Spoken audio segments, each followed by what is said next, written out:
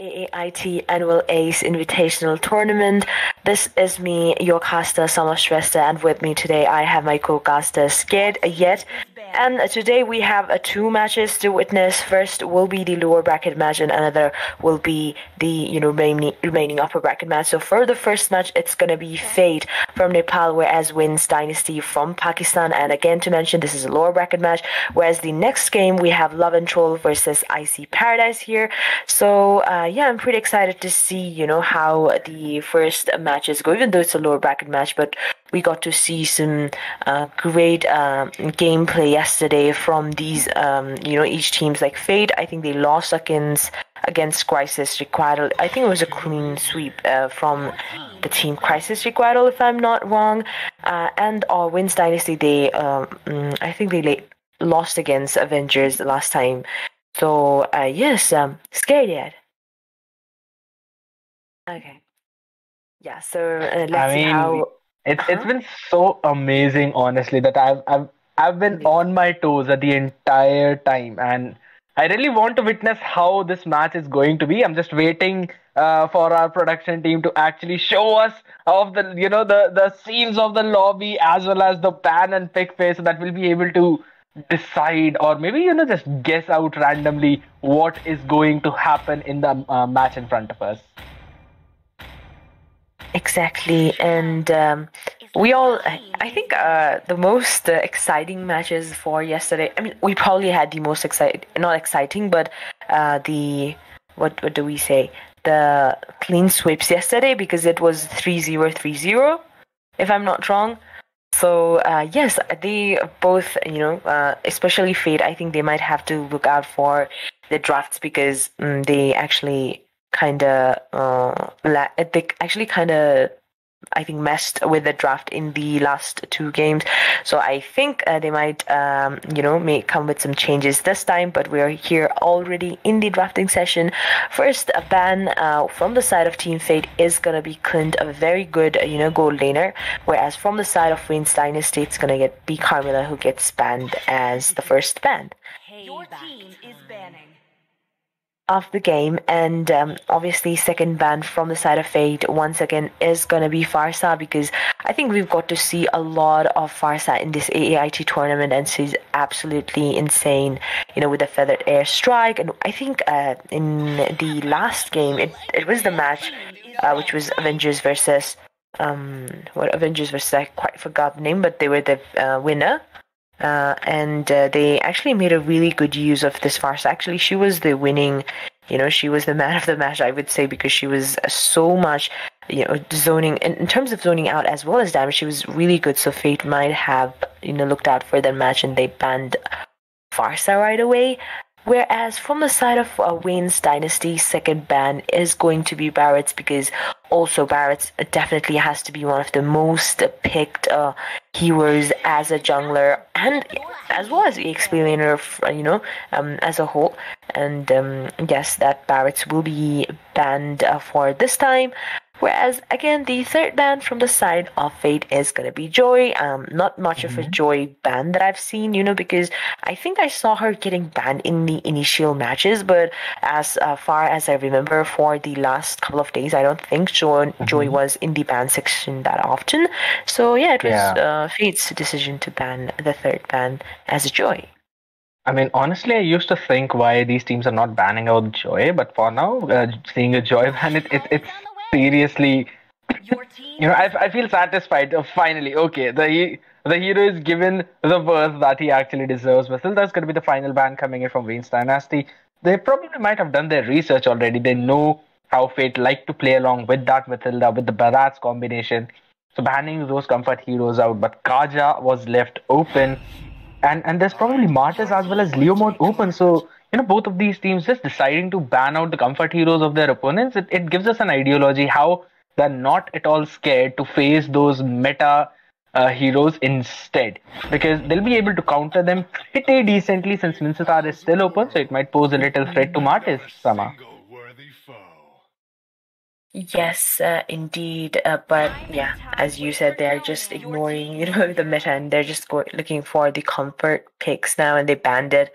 likely. But yes, the first two pick actually is going to be Martes and Wasfino counter on that Beatrix. And we know Scaredyet how Beatrix has been, especially in this tournament. I still remember, I think it was Soren's Beatrix as well as Void's, but I think Beatrix has been insane. She had that, efficient amount of damage in the late game, actually managing to making a comeback or carrying the team in the late game. I mean, as a marksman should, but this time we're going to see Beatrix from the side of team WAINS Dynasty, whereas first pick was obviously Kaja, and a double pick will be executed. Menma is going to be on that Selena, and a Lunatic Panda will be locking into this Fredrin as a hyper. Now, I think Menma, I've seen Menma play Selena lot of times before, especially in tournaments too. So I think he's really good without those, abyssal arrows and those traps. But we'll be able to see in this game how he does, right?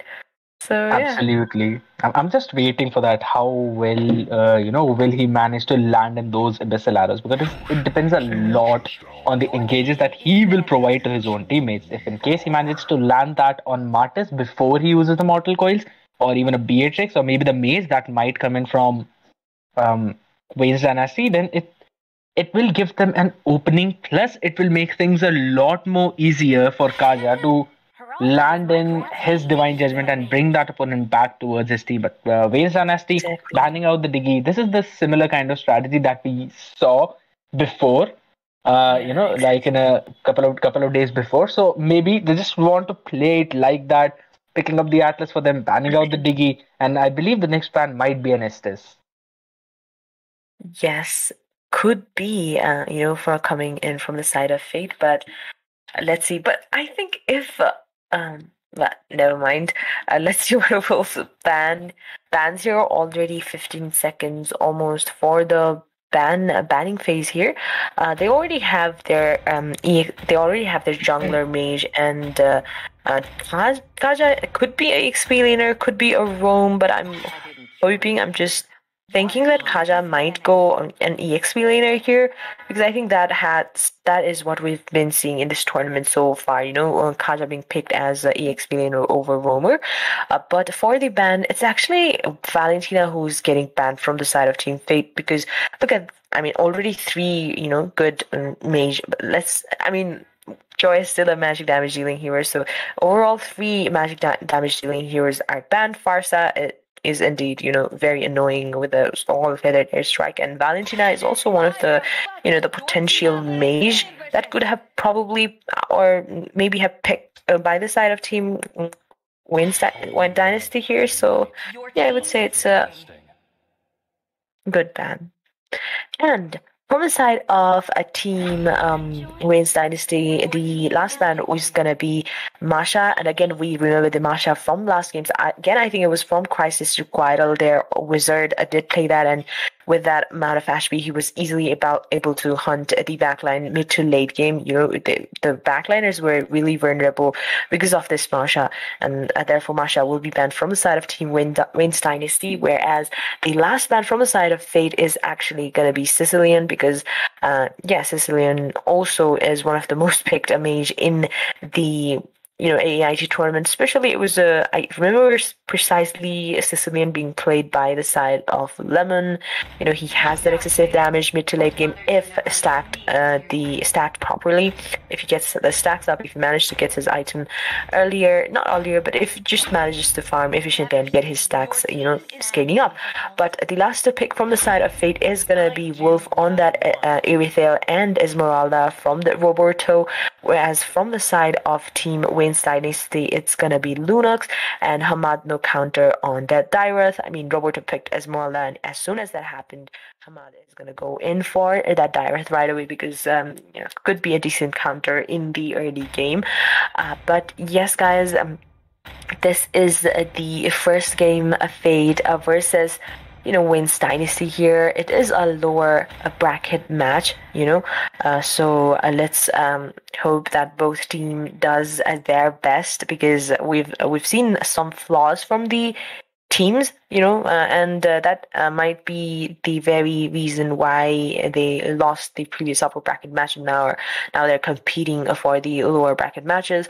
It's a first match, a Fate versus WAINS Dynasty. You can take a look at the draft. Lunatic Panda on that Fredrin, Roberto Esmeralda, Midma on that Selena, number 2 Wolf on that Aerithel and Dawadi with that Kaja, whereas from the side of Team WAINS Dynasty, it's going to be Lunox, Martis, Dyreth, Beatrix, and Atlas. Both of the, drafts, are, I think, pretty good from each side. They do have their flaws, but it's just about how they execute it in the game. And yes, guys, here we are in the Land of Dawn. First match, Fate versus WAINS Dynasty. Is it gonna be a clean sweep? Is it gonna be a best of 5? Could be anything. Unlike yesterday, it was all 3. I think it was a 0-3-0-3. So let's see how this match goes for both of the team. That was so anticlimactic at the end of the day, because everyone just wanted somehow their opponents to win at least a single game. And I personally did not expect Avengers to go down 3-0. But it clearly shows how strong WAINS Dynasty is, specifically with the picks that they have got. Cyber on that Lunox has been on point, and we've been seeing since yesterday that he does not miss his skills at all. He managed to get the targets that he needs to get for now. Kaja will be forced to use the Flicker, and Selena just trying to land an Abyssal won't be able to do so. Will have to retreat some Menma, playing it safe as well.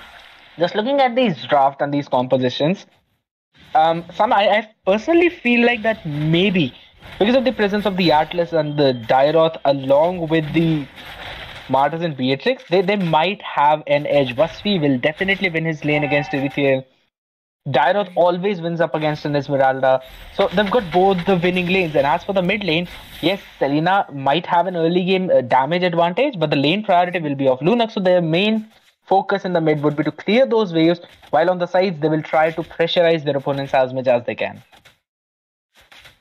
Yes, indeed, very true. But it also depends. But here we can see the passive getting triggered from the side of Atlas there. Wolf nearly died there, but I think Hunna counter is definitely on that Atlas. And yes, as you said, Fate might have a bit. Let's say WAINS Dynasty might have a bit advantage or upper hand in the drafting phase, because obviously they have that Atlas, and his one fatal link could make a combo with anyone, with Beatrix, with Reverse Passion, and Lunox, as you said, might be a bit weak in the early game in compared to Selena, because Selena is really strong, initial minutes to mid game.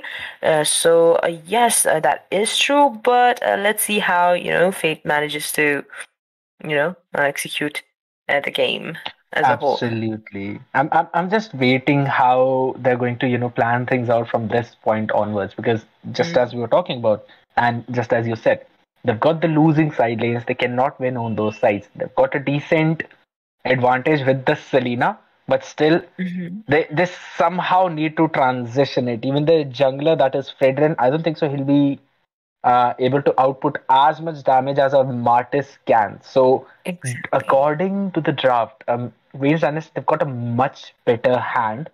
But as soon as this game transitions towards that mid to later stages, then I feel like those sides will start to kick in, and that burst damage that WAINS Dynasty possesses for now, it will not be as effective as it is. So for WAINS Dynasty, the condition is pretty clear that they need to snowball it early, as soon as possible and as much as possible, keeping Cyber as one of their late game, I would say, backup.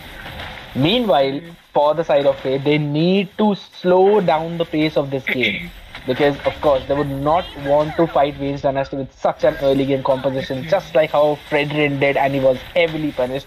Lunatic Panda, I don't think so it was that good of a decision.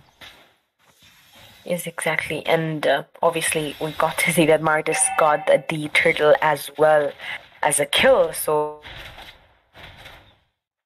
Dynasty, because obviously their hyper getting farmed has to be a good thing. Whereas on the top lane, as you said, Dareth is definitely being dominant, lane dominant for Esmeralda here. Other time, we always see that Esmeralda is the one who cuts the lane here, but this time Dareth is completely reversing the situation because he knows that he has the upper hand currently in the lane, because, he has that passive, Dareth's passive will be able to, ignore the shield. He will be able to melt it down, that Esmeralda, without any hesitation. But on the mid lane, we can see Artis is just going in, but this time he is gonna get punished because the tower damage is indeed too high even for him in the early minutes. It's just 3 minutes inside the game. He completely thought of, diving in the situation, and I think obviously I would connect it, therefore he got stunned here. But once again, Lunox goes in, and this time Minma will be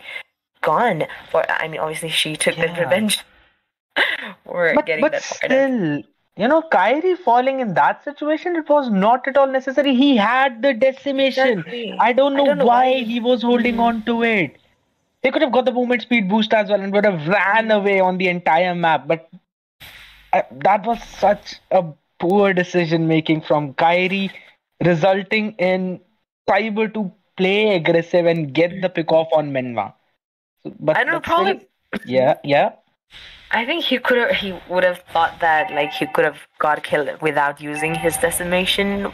Maybe he was just being a bit greedy, I think, with his ultimate. But yeah, as you said, it is also a poor decision making, because he died, and hyper to be dead in the initial minutes is not very fruitful here. But this time Fredrin will be locking into this turtle. Early turtle was taken down. First turtle was taken down by WAINS Dynasty, but Menma missing his abyssal arrow here. Dawa D might as well be looking for some divine judgment, but for now I think it will be a disengagement. Yeah, no pickoffs coming in on either side of these teams. I feel like as slow, since this game is going pretty slow, the win condition for Fate is being fulfilled. They want to play it as slow as possible for the side lanes to get farmed up. Yes, for now, Hamad has more farm than Roberto, but it will start to diminish once the dominant size as well as the anti-cure is there up for Roberto. He is going in for the Enchanted Talisman for now, Steel Leg Plates, just to ignore a little bit of that extra damage that might come in from Hamad.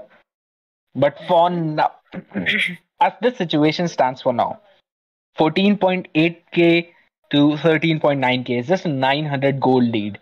If WAINS Dynasty, they do not snowball this into something more, then I feel like in the late game it's gonna be very difficult for them to come back in this game. They've not even taken a single tower down by this point.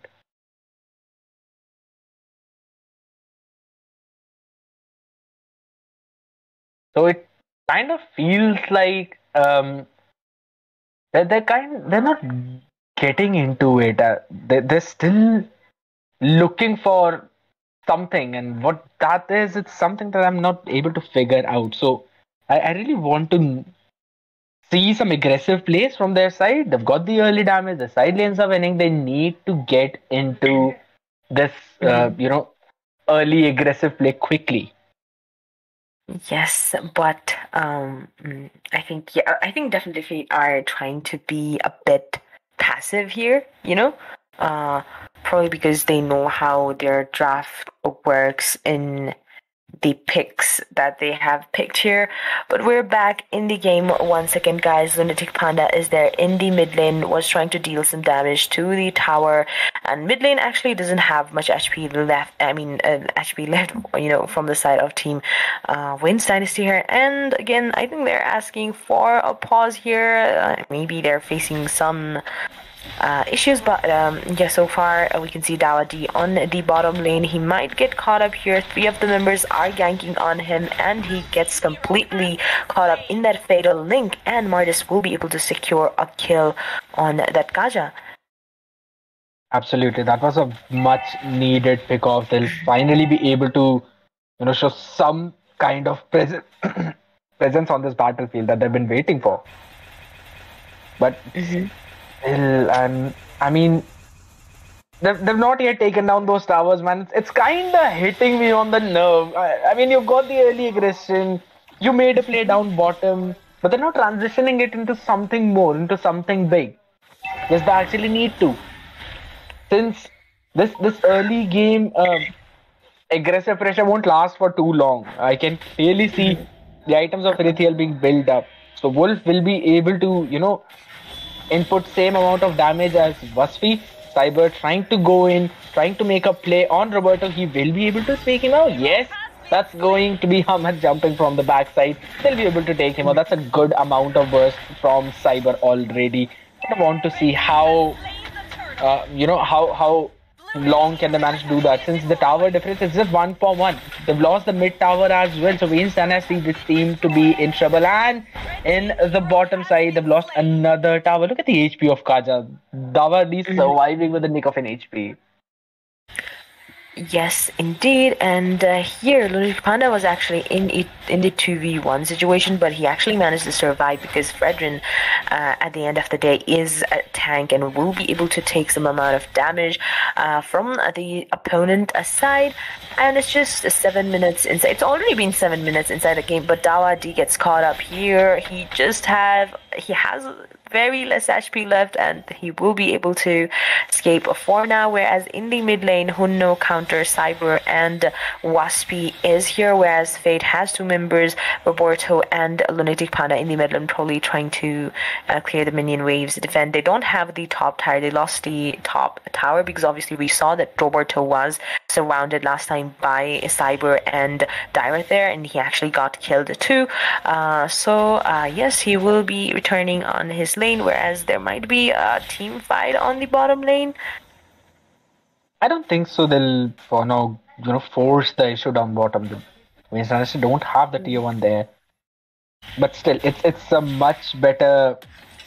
It's a situation for Erithiel, but that's an amazing flicker Fatal Link into the Nibiru's passion, and that's a good pick-off and a much-needed pick-off. That was I wouldn't even call it an aggressive play from Erithiel, but still, the positioning was a little bit off. When you know that your team is providing you a vision and there's an Atlas in the opponent along with the Lunox and Beatrix, you would want to play a little more safe, a little more towards the tower. So because of that play, they're going to lose down that tower bottom side. The Divine Judgment is on the Dyrot. He will go in with the flicker and with some strike, and he will manage to take Kaja down.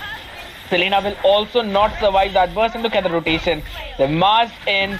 Dyrot will fall. A double kill for Lunatic Panda, but that's about it. Heavy Crossbow is pretty late in that team fight as Viranda has also retreated. A 3v2 situation. And I mean, I don't know how, but still, the later this game is going, the more control seems to be in the hands of WAINS Dynasty. Yes, indeed. WAINS Dynasty definitely seems in control for now. They also have decent amount of goal lead as well as a 4-kill lead. They managed to take, I think, out of 3, they managed to take 2 turtles in their hands, so that's a good objective securance as well.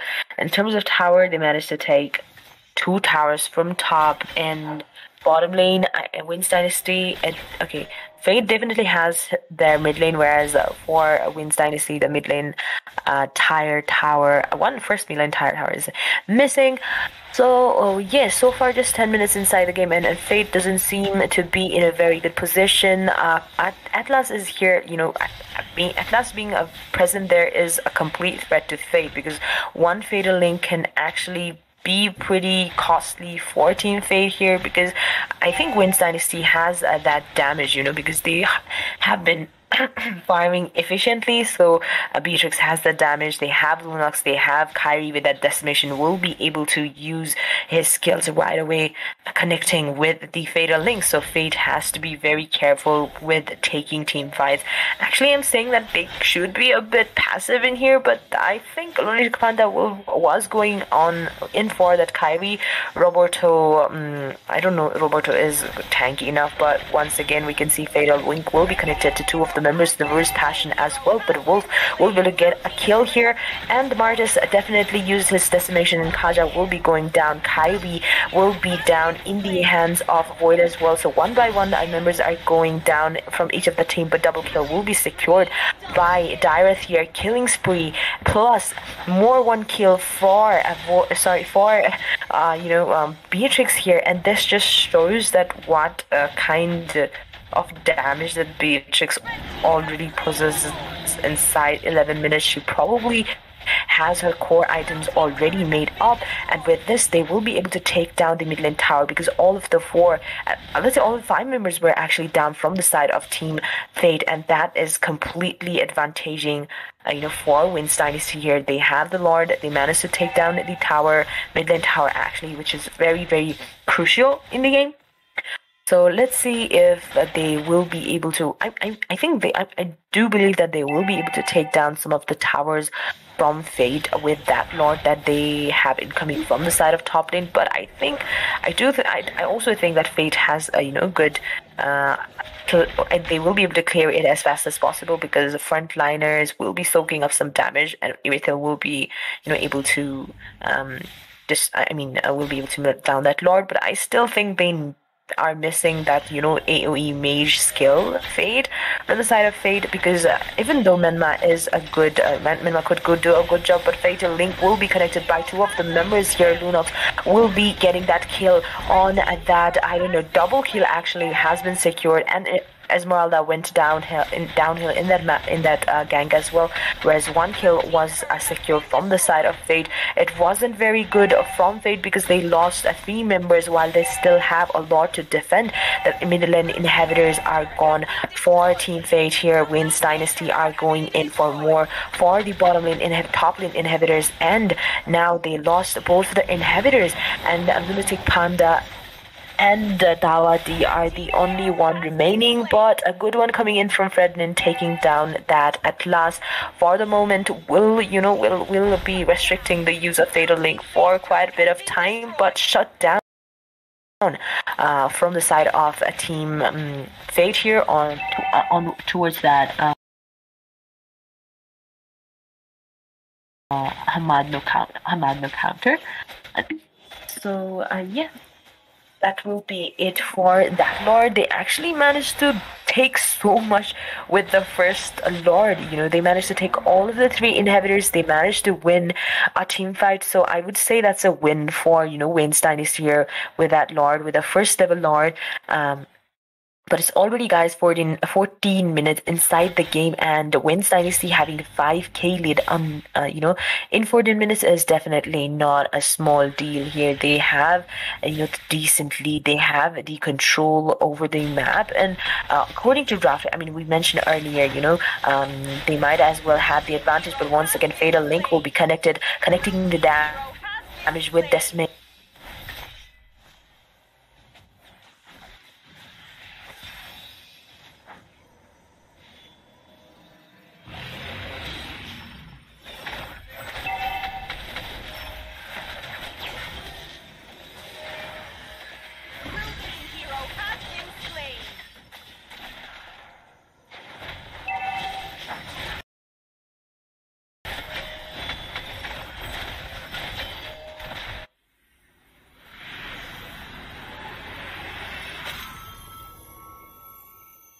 Victory!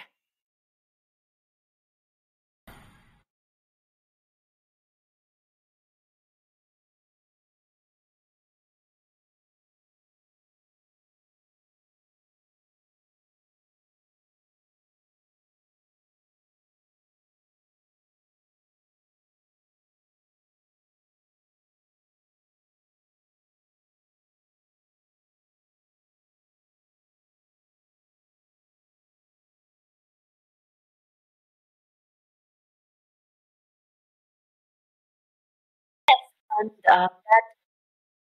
that game indeed went in the hands of Team WAINS Dynasty because we could see how they were pressurizing since the very early game. And as we mentioned in the early game, they definitely had the upper hand in the early game because, Dyrith was lane dominant. Frednin, in comparison to Frednin, Martis definitely has the upper hand in terms of damage and mobility as well. And Menmo was definitely, he definitely had that advantage in the early game as being Selena, but here we could see Cyber completely outplaying the draft, and he is actually the MVP for the game. So it was a quite, short and sweet match, just 14 minutes game. And obviously, even though this Atlas is in that silver medal, but still, I think he did a great job with fight initiation, and a couple of fatal links were actually the team game winning fatal links, last two fatal links that we witnessed. So this will be it for the game one. And yes, we still have more matches to go. This is a best of 5. Again, to mention, this is a lower bracket match. So yeah, we'll see you guys in the next match. Stay tuned.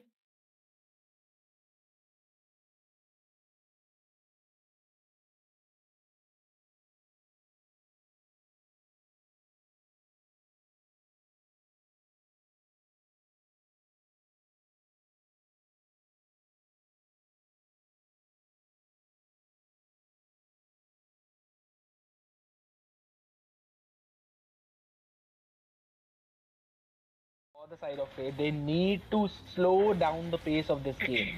Because, of course, they would not want to fight WAINS Dynasty with such an early game composition, just like how Fredrin did, and he was heavily punished.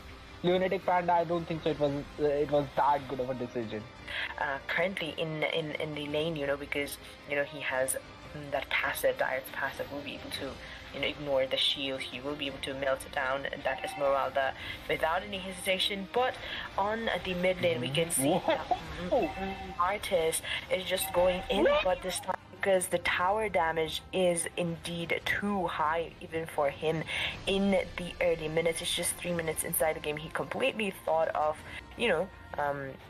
diving in the situation, and I think the obviously arrow connected, therefore he got stunned here. But once again, Lunox goes in, and this time, and maybe we're just being a bit greedy, I think, with his ultimate. But yeah, as you said, it is also like poor decision making because he died, and Hyper to be dead in the initial minutes is not very fruitful here. But this time Fredrin will be unlocking into this turtle WAINS Dynasty here, and again I think they're asking for a pause here. Maybe they're facing some issues, but yeah, so far we can see Dawadi on the bottom lane. He might get caught up here. 3 of the members are ganking on him, and he gets completely caught up in that fatal link. Aggressive pressure won't last for too long. I can clearly see the items of Erithiel being built up. So Wolf will be able to, input same amount of damage as Wasfi. Cyber trying to go in, trying to make a play on Roberto. He will be able to take him out. Yes. That's going. Was actually in the 2v1 situation, but he actually managed to survive because Fredrin at the end of the day is a tank and will be able to take some amount of damage from the opponent aside. And it's just 7 minutes inside. It's already been 7 minutes inside the game, but Dawadi gets caught up here. He just had a team fight on the bottom lane. I don't think so. They'll force the issue down bottom. WAINS Dynasty don't have the tier 1 there, but still, it's a much better situation for Erithiel. But that's an amazing flicker, fatal link into the Nibiru. If a little more towards the tower, so because of that play, they're going to lose down that tower bottom side. The Divine Judgment is on the Dyrot. He will go in with the flicker with some strikes, and he will manage to take Kaja down. Selena will also not survive that burst into the rotation. But once again, we can see Fatal Link will be connected to 2 of the members, the Reverse Passion as well. But Wolf will be able to get a kill here, and Martis definitely used his decimation, and Kaja will be going down. Kylie will be down in the hands of Void as well. So one by one, the members are going down from each of the team, but double kill will be secured. Be able to melt down that Lord, but I still think are missing that, AoE mage skill Fade from the side of Fade, because even though Menma is a good, Menma could do a good job, but Fatal Link will be connected by two of the members here. Lunox will be getting that kill on that, double kill actually has been, and inhibitors are gone for Team Fate here. WAINS Dynasty are going in for more for the bottom lane, top lane inhibitors, and now they lost both the inhibitors, and Lunatic Panda and Dawadi are the only one remaining, but a good one coming in from Frednin, taking down that at last. And now they lost both the inhibitors, and Lunatic Panda and Dawadi are the only one remaining, but a good one coming in from Frednin, taking down that at last. For the moment, will be restricting the use of Fatal Link for quite a bit of time, but having 5k lead in 14 minutes is definitely not a small deal here. They have decent lead, they have the control over the map, and according to draft, we mentioned earlier, they might as well have the advantage, but once again Fatal Link will be connecting the I would say backup. Meanwhile, for the side of Fate, they need to slow down the pace of this game. Because, of course, they would not want to fight WAINS Dynasty with such an early game composition, just like how Fredrin did, and he was heavily punished. Lunatic Panda, I don't think so. It was that good of a decision. Currently in the lane, because he has that passive, Dyer's passive, will be able to ignore the shield. He will be able to melt it down, and that Esmeralda without any hesitation. But on the mid lane, we can see Artis is just going in, but this time, because the tower damage is indeed too high even for him in the early minutes. It's just 3 minutes inside the game. He completely thought of diving in the situation, and I think the obviously I would connect it, therefore he got stunned here. But once again, Lunox goes in, and this time once again to AAIT Annual Ace Invitational Tournament. This is the lower bracket match that is going on between Fate versus the WAINS Dynasty. As we witnessed, the first game was won by Team WAINS Dynasty, which is a 14 minutes game, and they were definitely persevering since the very early game, and they managed to get victory pretty decently in the very first game. Therefore, this will be the second game, and the first ban from the side of Team WAINS Dynasty is going to be Carmilla. They banned Carmilla. Carmilla has been the priority ban for Team WAINS Dynasty, as we witnessed that even in the earlier game. Carmilla was the first ban from the side of WAINS Dynasty, whereas Fade are still gonna, ban this Farsa, because as we know how Farsa is and how Farsa actually played yesterday. I think it was from WAINS Dynasty. But yeah, against Avenger, I think, and Farsa was completely devastating the opponent team with that damage from her feathered airstrike, plus the what do we say, the advantage that she has with the AoE thing. She was able to zone out the members of the opponent team as well. So that is a very smart ban coming in from Team Fate, whereas second ban from the side of Team WAINS Dynasty is gonna be Leomord. Obviously, he's been in the meta, and with the Phantoms like Steed and recent buffs that he's received, he is pretty scary, not gonna lie. The amount of damage that he has is pretty intimidating. Therefore, WAINS Dynasty will be banning this Leomord right away. Whereas from the side of Fate, the second ban is gonna be Fredrin. Actually, Fate were the one who actually picked Fredrin as a hyper in the first game, but I don't think it worked out that well for them. But still, Fredrin is quite a good hero, even as a explainer tank, or recently we've seen him in jungle as well. So they don't want to give this Fredrin to the opponent, neither they want to pick it themselves. Therefore, they have banned this Fredrin right away. Now, for now, it's gonna be a third ban coming in from WAINS Dynasty. Hamad, no counter on the banning phase. They already have two very decent heroes on the ban, which is Carmilla and Leomord. And third ban will be completed with Martis being banned again from the side of WAINS Dynasty. Similar thing happening, because earlier we could see that Hamad actually had this. It was Kyrie on that Martis, as a hyper, but this time they're gonna ban this Martis. For the third ban, whereas it will be the last ban of the first phase from the side of Fade, and it's going to be Barrett who gets banned here. So last 4 bans have been those bans which could be used as a hyper here. Leomord, Martis, Barrett, and Fredrin are all those heroes that we've seen in AAIT tournament as a good hyper. So all of the 4 jungle potential jungler has been banned from both the sides. So yeah, this might be a strategy to just minimize the hyper pool for each team. But the first pick is gonna be Kaja from the side of Team WAINS Dynasty here, and we all know how Kaja is. He was getting constantly banned in the previous days, but this time in the both matches, Kaja was open and Hun no counter locks into this Kaja right away, whereas it was a double pick situation for Fade, and they actually managed to get Lunatic Panda on that Akai. And I've seen Lunatic Panda in Akai. He is pretty good with the heavy spins, with the pins, and with all the stuff. And Dawadi on that Diggy. Obviously, Akai's decent counter could have been Diggy, and they didn't want Diggy to be picked by the opponent side. Overall, I think Diggy is a good support for the team as a whole.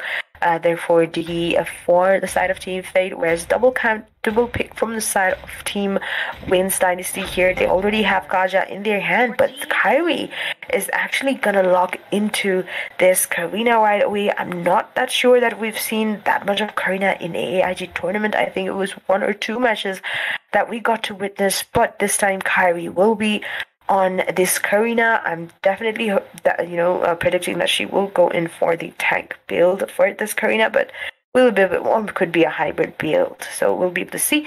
But for the gold lane, Wasfino counter has locked into this Clint.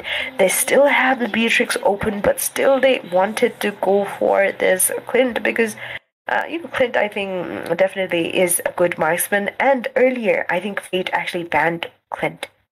So yeah, they were not able to pick it in the last game, but this time Wasfino counter will be on this Clint, whereas from the side of Team Fate, Minma is once again gonna pick or let's say lock into the Selena. Her performance was not really good in the previous match. I wouldn't say it was not good, it's just that she didn't even get a chance to showcase her skills because the game was way too early, and since a very early game, Minma was getting yanked. I think she was on the bronze medal, so that just defines how pressurized Fates were.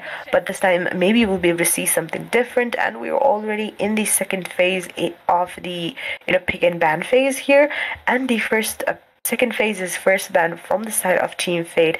It is going to be Wizard. Okay, my bad. It's going to be Masha. Actually, we could see how, WAINS, they're prioritizing this Masha ban since yesterday. But I think I did see Masha getting banned that often in AIT tournament unless last day happened. Last day, I think... I've seen it, I think, 1 or 2 times, but not as often as, Kaja or, let's say, Leomord here. But, yes, it's going to be Masha ban from the side of Team WAINS Dynasty here. And from the side of Fate, it's going to be Dyrith and Lunox ban. And actually, Lunox ban might be a kind of a respect ban from the side of Fate, because we could see how Lunox was doing. Cyber was playing Lunox in the earlier game, she was farming efficiently, and she was able to take down... decent amount of kills, and she was pretty good with that. He was pretty good with that Lunox, therefore Lunox will be banned right away. With that Dyrith was also one of the hero that was picked from the side of Team WAINS Dynasty here, and yes, both of the heroes are banned. And from the side of Team WAINS Dynasty, Leslie had to be the last ban, because obviously Fate still has their marksman to be picked until now, and it's going to be Brody pick from the side of Team Fate. Again, I haven't seen that much of Brody in AAIT tournament, but I think he is a very strong marksman. He is skill based. I mean, he doesn't even need that much of damage item to actually, show the output of the amount of damage that he's got. He just needs to build 1 or 2 of offense item, and then he could actually build defensive and do a pretty sustained damage Brody, so I think he is pretty good with that. And yes, Brody will be locked in as a gold laner from the side of Fate, whereas it will be a double pick from the side of Team WAINS Dynasty here. And actually Gushin is being picked here from the side of a Team WAINS Dynasty here.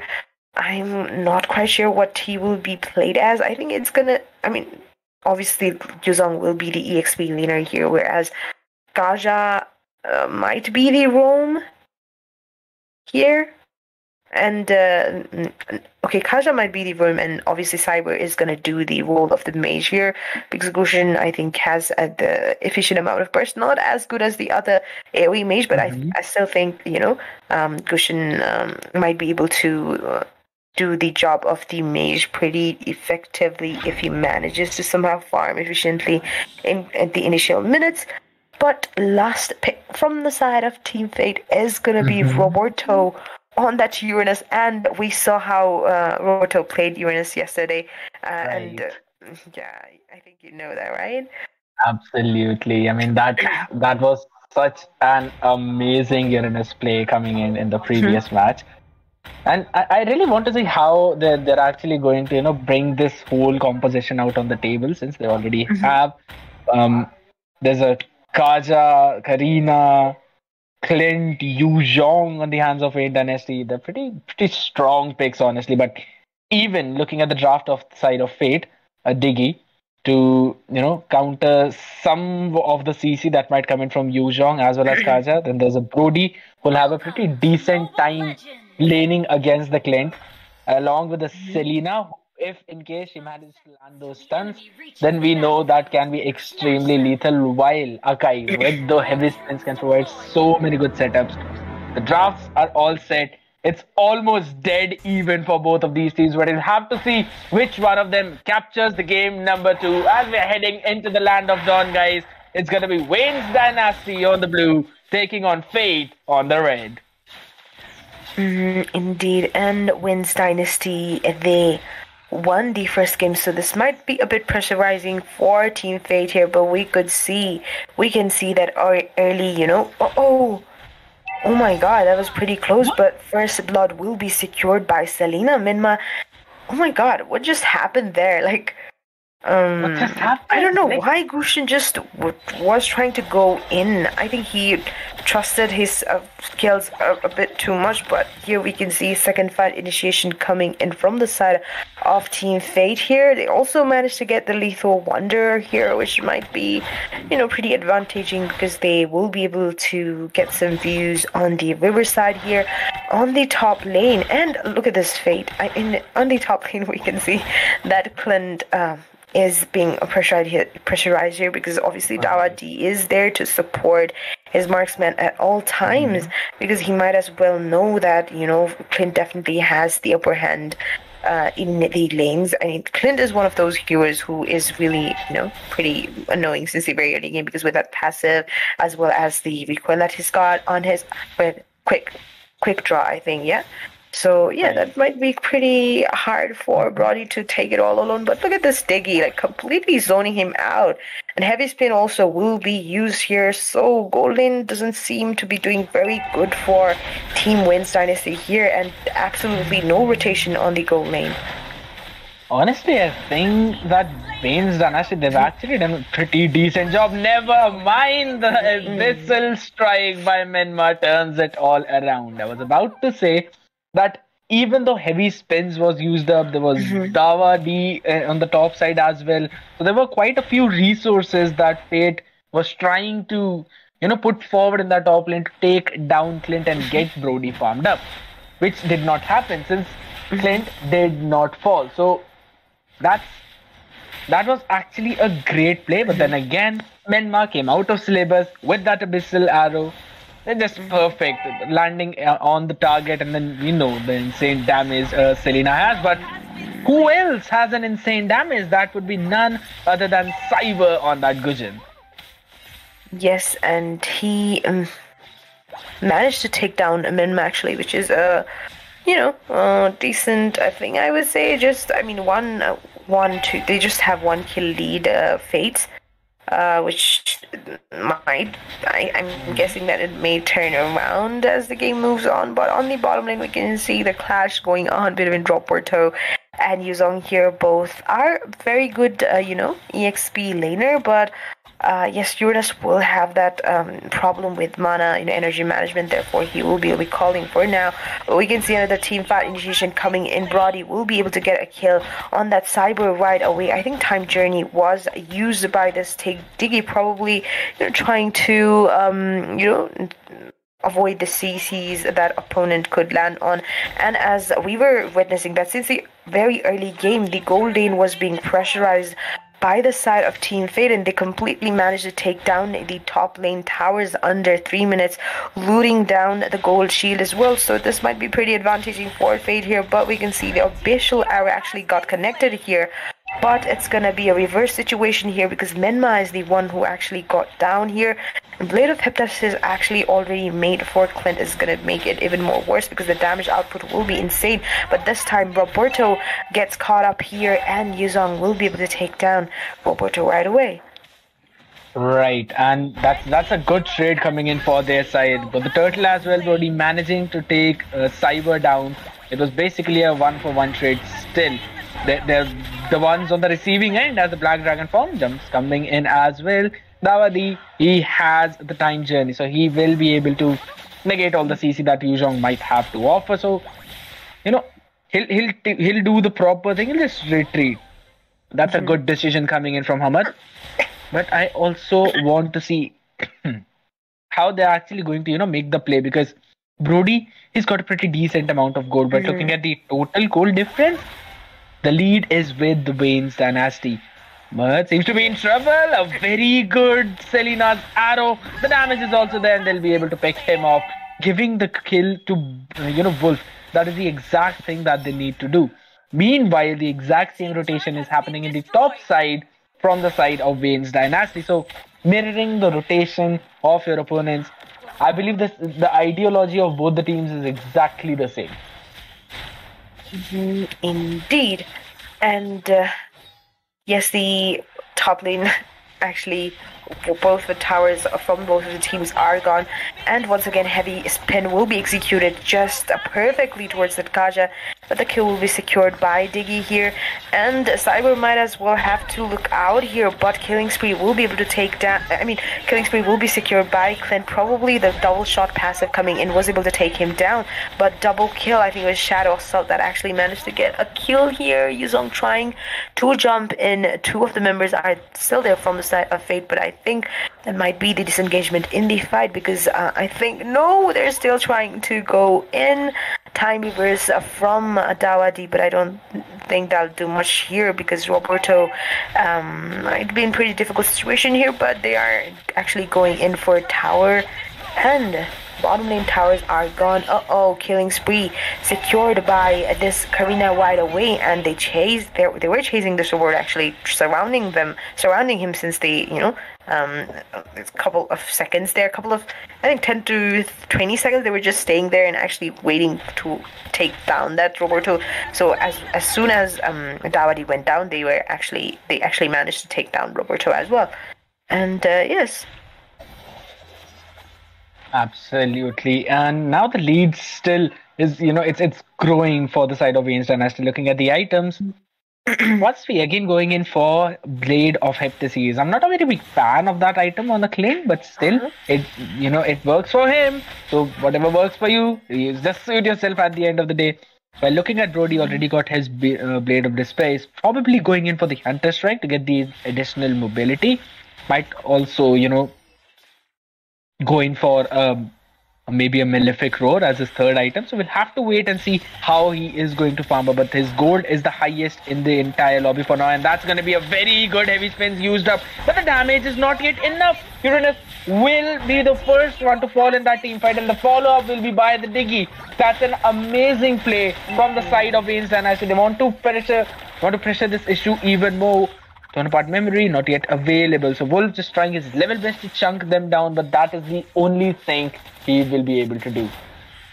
And absolutely true for no trade, that team fight was definitely in the hands of WAINS Dynasty in the early game. Like, it seemed like Fate was pretty much doing well, or let's say both of the teams were in the same page, but as the mid game is arriving, it's again seems like WAINS Dynasty are kind of having that upper hand thing here. But let's see if they will be able to maintain this lane. But look at that burst coming in from Cyber, completely melting the tankiest, probably the tankiest hero in the game. Uranus just got his HP chunked down here. But Hunno counter was actually might as well. I think he was about to get caught up there, but somehow he survived here. Divine Judgment on Lunatic Panda, and the damage from this Clint will be able to take him down. Yuzong with the Black Dragon form trying to go in, but he will also be receiving a lot of tower damage. Therefore, Roberto this time will be able to take this Yuzong down.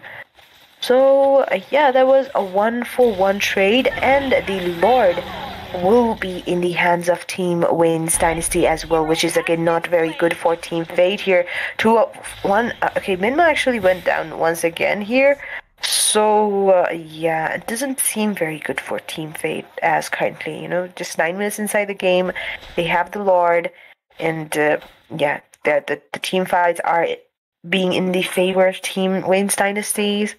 So yes, Fate might as well have to look out to do something, but once again, the Shadow Slaughter here, but yeah. Yes, you're absolutely correct on that. And now, since the Lord is marching down the bottom side, they wouldn't need to do anything in that specifically, and as Lord will definitely push him itself. Meanwhile, they can work towards the top as well as the mid. They definitely would want to take down the mid tier 1, because that is something that is stopping them from those invasions. And Fate, they do realize the value of mid tier 1 tower, so they're just not letting it fall down. The heavy spins used up for the disengage. Quite a few resources utilized from both of the sides. Divine Judgment was also used up, but that is going to be the tone apart memory for an amazing shutdown. Kyrie not being able to pick anyone off and falling in the process. They'll get the mid tier 1. The Lord will push the bottom tier 2. They're getting the value out of the map and the objectives. Yes, so I would call that a good, utilization of Lord, because they managed to get some towers in their hands, and as soon as the midline tower is gone, they will have more area coverage over the map. They will have, more.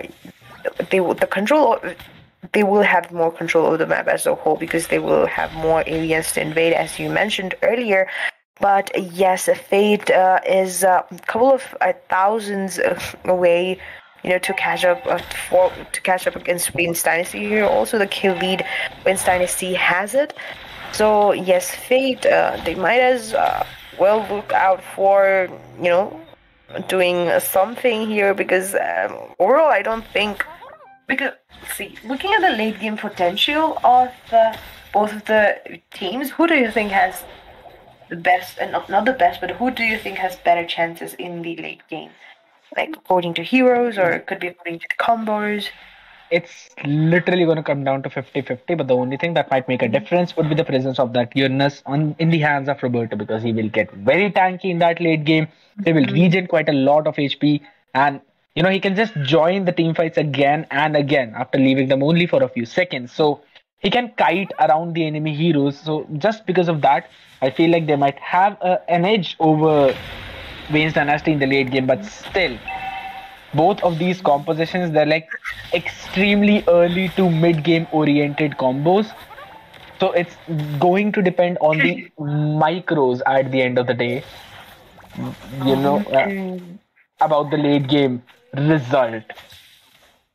Indeed, and we would see that Heavy Spin was burnt out, so this time Luis Panda will not be able to use that as a defensive way.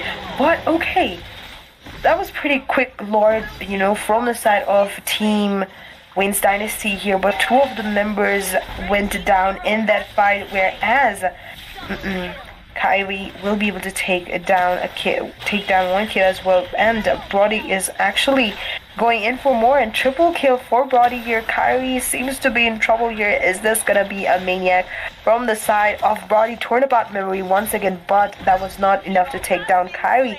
But this time Kyrie will be going down one Lord. All five members for one Lord. Oh my god. That's just way too much. That is way too much. And I think so it's gonna give them a little breathing room, because Fate will be able to defend their inhibitors as long as they manage to clear out those ways properly. Cyber not having any damage over Lunatic Panda is extremely tanky looking at the items. He's got the Radiant Armor already. Guardian Helmets up, going in for that Anti-Cuirass to negate the damage that might come in from Clint, but he already has the Malefic Row. It means he will be able to penetrate through all of that defense.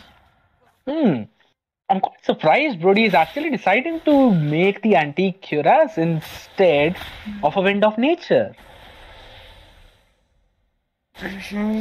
Indeed. And yes, Anti-Cuirasses will be made from the side of Brody. Could the next item be Wind of Nature? I don't know. I don't think he'll go in for Wind of Nature because, it has... Neither of them are going for the Wind of Nature. I'm extremely surprised. Yes, because obviously the magic damage is quite, I think, dominant from the side of a team WAINS Dynasty here, but this time Menma will be able to take it down. Gushin. Okay, Gushin is Cyber right away. But yeah, it was a one for one trade actually, because Lunatic Panda also went down from the side of Fate here. The fight initiation might be... but this will be the disengagement in the fight, but Fate are definitely trying to take down the mid lane towers from the side of WAINS Dynasty, and I think they will be able to successfully do it because Brody, has that damage in his skills. Even with the basic attacks, he has the tower damage. Even it's pretty slow, but I think he does the job, So mid lane towers are gone. So finally, Fate seems to be, a bit more confident, and they seem to they don't seem like they're lagging that behind now. Because in that Lord fight, even though they didn't get the Lord, still they managed to wipe out the team of the WAINS Dynasty. So I think, yeah, right, that's where the things turned around. That was actually worth the trade, because of course you managed to defend the Lord as well. You got the pickoffs on the enemies. At the end of the day, I believe they were the ones who got out the best trade from that whole Lord fight. But for now, we'll have to see how things are going to go through. The wave priority was with Fate, so Yuzhong is rotating towards the top side. Meanwhile, what an abyssal strike was that? What in the world? He actually gets the position that Gushin might go in. After using his ultimate, that's just mind-boggling, and an amazing trade that came out of that. But Clint will make sure to return the favor as Selena falls in the process. Brody he had to retreat as well because there were quite a lot of resources used on him, and that is going to give advantage to the members of WAINS Dynasty, at least for a little bit. But for now, things seem to be troublesome. Yuzhong, he will regen some HP back from the Shy Essence, but that's the burst and the knock-up combined, which Uranus will not be able to tank, and the trade goes in favor of WAINS Dynasty.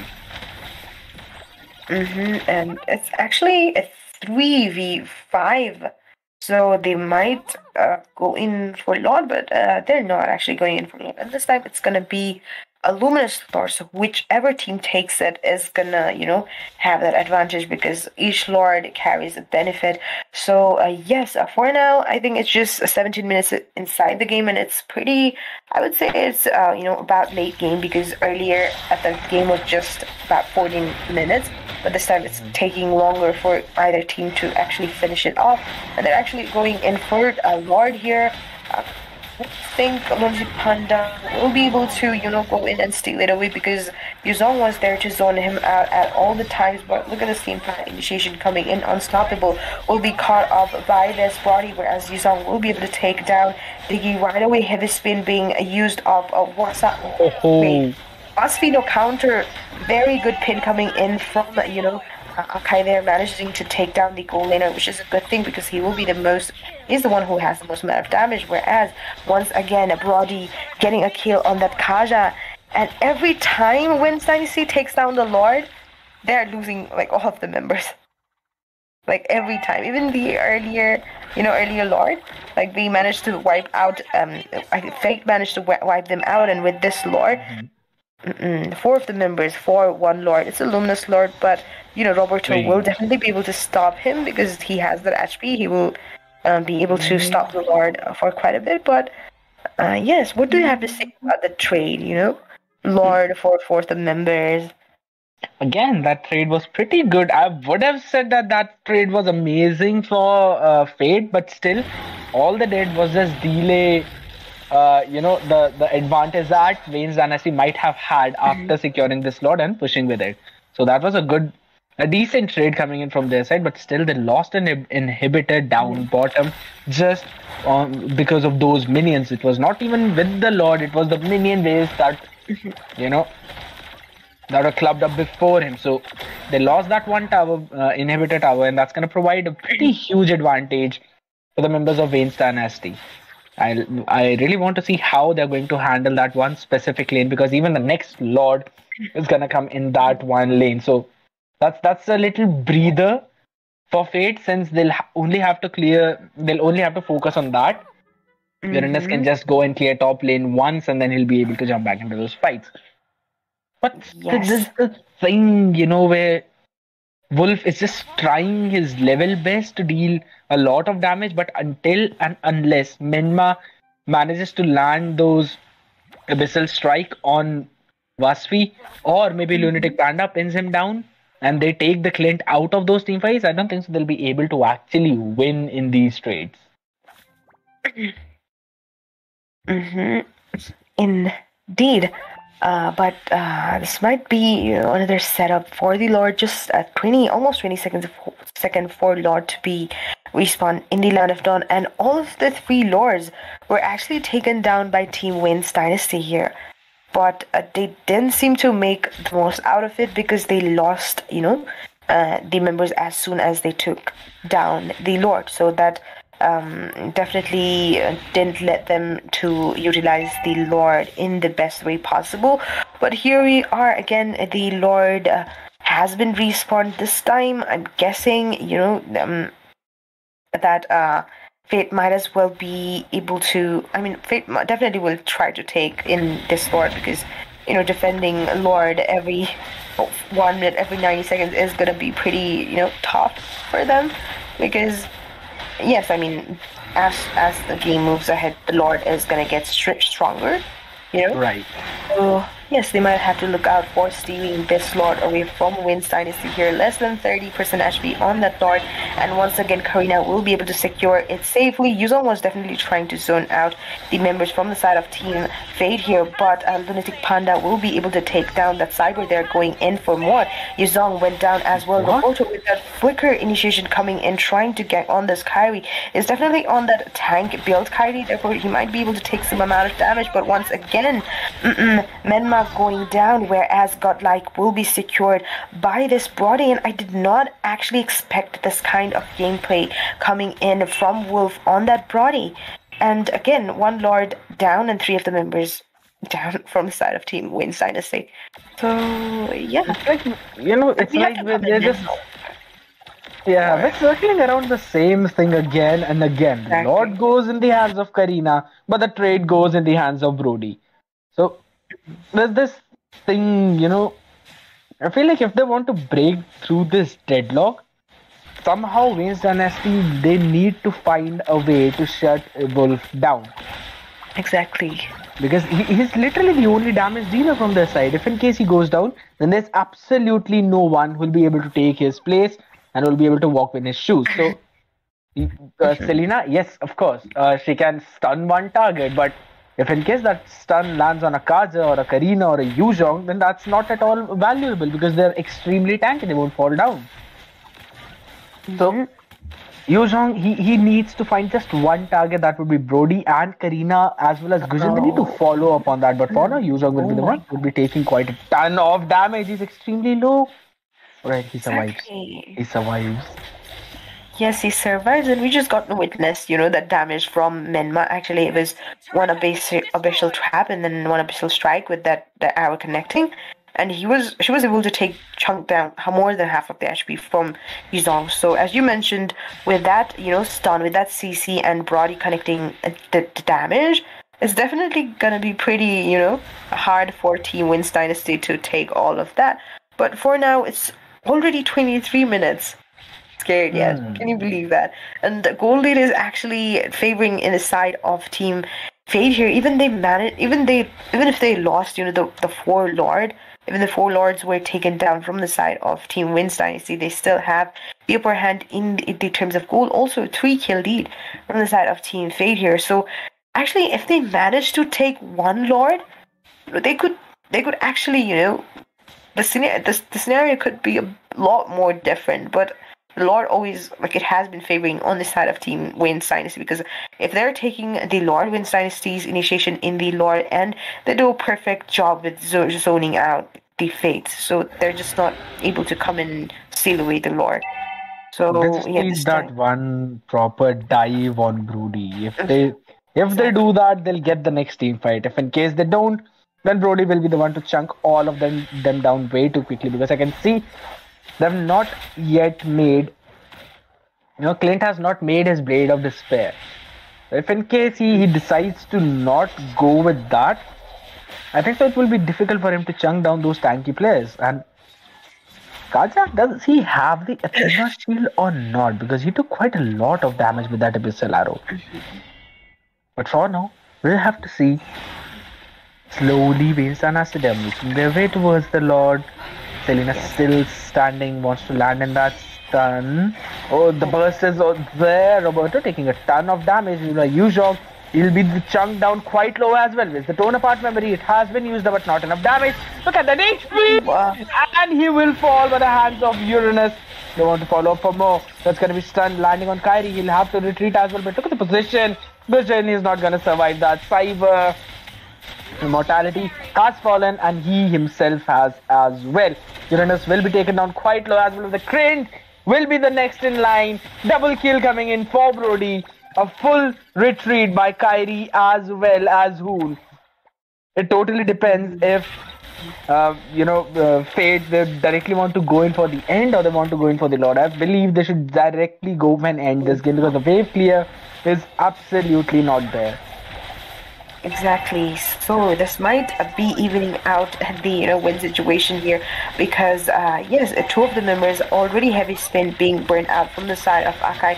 They might as well be looking out for tower locking the situation here. Hunno counter trying his best, but I think he will be going down. But okay, Divine Judgment will be used on Lunatic Panda instead, and Hunno counter manages to survive for now, and they actually managed to defend as well without the base being touched. So now I'm thinking that Fate could have actually went for the Lord. They still do have the time left, but oh my god, the base doesn't have much HP left from the. I completely, neglected the, base thing there. And as you said, that taking down the bottom lane inhibitors, it was going to be pretty vulnerable for Team Fate, because look at this.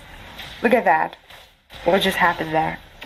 Absolutely, but for now, I don't think so. WAINS Dynasty, they should force this issue. They do not have the Clint.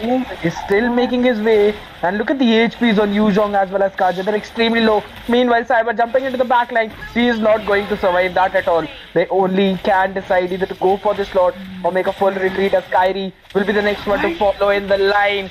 No more retribution on their side. But the line has been secured by Clint yet again. They want to go in for the chase. Ahmad seems to be in the trouble, as he will be the next one to probably fall or not. Trying to buy his time as much as he can. Brody had to go back to the base. That's going to be the killing spree for Diggy.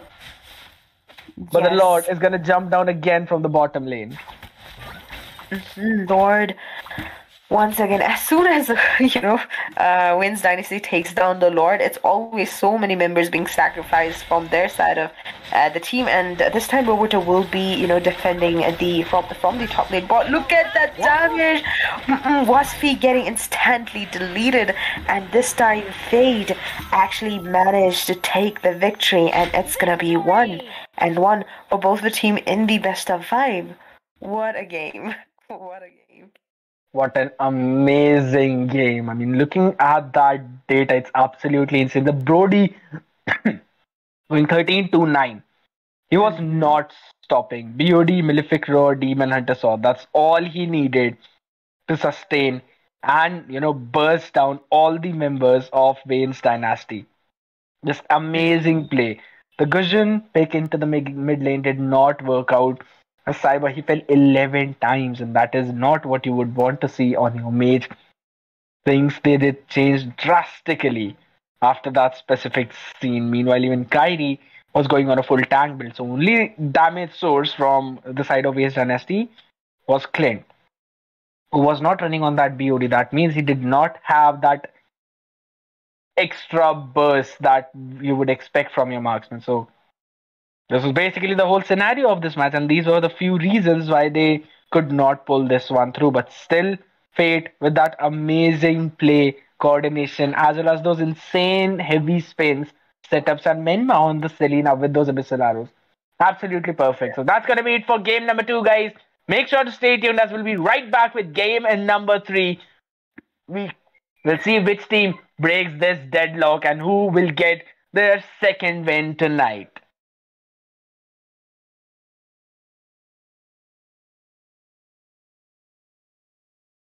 Indeed, and WAINS Dynasty, they won the first game, so this might be a bit pressurizing for Team Fate here, but we can see that early, oh my god, that was pretty close. That was actually a great play, but then again, Menma came out of syllabus with that abyssal arrow. They're just perfect, landing on the target, and then the insane damage Selena has. But who else has an insane damage? That would be none other than Cyber. But on the bottom lane, we can see the clash going on between Roberto and Yuzong here. Both are very good, EXP laner, but yes, Uranus will have that problem with mana, energy management. Therefore, he will be calling for now. But we can see another team fight initiation coming in. Brody opponent could land on, and as we were witnessing that since the very early game, the gold lane was being pressurized by the side of Team Fate, and they completely managed to take down the top lane towers under 3 minutes, looting down the gold shield as well. So this might be pretty advantaging for Fate here, but we can see the abyssal arrow actually got Blade of Hypnosis is actually already made for Clint. Is going to make it even more worse because the damage output will be insane. But this time Roberto gets caught up here, and Yuzong will be able to take down Roberto right away. Right, and that's a good trade coming in for their side. But the Turtle as well were managing to take Cyber down. It was basically a 1-for-1 trade still. They're the ones on the receiving end as the Black Dragon form jumps coming in as well. Dawadi, he has the time journey, so he will be able to negate all the CC that Yuzong might have to offer. So, he'll do.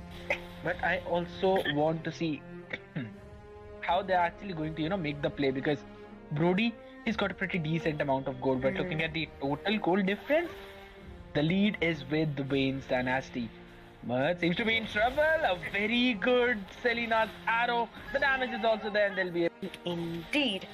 And yes, the top lane actually, both the towers from both of the teams are gone, and once again heavy spin will be executed just perfectly towards that Kaja, but the kill will be secured by Diggy here, and Cyber might as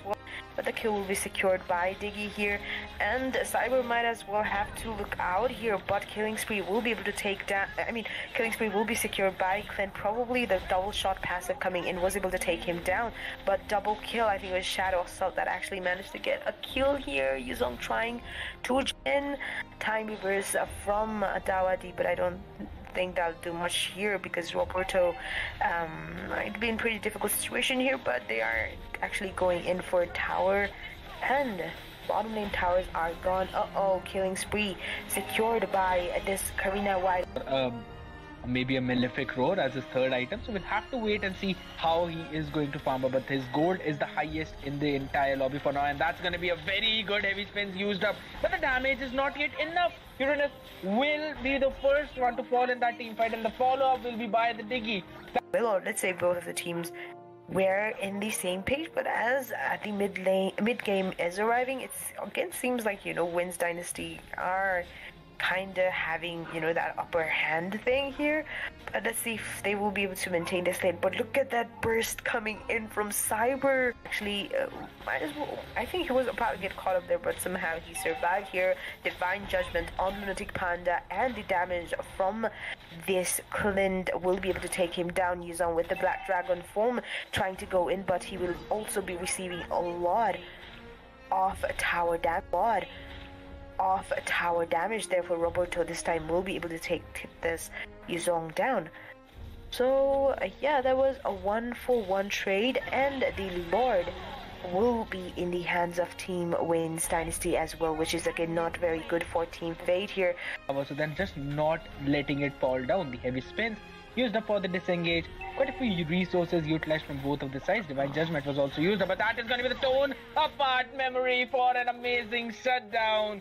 Kyrie not being able to pick anyone off and falling in the process. They'll get...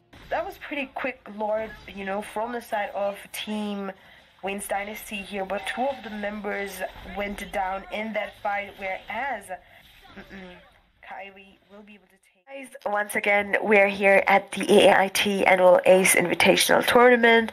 Again, to mention, this is the lower bracket match, which is against WAINS Dynasty and Fate.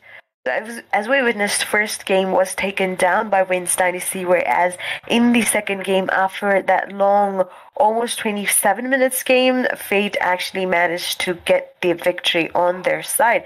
So without any delay, we are moving on to third game's ban draft here.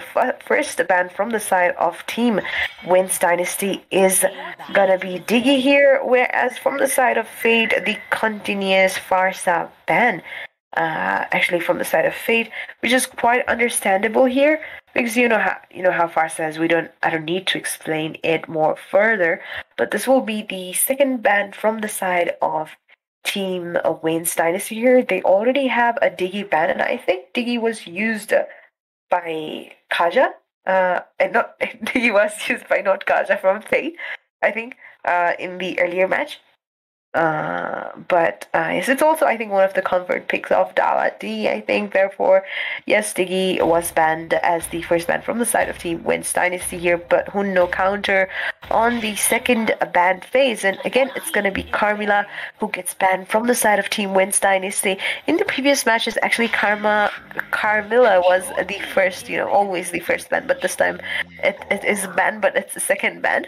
But still, two supports, very good supports in the game being banned from the side of Team WAINS Dynasty here, whereas from the side of Fate, it's gonna be Atlas ban, because in the first match, we could see how, Atlas with that Fatal Link combining his damage with the other members from the side of WAINS Dynasty, actually managed to completely devastate at the Fate here. Therefore, yes, it's a good ban. It's a pretty decent ban coming in. Basically, they're just taking away the comfort heroes of their opponents. Maybe Martis and Leomo, they might be through from the banning phase yet again. Kaja might be taken out though, but Leomod is the one. That's going to be the next ban coming in. I want to see if this one is going to the Barats or if maybe the Akai. Since Fate, they might look to pick the Akai for themselves yet again. It worked out in the previous game, so why not? If it's not broken, there's no need to fix it.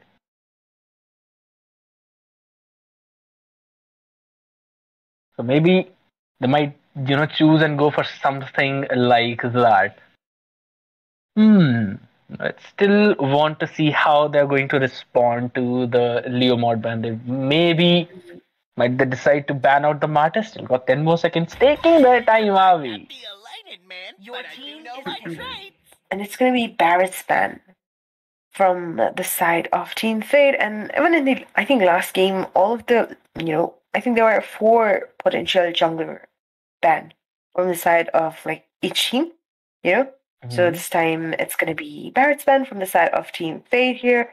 And now first pick, from the side of Team WAINS Dynasty, will they lock into Akai? I don't know. Could they?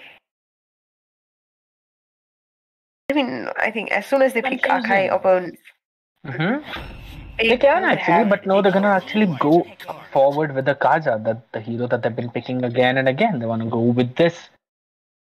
I feel like if in case they, decide to pick something along the lines of maybe an Esmeralda, they might be able to pull this one through. But for now, Matilda along with the Fredrin will be the answer by fate. Yes, indeed. I think Fredrin was also used by Lunatic Panda in the first game as a hyper, but it didn't seem to do quite well because I think they had, opponent had, I think WAINS Dynasty picked up Martis at that time. So compared to Martis, I think Fredrin definitely has his flaws, and also it was the whole team pick, I mean, the whole draft that actually affected that Fredrin pick, but this time it's going to be Fredrin along with the Dawati's most comfort pick hero Matilda here, whereas a double pick from the side of Team WAINS Dynasty here, and they already locked into this Lunox, and it's going to be 1-1 pick from the side of Team WAINS Dynasty here. I was waiting for this. I was genuinely waiting for this. Like, when are these people going to pick the 1-1? Yes, she's been receiving quite a lot of nerves, but still, amazing hero in the gold lane, still extremely viable. Crossbow of Tang makes you immune to almost everything. But there's one thing. We know the trend of extreme tanky heroes being used in the whole of the tournament. This trend has been followed by almost each and every team. So 1-1, I feel like somewhere she falls short of that that damage, because if in case the crossbow of Tang, it does not shift on the target that you want it to shift on. Or maybe let's just simplify it. If it does not shift on the enemy mage or a marksman, then you're pretty much screwed. Yes, you can take out half HP of the opponent's tanky players, but they'll be able to shred you down as soon as you're back on the floor. Yes, exactly. But let's see, how Waspin will counter does with this 1-1 here. And actually, I think this is a couple of we haven't seen one of like a 1-1 in the AAIT, but this might be those couple of matches that we'll be able to witness from the side of a 1-1 on this. I mean, from the side of Waspino counter on this 1-1. Whereas it was the another ban from the side of Team Fate here, and Akai is the one who got banned because obviously they've got their jungler, and WAINS Dynasty still have their jungler to be picked. So Akai could have been a potential pick for the WAINS Dynasty, therefore they banned it. And from the side of Team WAINS Dynasty, it's gonna be Clint ban coming in, a very good marksman, a very good goal laner since the, I think, very early game. But let's see what the last ban will be from the side of Fate, and it's gonna be Dareth. A Dareth being banned out means that Fate might look in for an Esmeralda pick into that EXP lane. Spanning out the natural counter so that you have, not a losing lane, at least the bare minimum. But Clint being followed by the Brody, so lowering down the gold hero pool from the side of WAINS Dynasty. So that's a pretty decent ideology, but still I feel like there's a Melissa open. There's quite a lot of marksmen on the table for now. But there's one thing, Lunox with the Brilliance, with the Chaos Assault, I don't think so Melissa's go away might help her stay safe against that kind of composition. So even if a Melissa is picked up, I think so that would still be a winning gold lane for the side of WAINS Dynasty. Indeed, but let's see if they actually lock into a Melissa, or maybe they might as well be looking to pick on other. It's gonna be Beatrix. We totally forgot about that. Yeah, we totally forgot about that. Beatrix, why not? Let's go. Beatrix getting picked up, and actually Beatrix has been quite popular, in the AAIT since past few days. Getting picked, quite often here. In the first game, I think Beatrix was picked up from the side of Team WAINS Dynasty, but this time Wolf is gonna be on that Beatrix, whereas two of the picks, phase coming in from Team WAINS Dynasty here, and they're looking for a good, roamer as well as a jungler here. They still need a jungler and a roamer, and the roamer spot will be fulfilled by this Lolita right here. We'll have, and okay, how could we forget Mardis? Mardis is still open, therefore Kyrie might as well be locking into this Mardis as a hyper, and obviously Lolita I think is a good pick overall because she will be able to dodge, one of the major damage dealing, heroes from the side of Team Fate here, this Beatrix. So yeah. That is absolutely correct. But looking at the draft, I'm leaning towards the side of Fate a little bit. Just a little bit. Not that much, but still a little bit. The Beatrix into the 1-1. Yes, I don't think so because of the recent nerfs. Beatrix might be able to stand up against a 1-1. Yes, she will, with the Nibiru, deal more damage. But if in case 1-1 pops the Inspire, then she can push Beatrix back. And as soon as that happens in the early game, you can basically make sure that you'll be able to surprise Beatrix again and again from different bushes. So it totally depends on the micro play that might come in. If in case Waspi goes straight into the Beatrix, he will lose that trade. But if he uses the Inspire and tries to play it a little more smart, he will be the one to dominate that lane. And the flow of the game will depend highly on how this gold lane matchup plays out. Exactly. It depends on that as well as the roamers, about how are they going to assist their gold laners. Because in the previous days, I think in the AAIT itself, I have seen gold lane being neglected quite a bit, and that didn't do very good for the teams, for the teams who were actually not giving the attention, the needed attention in the gold lane. So by this time, we're going to see what happens, and Lolita already on the top lane with that 1-1. And Beatrix is definitely alone there, but I believe that Matilda will be rotating on the top lane as soon as, the mid lane is cleared by this Menma. But yes, a top lane, you can see the, pressure that they're trying to apply on this wolf. But yes, Matilda will be here right away. Absolutely. You need to support them as well. But Menma, such a sliver of HP. My goodness, so many resources being burnt up. Lunox literally just flickered forward in order to take him down, but he still survived. Boy, talk about luck.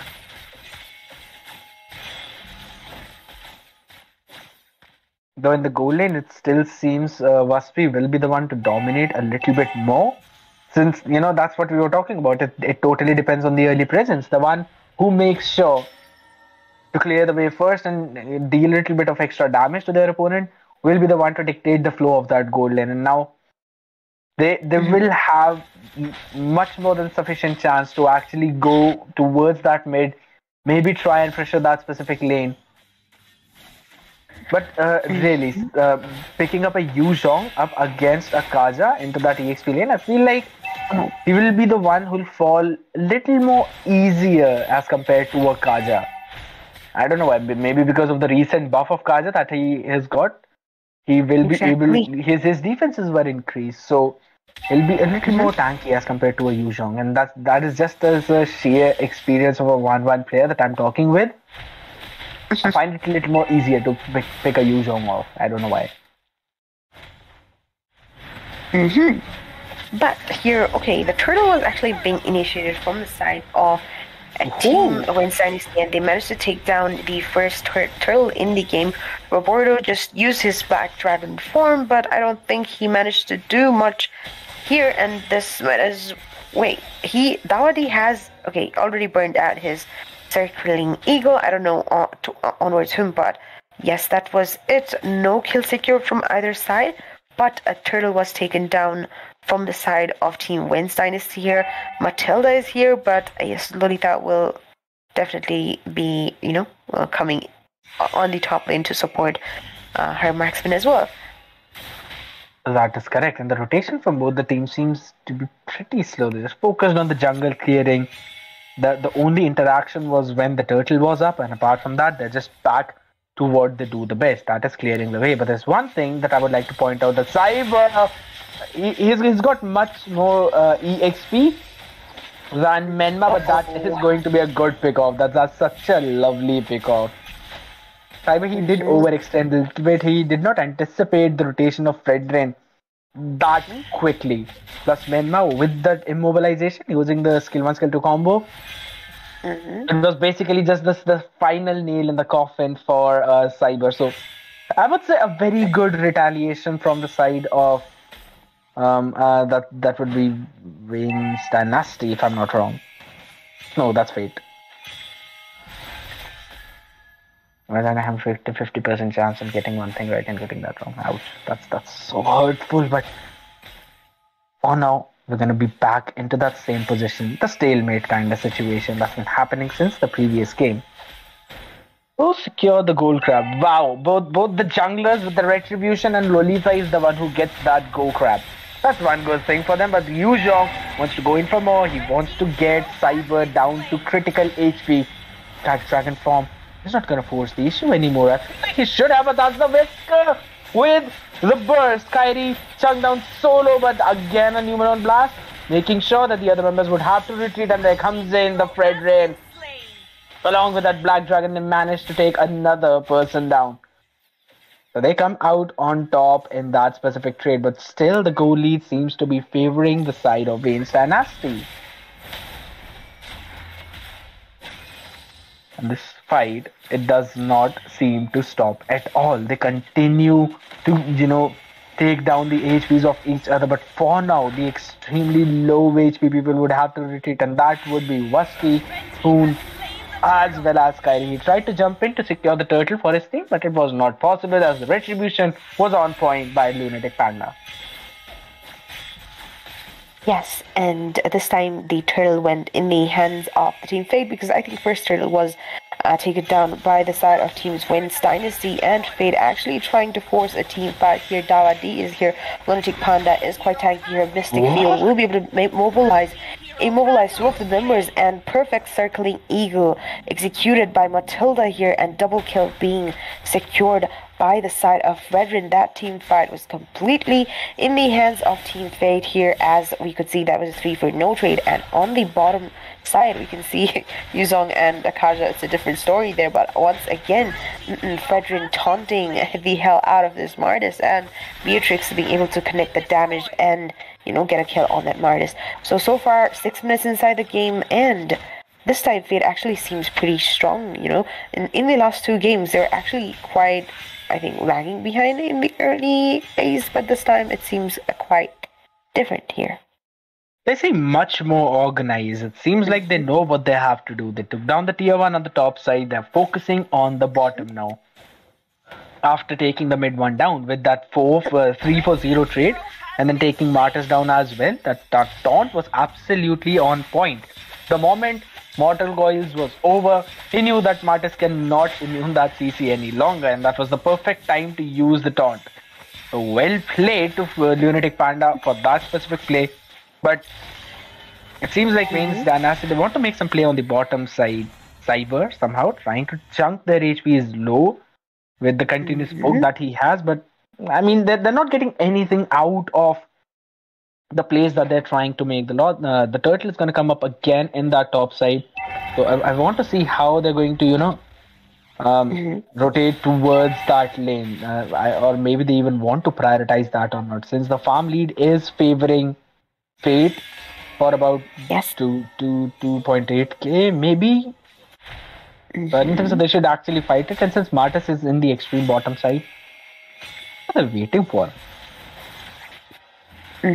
And yes, this time Fate, I think there's no contest for the turtle, and 2 back-to-back turtles in the hands of Team Fate here, which is good.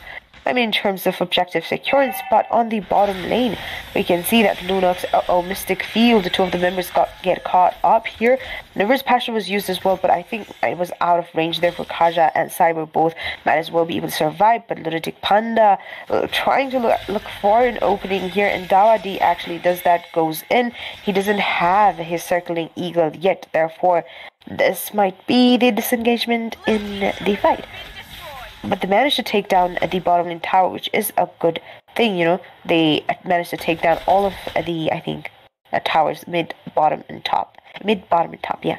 So in terms of tower, they also, they managed to take good amount of towers from this side. It's just 8 minutes inside the game, and they are objective-wise, gold-wise, they're pretty good. This time it's just about how are they going to maintain it and just expand it further. But Roberto, Black Dragon form being used right away, Brilliance by Nuno's Dawning Light being actually used up, but it does not connect, I think, to any of the members from the side of WAINS Dynasty here. Numerous Blast died away. 2 of the members get caught up here, but there was no follow provided by WAINS Dynasty, therefore they will be able to survive. Ultimate from Lunatic Panda, but damage is not that impactful in order to take all of them down. But once again, with Dawning Light and Navir's Passion, not Navir's Passion, but it was just Navir that managed to take. No, it was Sniper actually, which managed to take down this. I don't know who is that. That was the Kaja. I couldn't see the name. Of it was Kaja. The one you're confused with. Yes, it's Kaja who was taken down. So, I mean, I feel like that you would want to take back what you said, where you said that they don't have enough damage. I feel like they've got much more than sufficient damage at this point. Minma is just spamming the Dawning Lights again and again. So even if he misses a couple, he still has enough cooldown to get the second one back within the next few seconds. He's not, leaving his transient state. That's going to be the mystic field for this immobilization. Martis wants to jump in for more. Dawadi seems to be in trouble. He has been zoned out of the fight, but what a burst from Dawning Light. There comes in the Ruby DD combination. Minma is the first one to fall into that team fight. Huge with the Black Dragon form. Make sure to shut one down. Though he wants to continue, he wants to fight in for more. And the Appraiser's Wrath. Absolutely perfect. Main damage dealers are taken down, but 1-1 still going strong. Matilda circling Eagle, connecting on Vaspi yet again. He wants to retreat for now. 2 versus 3 is the situation. And will they go in for the Lord? I think they will, because Kyrie is missing and he still is. He hasn't been respawned yet, so they might as well, secure the Lord for themselves. And minions doing the job here on the bottom lane for Team WAINS Dynasty here. Managed to take down that bottom lane tower, but as we can see, the first Lord in the game will be taken down by the side of Fate. Absolutely. I believe from this Lord, they might be able to take at least 1 inhibitor at max, maybe 2 inhibitors out from this fight. From the map. I'm really sorry for that. Since they've already got the farm lead, they have almost around 3.9k gold lead, almost you can say 4k gold lead. And looking at quickly the items, 1-1 has the DHs as well as the corrosion side, but I believe the defense, that's the dominant size on Matilda as well as Yuzhong, and a blade armor on Fredrin. And I don't think it'll be allowing 1-1 to burst through all of that physical defense. We'll see Black Dragon form has been used up just to zone away the remaining members. Mr. Field catching 4, Dawning Light catching 3. The combo is absolutely perfect. They managed to take 2 down. Waspi extremely low, will have to retreat, and Lord with half HP jumps onto the base. That's going to be the Ruby DD flicker combo used up just to zone the remaining members out, but we'll have to see. Martis extremely low as well, will be taken down. Kyrie not surviving that burst. The Appraiser's Wrath was used up, but look at the HP. 1-1 not going to survive the Mystic Gun. Lunox the final person to fall. That's going to be another win coming in for Team Fate. What a play. What an amazing game, actually, it was 12 minutes game. Scaredyet, probably the shortest game out of 3. And looking at the, the medal section, we can see that Lunatic Panda on that MVP with 5-0-11 KDA, and we have to commend Menma and Dawadi, obviously.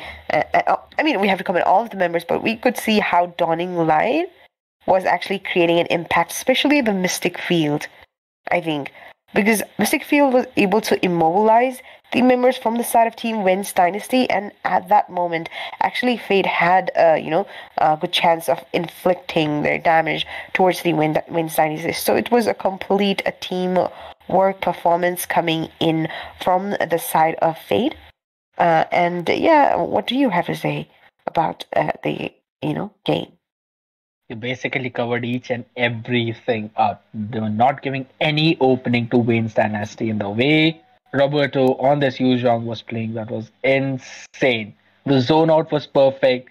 He was not letting Wasfi do anything. He was not letting Cyber run out after he utilized the brilliance. So it was just absolutely picture perfect gameplay from both of these teams. That's going to be game number 2 going in the hands of Fate. I've got the momentum, guys, but we'll have to break it up for a few minutes as we'll be right back with game number 4. But really, picking up a Yuzhong up against a Kaja into that EXP lane, I feel like he will be the one who'll fall a little more easier as compared to a Kaja. I don't know why, maybe because of the recent buff of Kaja that he has got, he will be able to find it a little more easier to pick a Yuzhong off. I don't know why. But here, okay, the turtle was actually being initiated from the side of a Team WAINS Dynasty, and they managed to take down the first turtle in the game. Roberto just used his Black Dragon form. The only interaction was when the turtle was up, and apart from that, they're just back to what they do the best. That is clearing the way. But there's one thing that I would like to point out: that Cyber, he's got much more EXP than Menma, but that is going to be a good pick-off. That's such a lovely pick-off.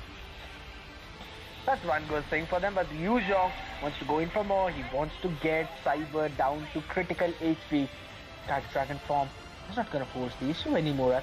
He should have, but that's the whisker with the burst. Kyrie chucked down solo, but again a Numeron blast, making sure that the other members would have to fight. It does not seem to stop at all. They continue to, take down the HPs of each other, but for now, the extremely low HP people would have to retreat, and that would be Wasfi, Hoon, as well as Kyrie. He tried to jump in to secure the turtle for his team, but it was not possible as the retribution was on point.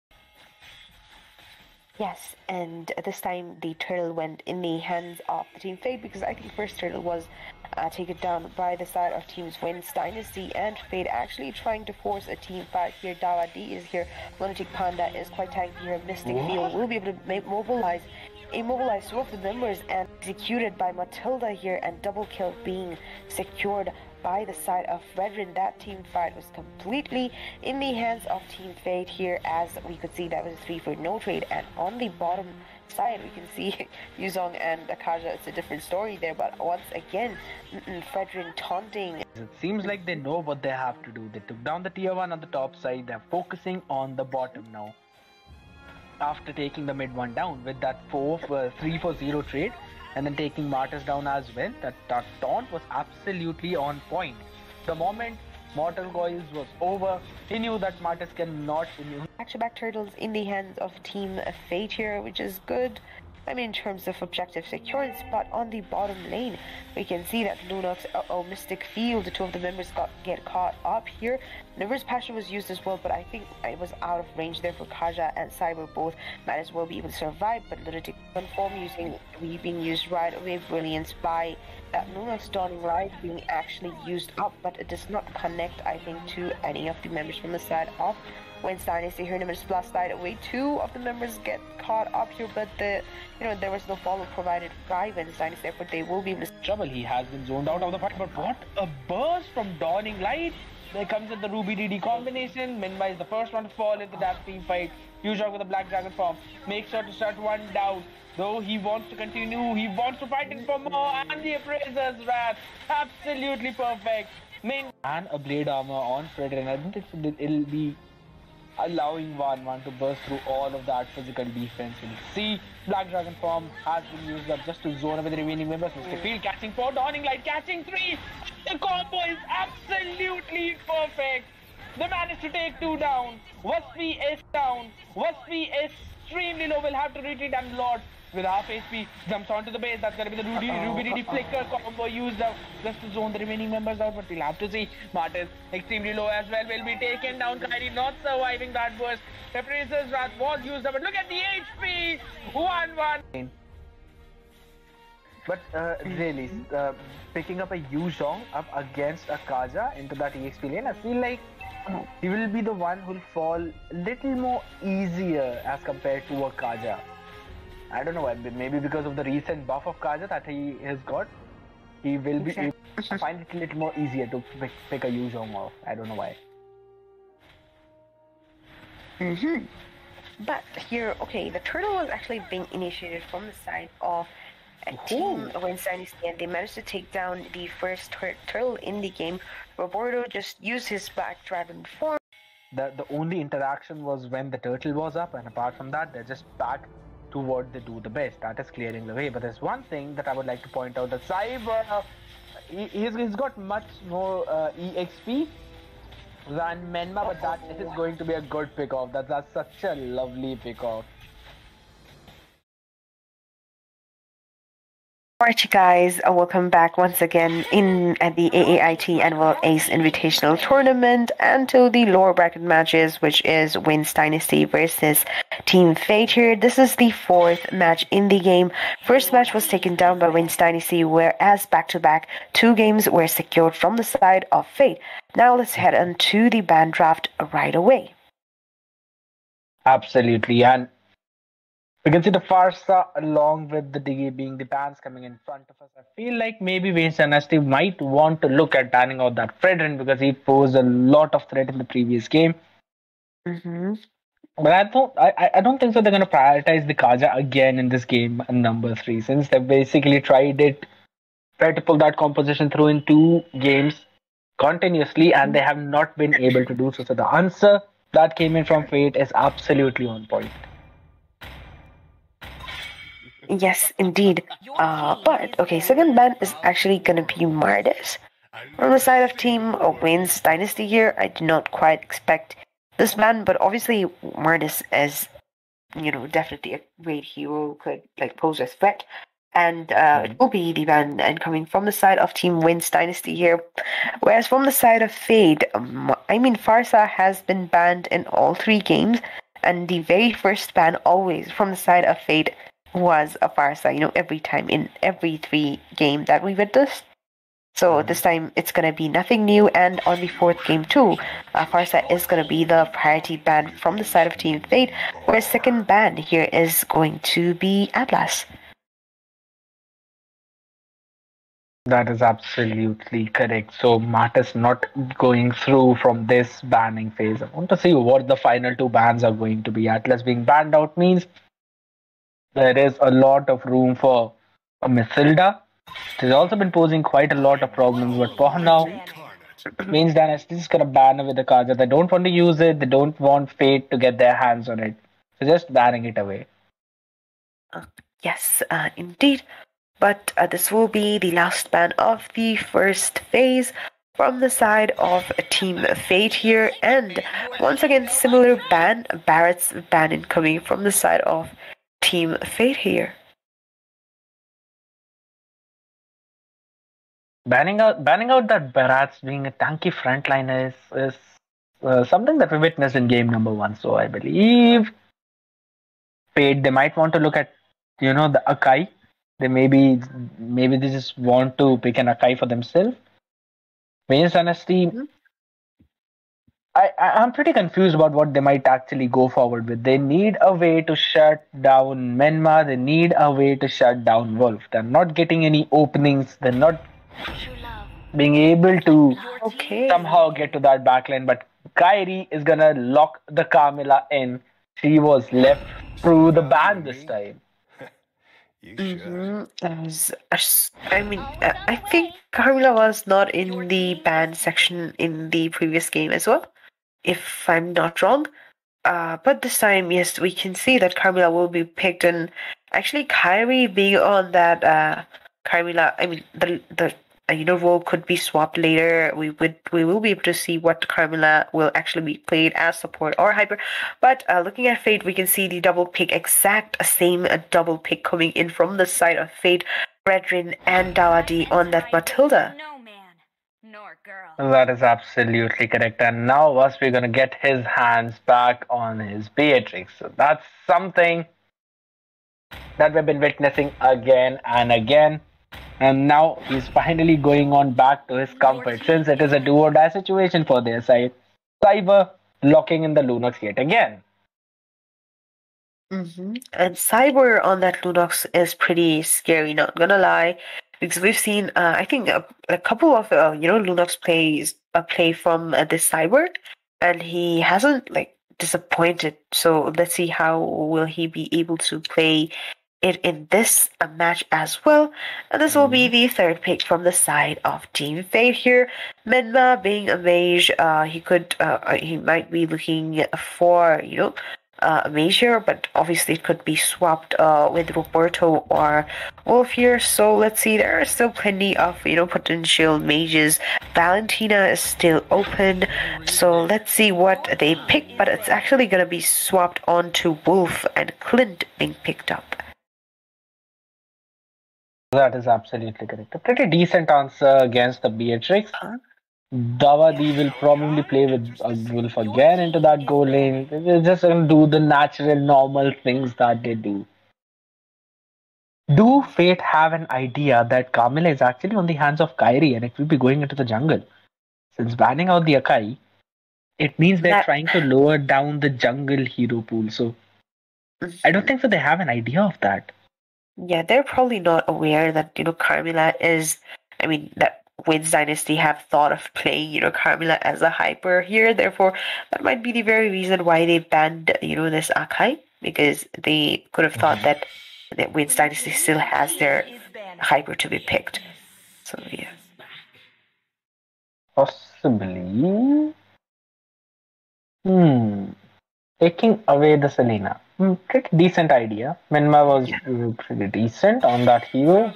Not gonna let through the drafting banning phase. That's gonna be the Leo mod ban, just as we expected.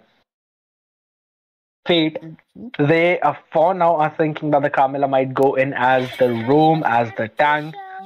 I hope this thing does not come and bite them back. Lilia being taken away as well. It seems like they're trying to force Menma to pick the Xavier yet again.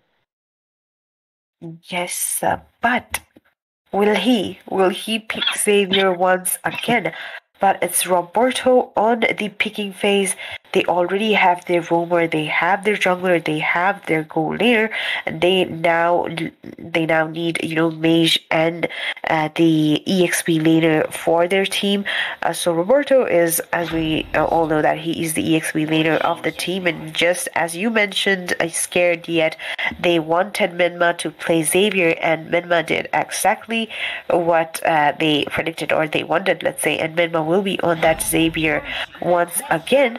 Whereas from the side of Team WAINS Dynasty, it was a double pick situation here. Glue being instantly, it was a pretty, they just picked Glue right away, and I think we haven't seen that much of Glue in the AAIT tournament, but I think overall he is a great hero, great tank, great with initiation here. But the last actually pick from the side of WAINS Dynasty is gonna be Grog here.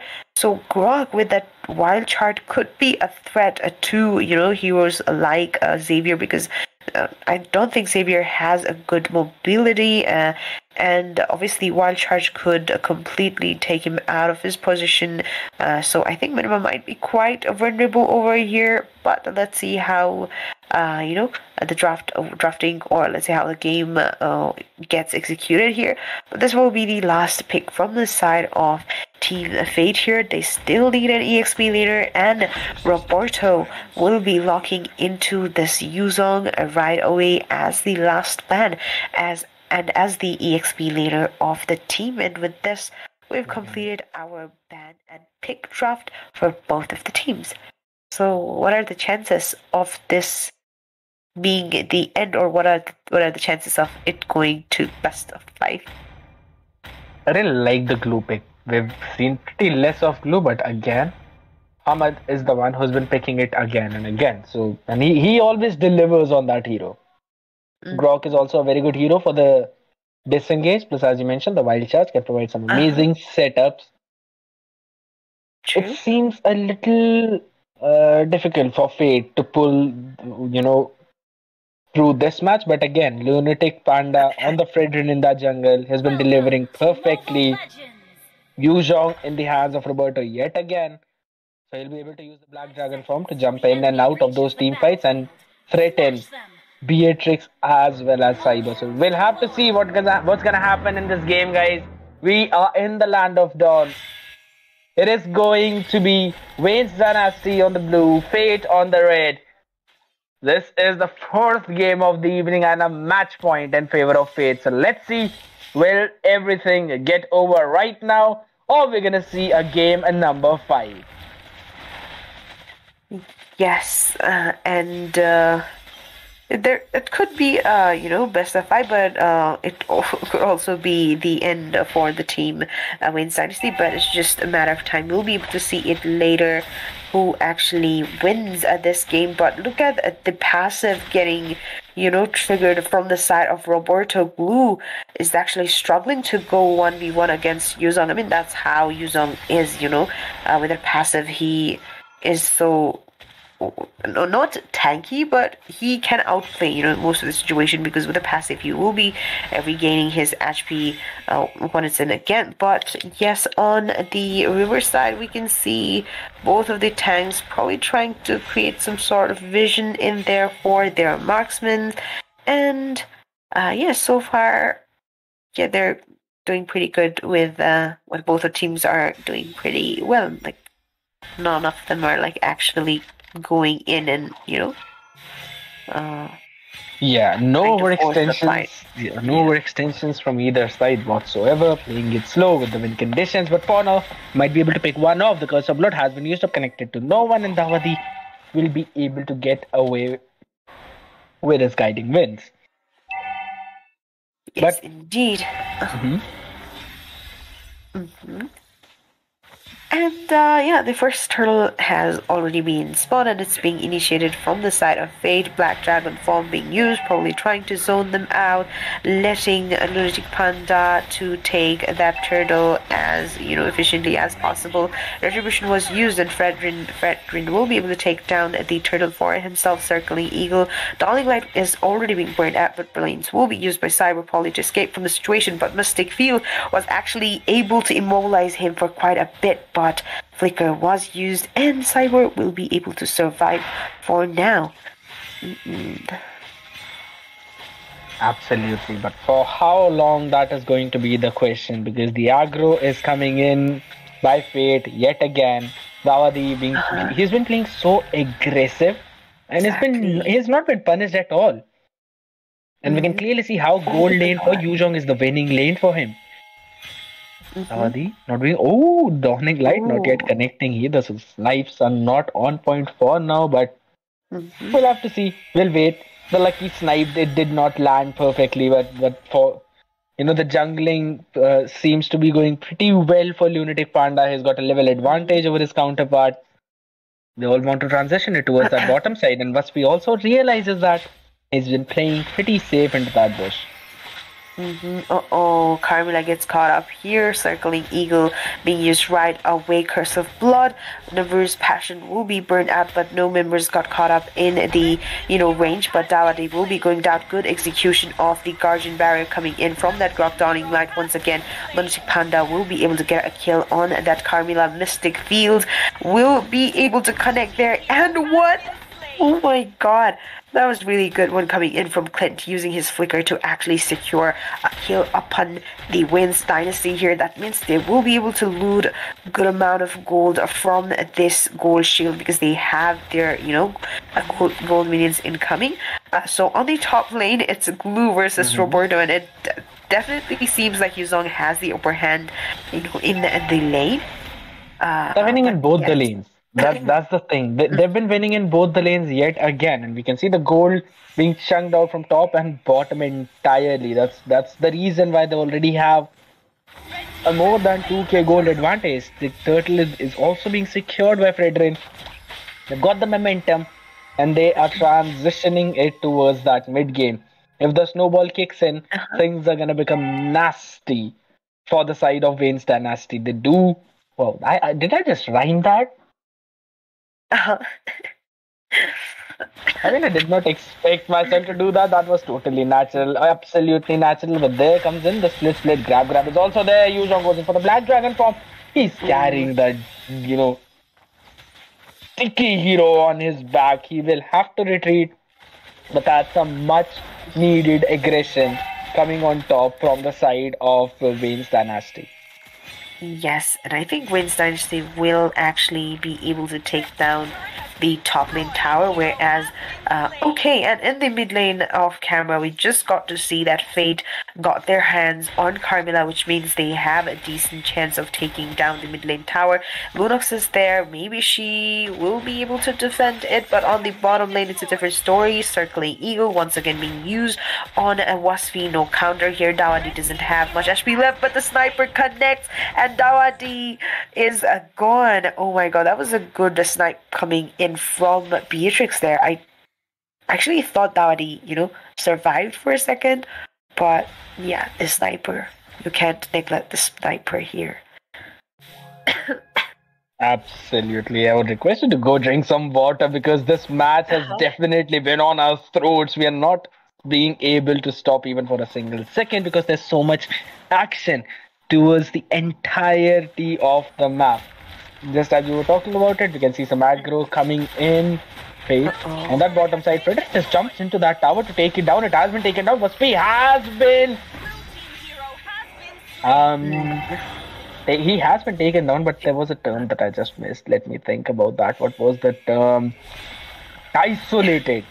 Isolated was the word that I was looking for. He was also isolated perfectly and was taken down, and this time Cyber is the one who's next to fall in line.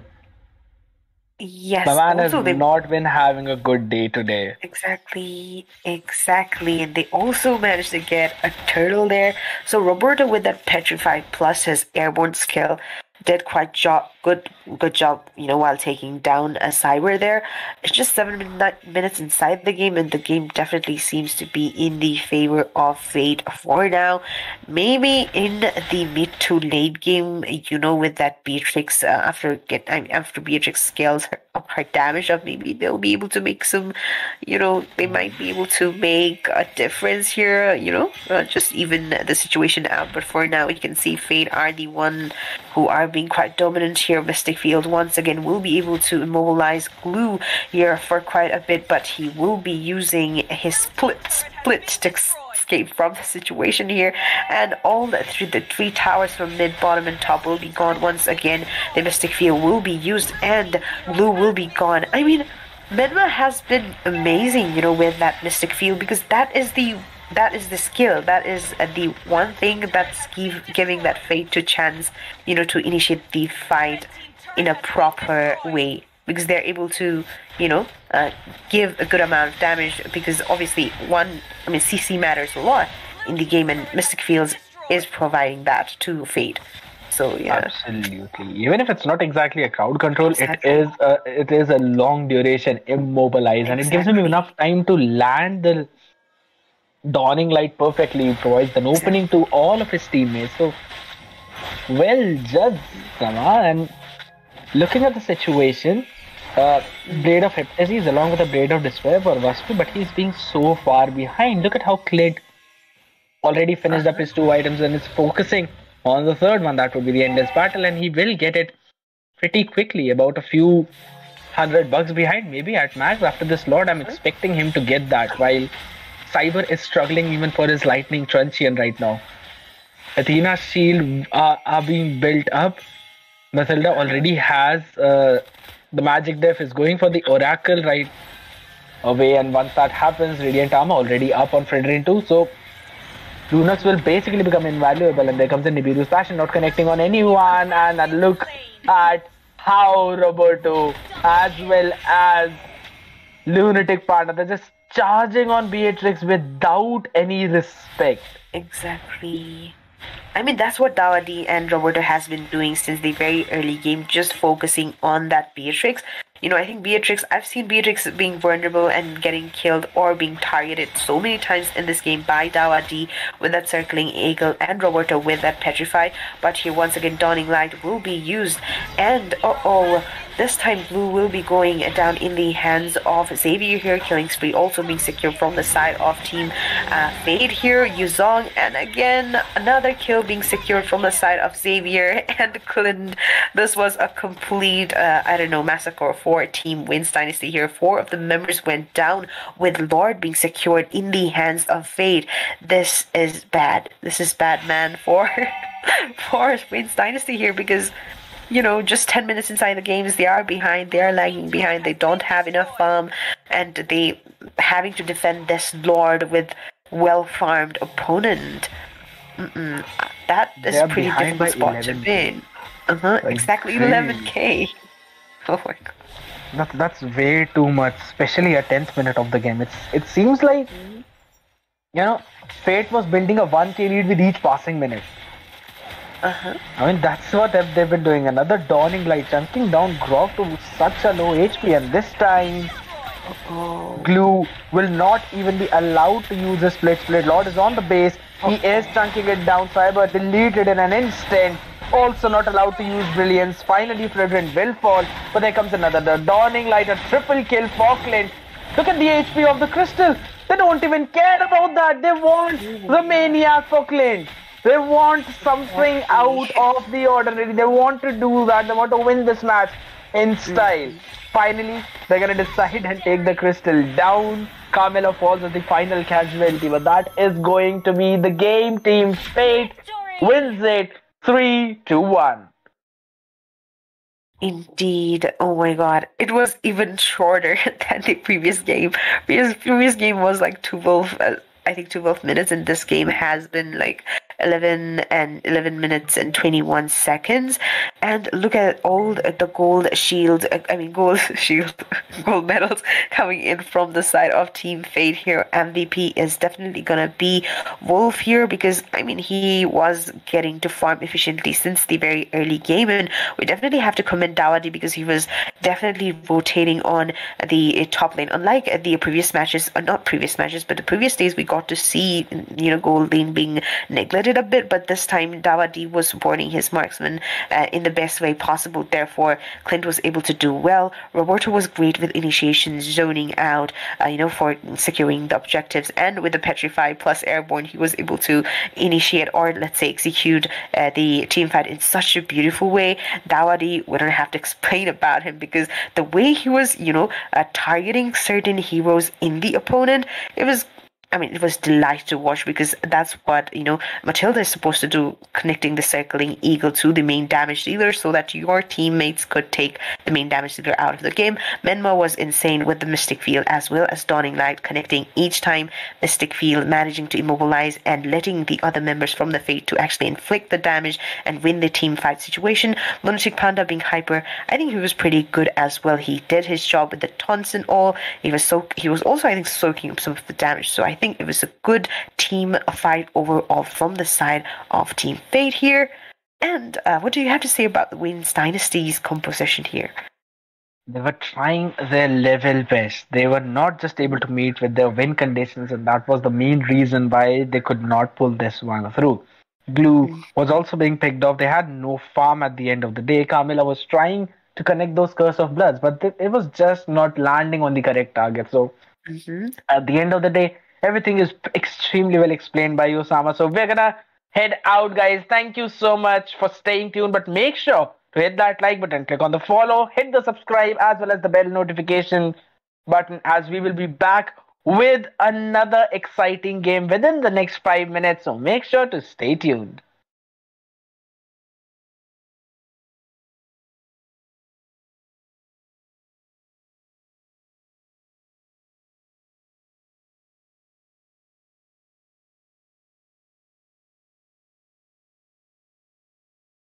Picking up a Yuzhong up against a Kaja into that EXP lane, I feel like he will be the one who'll fall a little more easier as compared to a Kaja.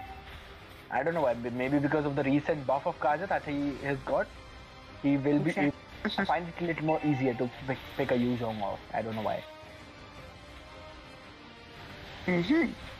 But here, okay, the turtle was actually being initiated from the side of Team WAINS Dynasty, and they managed to take down the first turtle in the game. Roberto just used his Black Dragon form. The only interaction was when the turtle was up, and apart from that, they're just back to what they do the best. That is clearing the way. But there's one thing that I would like to point out: that Cyber, he's got much more EXP than Menma, but that is going to be a good pick-off. That's such a lovely pick-off. That's one good thing for them, but Yu Zhong wants to go in for more. He wants to get Cyber down to critical HP. Black Dragon form.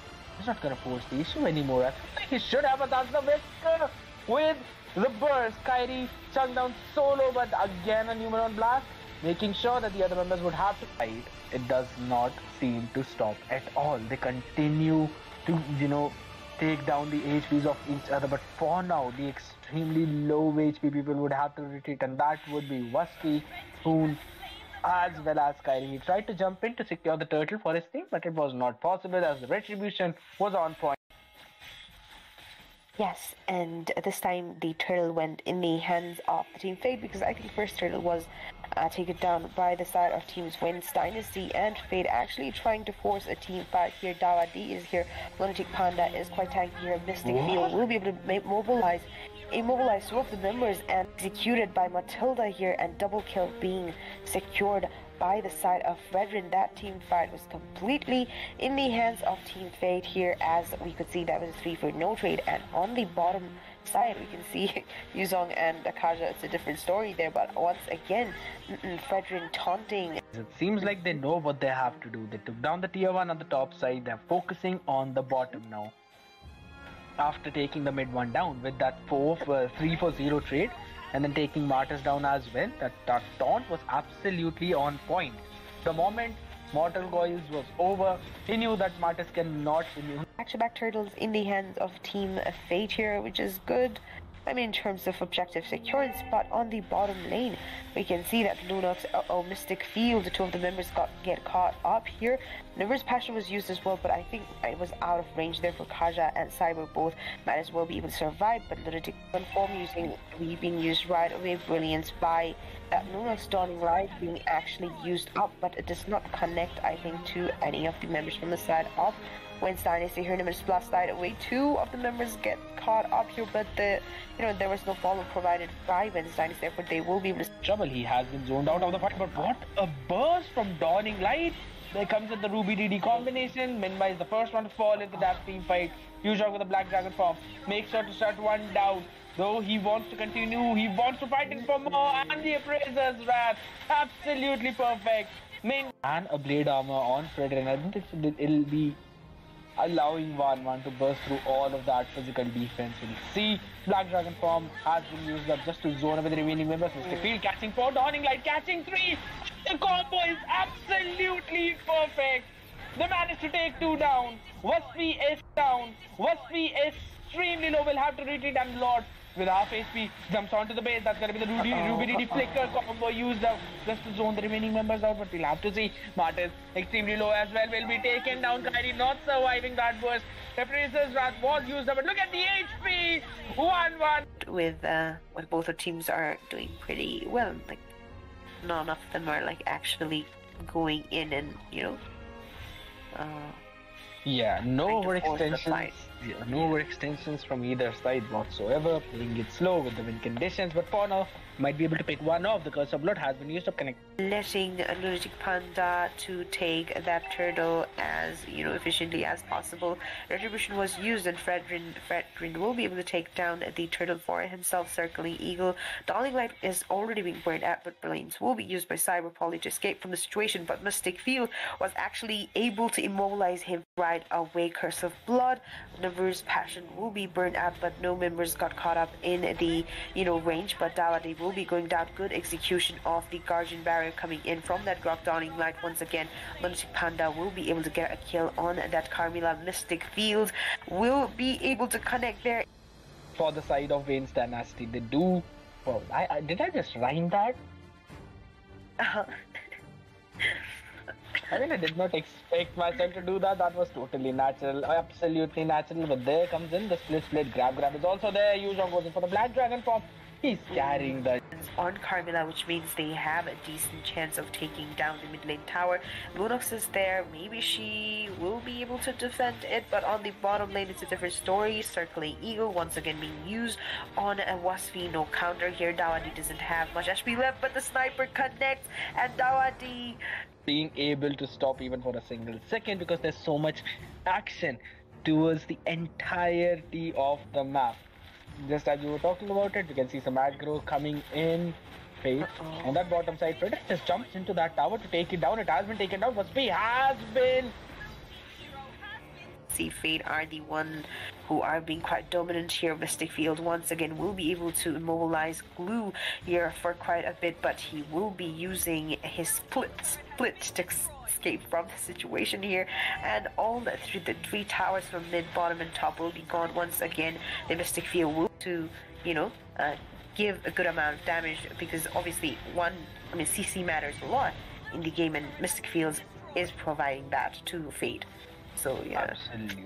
Even if it's not exactly a crowd control, it is a long duration immobilize, and it gives him enough time to land the magic def. Is going for the oracle right away, and once that happens, radiant armor already up on Fredrin too. So Lunox will basically become invaluable, and there comes the Nibiru's passion, not connecting on anyone, and look at how Roberto, as well as so many times in this game by Dawadi with that circling eagle, and Roberto with that petrify, but here once again Dawning Light will be used, and this time Blue will be going down in the hands of Xavier here. Killing spree also being secured from the side of team Fade here. Yuzhong, and again that's what they've been doing. Another Dawning Light chunking down Grog to such a low HP, and this time Glue will not even be allowed to use a split. Lord is on the base. He is chunking it down. Cyber deleted in an instant. Also not allowed to use Brilliance. Finally, Fredrin will fall. But really, picking up a Yuzhong up against a Kaja into that EXP lane, I feel like he will be the one who'll fall a little more easier as compared to a Kaja. I don't know why. Maybe because of the recent buff of Kaja that he has got, he will be able to find it a little more easier to pick a Yuzhong off. I don't know why. But here, the turtle was actually being initiated from the side of a team WAINS Dynasty, and they managed to take down the first turtle in the game. Roberto just used his Black Dragon form. The only interaction was when the turtle was up, and apart from that, they're just back to what they do the best, that is clearing the way. But there's one thing that I would like to point out, that Cyber, he's got much more EXP than Menma, but that is going to be a good pick-off. That's such a lovely pick-off. That's one good thing for them, but Yuzhong wants to go in for more. He wants to get Cyber down to critical HP. Black Dragon form. He's not going to force the issue anymore. I think he should have, but that's the whisker with the burst. Kyrie chunked down solo, but again a Numeron blast, making sure that the other members would have to fight. It does not seem to stop at all. They continue to, take down the HPs of each other, but for now, the extremely low HP people would have to retreat, and that would be Waspi, Hoon, as well as Kyrie. He tried to jump in to secure the turtle for his team, but it was not possible as the retribution was on point. Yes, and this time the turtle went in the hands of Team Fade, because I think first turtle was taken down by the side of teams WAINS Dynasty, and Fade actually trying to force a team fight here. Dawadi is here, Lunatic Panda is quite tanky here, Mystic Field will be able to immobilize two of the members, and executed by Matilda here, and double kill being secured by the side of Fredrin. That team fight was completely in the hands of Team Fade here, as we could see that was a 3 for no trade, and on the bottom side we can see Yuzhong and Akaja. It's a different story there, but once again Fredrin taunting. It seems like they know what they have to do. They took down the tier 1 on the top side. They're focusing on the bottom now. After taking the mid one down with that 3 for 0 trade, and then taking Martyrs down as well. That taunt was absolutely on point. The moment Mortal Coils was over, he knew that Martyrs cannot immune. Back-to-back turtles in the hands of Team Fate here, which is good. I mean, in terms of objective securance, but on the bottom lane, we can see that Lunox, Mystic Field, the two of the members get caught up here.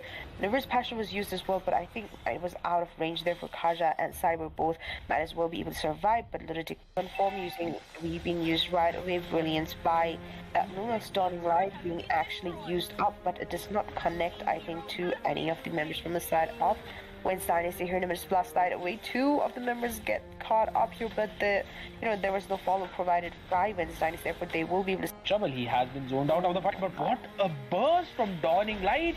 There comes in the Ruby DD combination. Minba is the first one to fall in the dash team fight. Huge with the Black Dragon form. Makes sure to shut one down. Though he wants to continue, he wants to fight it for more, and the Appraiser's Wrath. Absolutely perfect. And a Blade Armor on Fredrin. I think it'll be allowing 1-1 to burst through all of that physical defense. We'll see Black Dragon form has been used up just to zone with the remaining members. Mystic Field catching 4, Dawning Light catching 3. The combo is absolutely perfect.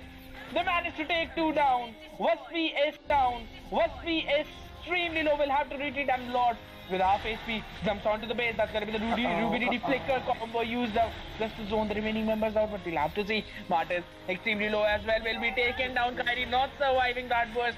The Appraiser's Wrath was used up, but look at the HP. 1-1 with both the teams are doing pretty well. Like none of them are like actually going in and yeah, no overextensions. No overextensions from either side whatsoever. Playing it slow with the win conditions, but for now, might be able to pick one off. The Curse of Blood has been used up. Letting Lunatic Panda to take that turtle as efficiently as possible. Retribution was used, and Fredrin will be able to take down the turtle for himself. Circling Eagle. Dawning Light is already being burned out, but Brilliance will be used by Cyber Poly to escape from the situation. But Mystic Field was actually able to immobilize him right away. Curse of Blood. Reverse Passion will be burned out, but no members got caught up in the range. But Dawadi will be going down. Good execution of the Guardian Barrier coming in from that Grok. Dawning Light once again. Lunatic Panda will be able to get a kill on that Carmilla. Mystic Field will be able to connect there. For the side of WAINS Dynasty, they do. Well, did I just rhyme that? I mean, I did not expect myself to do that. That was totally natural, absolutely natural. But there comes in the split grab is also there. Yuzhong goes in for the Black Dragon form. He's carrying the on Carmilla, which means they have a decent chance of taking down the mid lane tower. Lunox is there. Maybe she will be able to defend it, but on the bottom lane, it's a different story. Circling Eagle once again being used on a Waspi. No counter here. Dawadi doesn't have much HP left, but the sniper connects, and Dawadi being able to stop even for a single second because there's so much action towards the entirety of the map. Just as we were talking about it, we can see some aggro coming in. Fate on that bottom side. Frederick just jumps into that tower to take it down. It has been taken down. Waspi has been. See, Fate are the one who are being quite dominant here. Mystic Field once again will be able to immobilize Glue here for quite a bit, but he will be using his split to escape from the situation here, and all the three towers from mid, bottom, and top will be gone once again. The Mystic Field will to give a good amount of damage, because obviously CC matters a lot in the game, and Mystic Fields is providing that to Fate.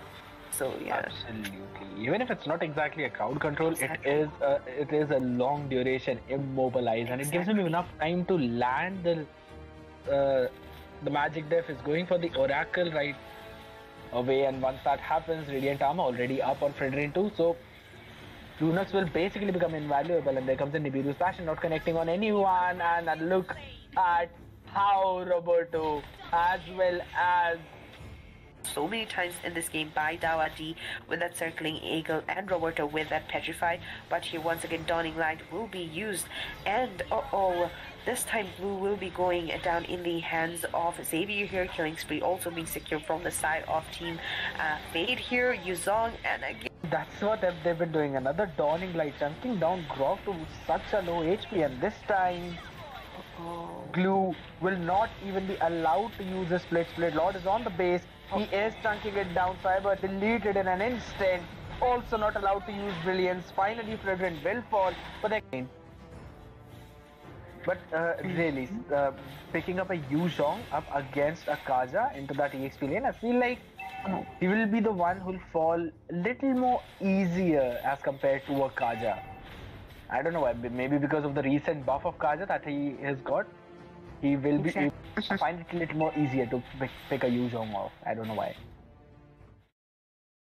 Hey everyone, welcome back. So after that exciting match which Fate won against WAINS Dynasty in a 3-2-1 amazing fashion, we are back again with 5th position match that would be between Team Ice and Ice Paradise, and they'll be up against Team Love and Troll. And we'll be your casters for this match. So first ban coming up as the Akai. What do you think about this ban? I think the ban is quite standard. Like, Akai is continuously getting banned with Kaja as the roamer since his damage reduction. It's quite OP right now.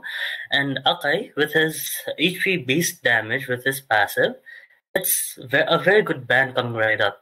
Maybe we'll see more marksmen or Fredrin. Okay, again, it's a roamer ban. What do you think would be the next ban right now? For no standard bans coming out from both of these teams, so I am expecting the similar kind of strategies because it's game number 1. Maybe they both just want to test the waters, so they're not gonna allow any main,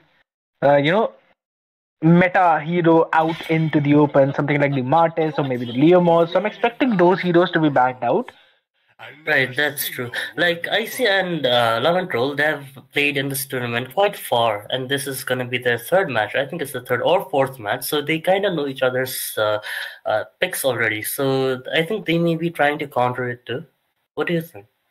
Yes, absolutely. We'll probably see that from the 2nd banning phase, if possible, because right now, I mean, like almost all the major heroes have been banned out, but still, I feel like Barats is yet to be banned, and Leomord. Both of them are actually open, but finally, Valentina is going to be the answer from the side of Love and Troll. I really like this ban.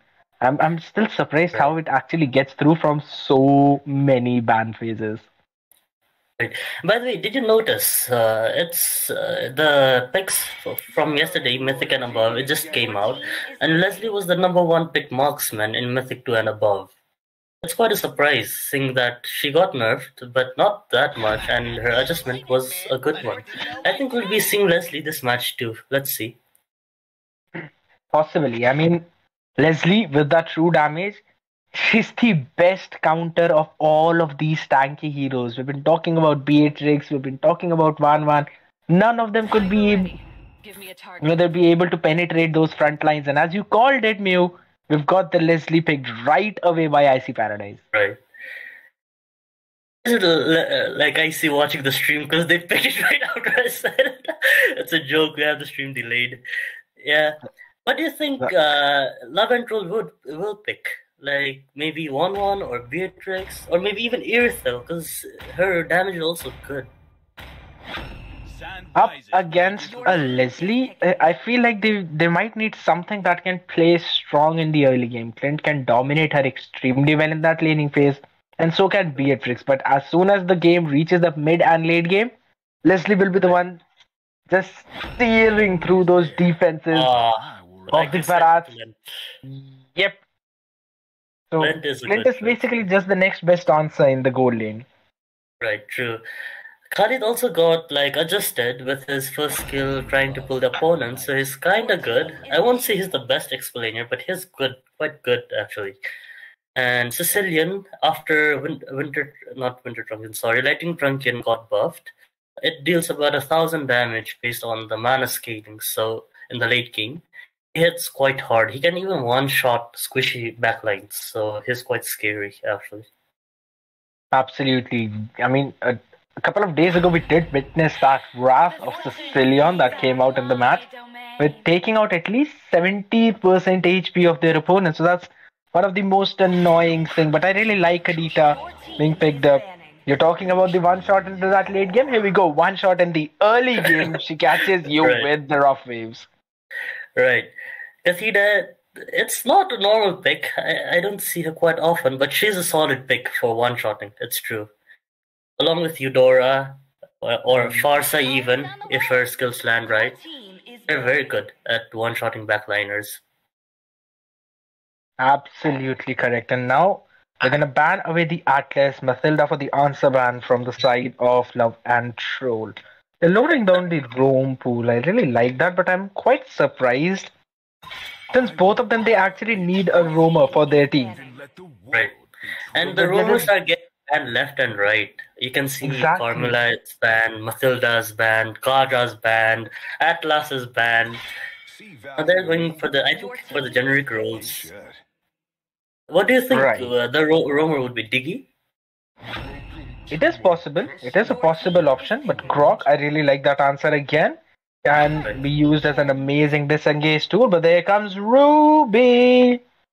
You want to get that wild charge into our team? I'm going to just pull you back with the I am offended. Right, but exactly. Still, I feel like Grok is a little better in that situation because he can face check those bushes without getting any CC.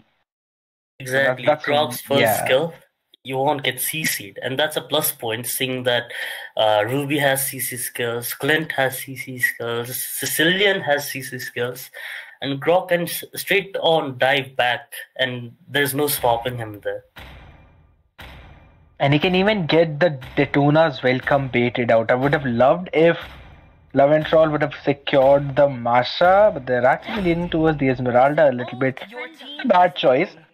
But still, I would have loved the Masha a little more because the Thunderclap directly on Wing, he won't be able to survive that. He'll be down to 20% of the HP.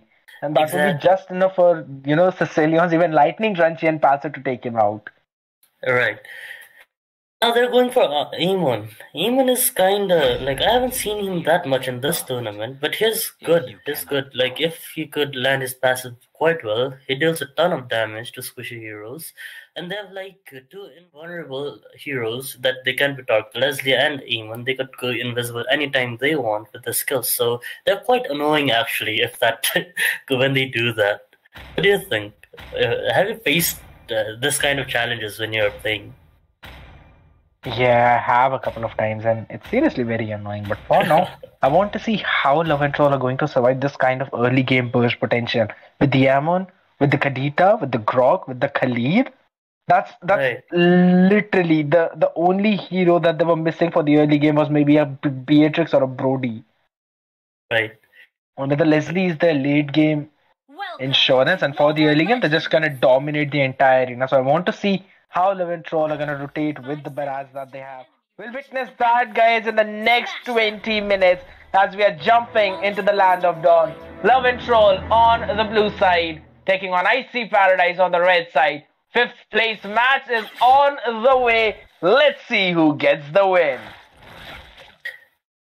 Okay, the first pause has already been called. It's by, I can say properly, it's from the red team actually, because I see it. See the red one. Right now, seeing the draft, who do you think has the better pick? It totally depends. They've both got entirely different win conditions. Icy Paradise, early game, insane. While looking at Love and Troll, the late game, out of this world. Sicilian, Esmeralda, a Clint, you never want to stand in front of that kind of backline. So, the priorities will be entirely different. For the early game, Icy Paradise would be the one to dictate the flow of the match. So I want to see how they are willing to snowball that lead into the mid game. Exactly. Icy will give a lot of pressure, but if Love and Troll can't withstand it, they can give a ton back in the late game.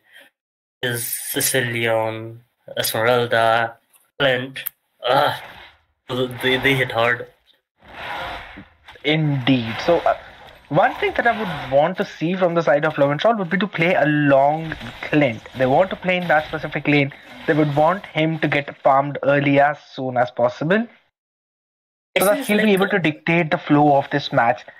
But for now, it seems like, Icy Paradise are the ones who are jumping in towards that specific lane. They want Leslie to get farmed up as quickly as possible.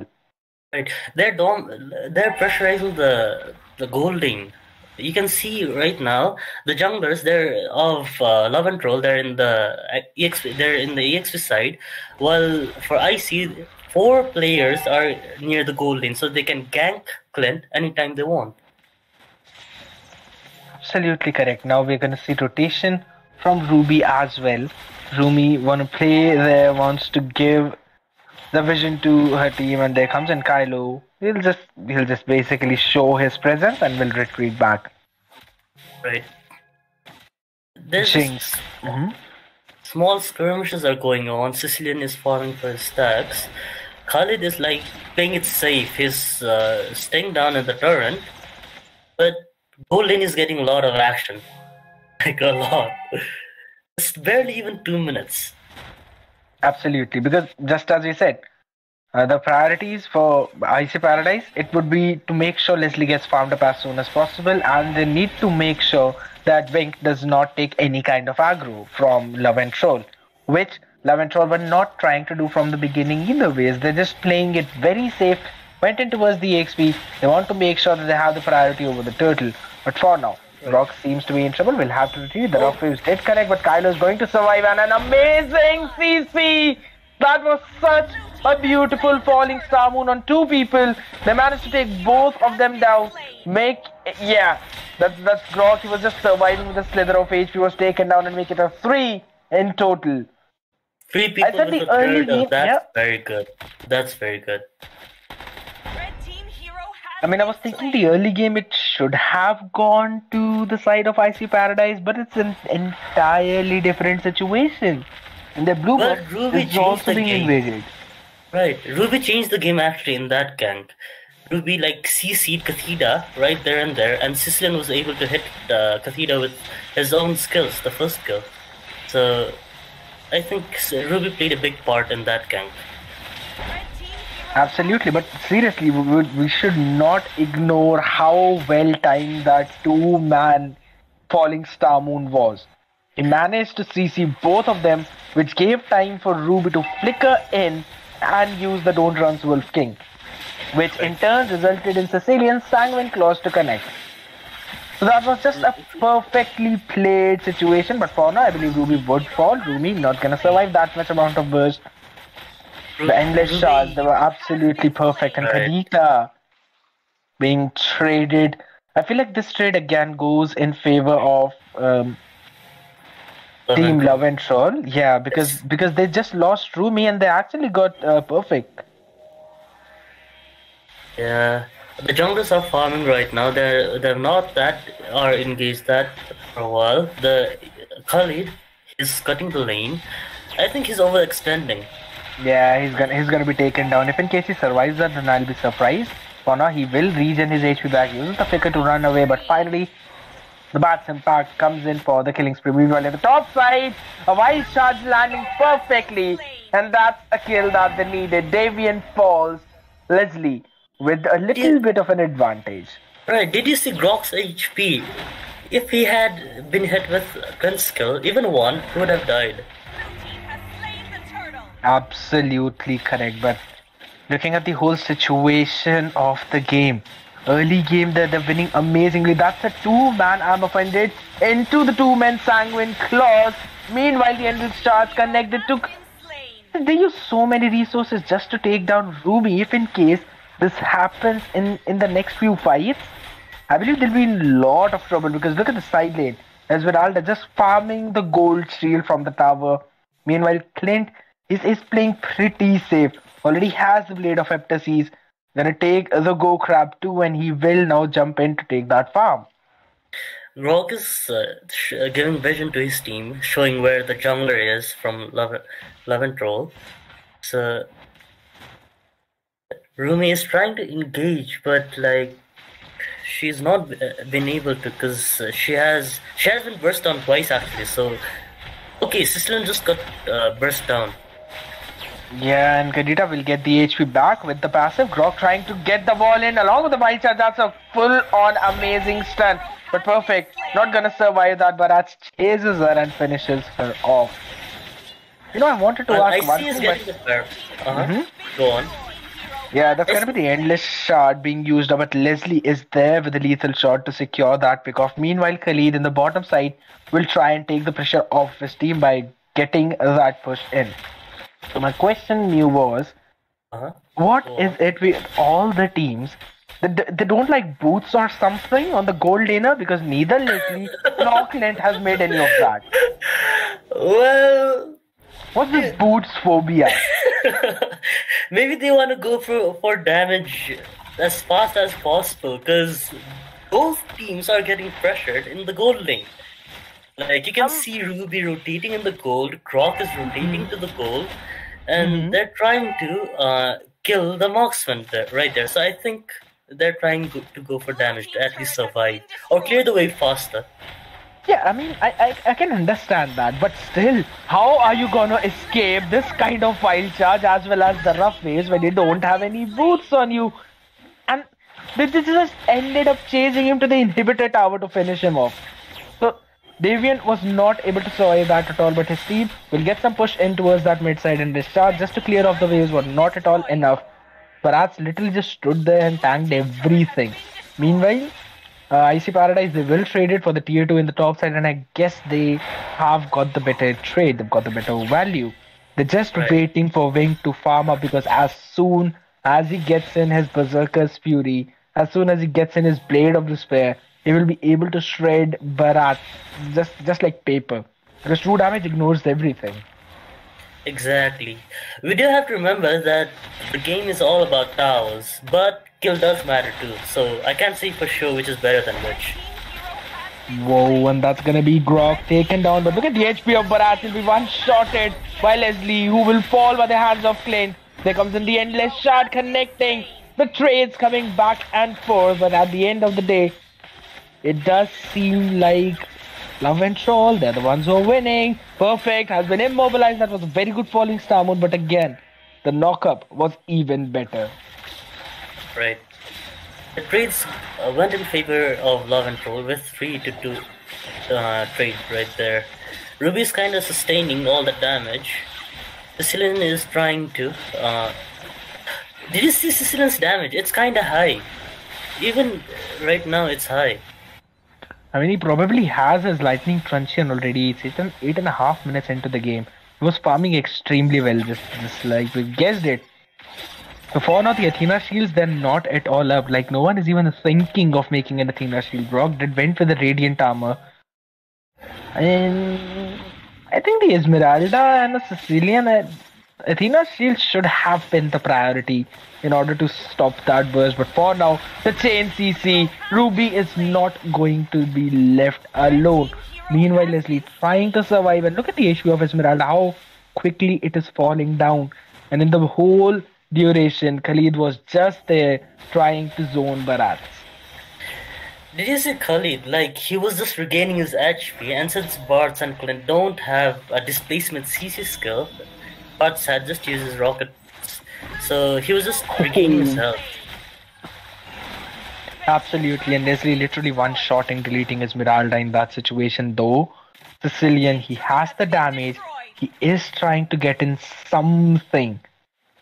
Meanwhile, top side tier 1 will be pushed for Love and Shoal, and they will try and somehow get back into this game. They do have the farm lead, but the control, Mew, don't you agree? It seems like the control is in the hands of IC Paradise. Yes, like they're covering half the map of Love and Pro too. You can see in the gold side, they're waiting. Okay, I think Esmeralda will get ganked down there. Yep, she got ganked. And is escaping with 1 HP. Yep. That was an amazing wall. The Detona's welcome used up, and just as we were talking about the CC immunity, Grok survives it all. But there is no backup. Hence, they'll not be able to retaliate on that. They tried to make a play onto Esmeralda, but they did not have enough damage. So, he survives, provides them an opportunity as they picked off Perfect, and now they've got the priority in the Lord pick. Right. For the first, well, the Lord, it's not even tier 1 yet. Like, what do you think? Will it make a big difference in the game right now, taking the Lord? It totally depends on how will they execute those waves apart from that. But that's going to be Eamon stealing it away. They managed to take Baraz down as well. And now they want to go for the chase. Davian has nowhere to run. He has nowhere to go. He will be taken down. A perfect wall by one last sec. Jeez, man. They want to still go in for the chase. The Bats Impact is their Sanguine Claws to deter the chase. But they will try to get more out of it.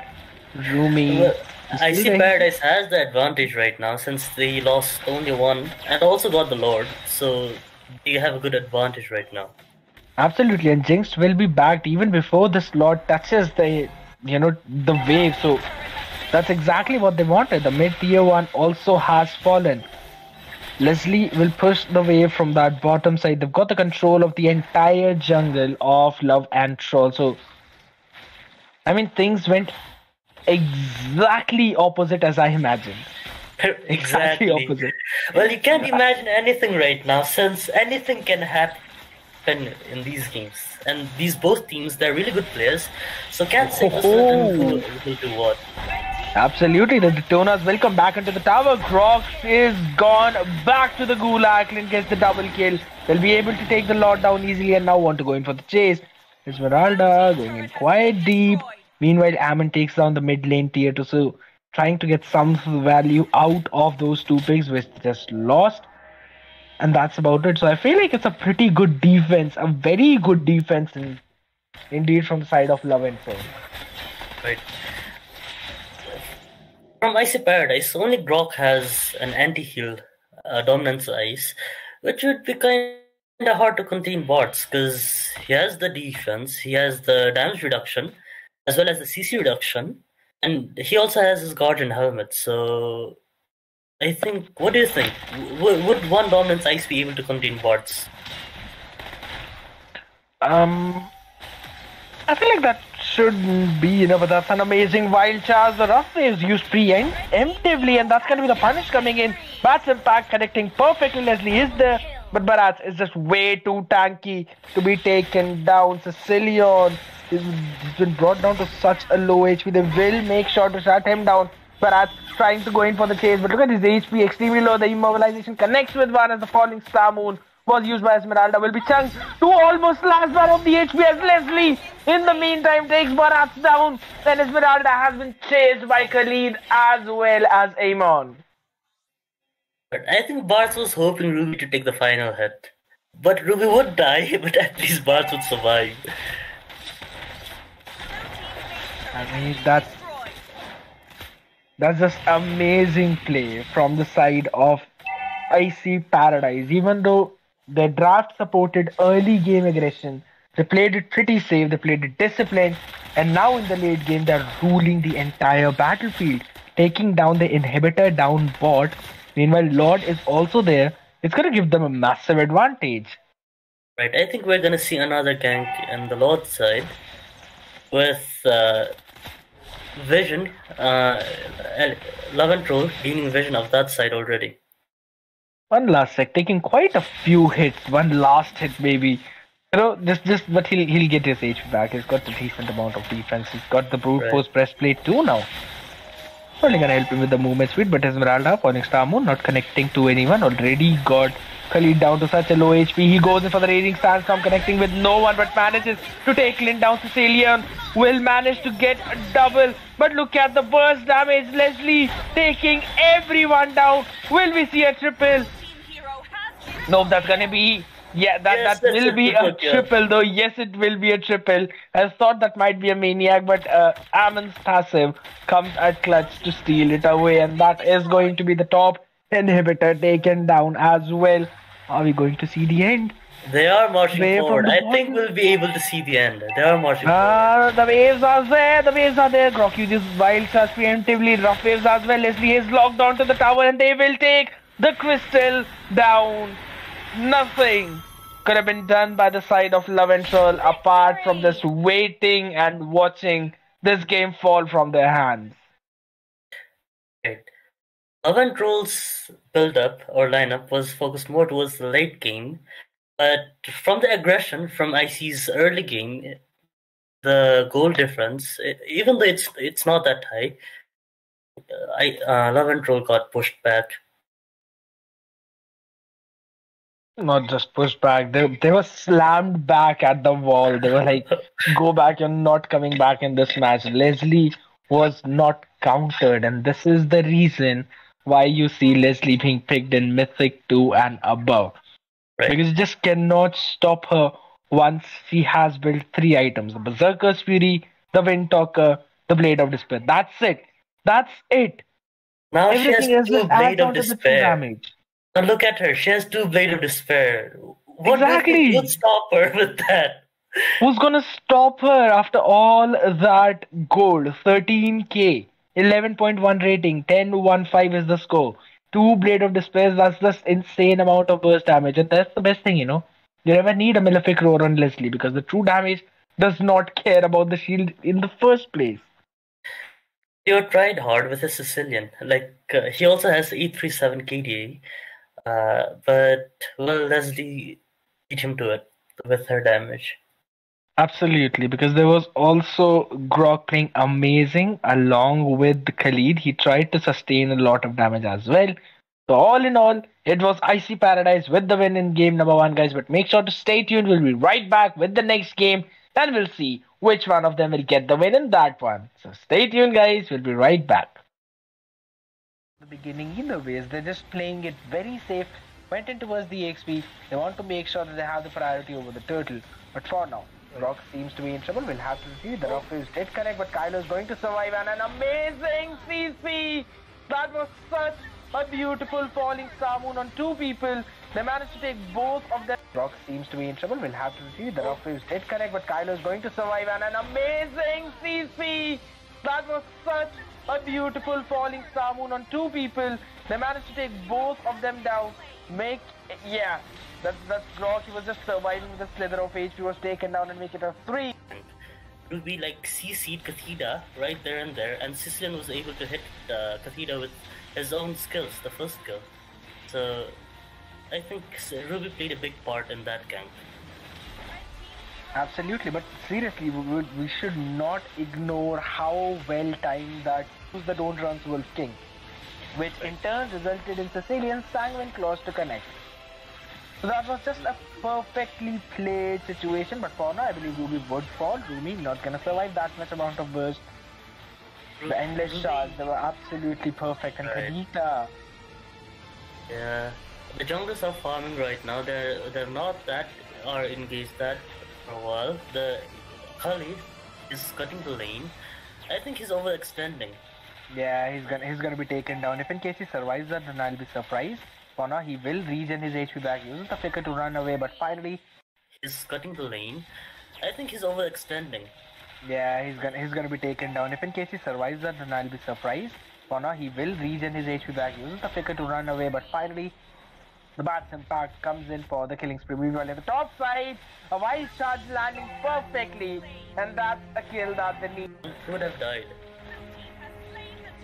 Absolutely correct, but looking at the whole situation of the game, early game they're winning amazingly. That's a 2-man armor funded into the 2-man Sanguine Claws. Meanwhile, the endless charge connected to. They use so many. Rumi is trying to engage, but she's not been able to, because she has been burst down twice actually. So okay, Sicilian just got burst down.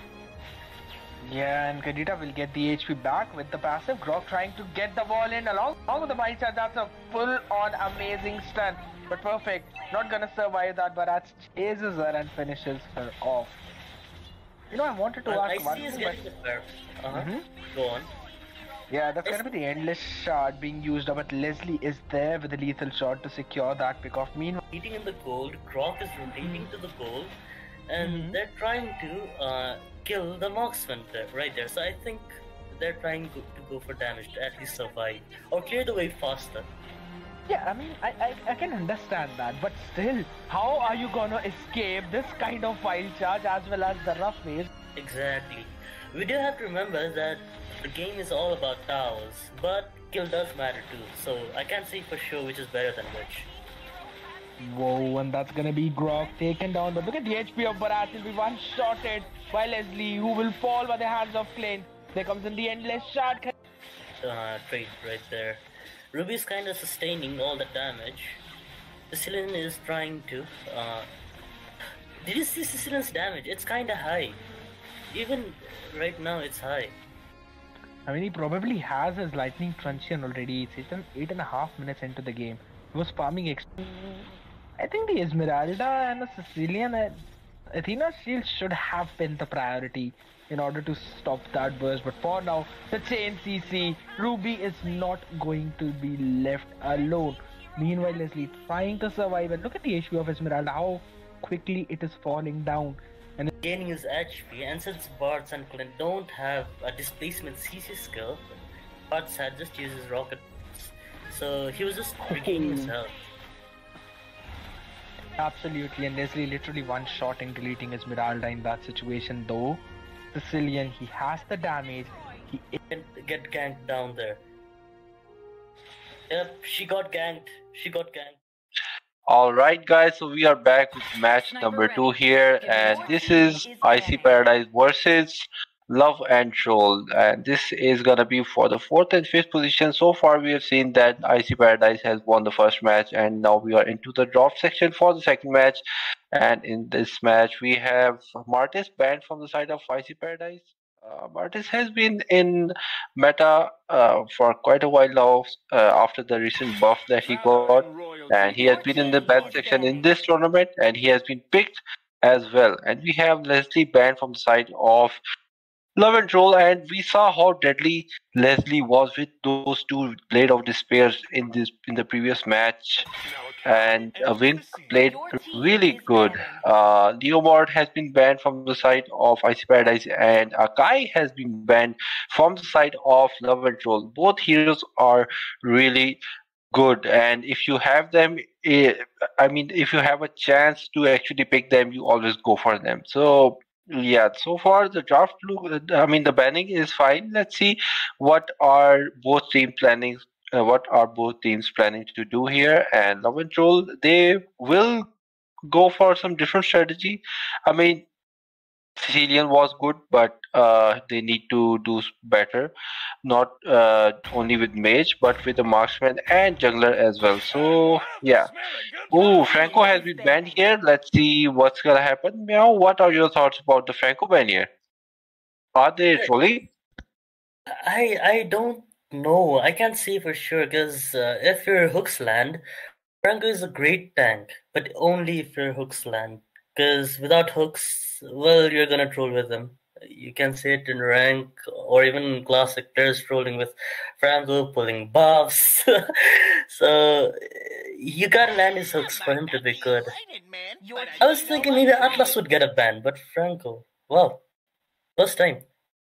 Yeah, I'm also seeing Franco getting banned for the first time here, and Parrots has also been banned. Parrots is actually in the meta here, and so far, Love and Troll has always preferred picking Parrots. So yeah, Parrots has been banned, and let's see what will be the first pick from the side of Icy Paradise. It's jinxed here on that first pick. Oh, Valentina has been swapped with Perfect here, and yeah, so Valentina is the first pick here. Let's see what will be the next pick coming from the side of Love and Troll. So let's see. Formula is open, Atlas is open, 1-1 is open, Beatrix is open. There's a lot of choices for Love and Troll to pick right here, and they can pick some really good heroes right now.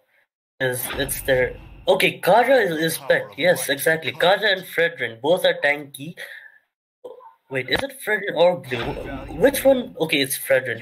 By the way, what do you think about Fredrin? Is he a good pick or a bad pick, considering like he needs to take damage for his ultimate to do a greater damage?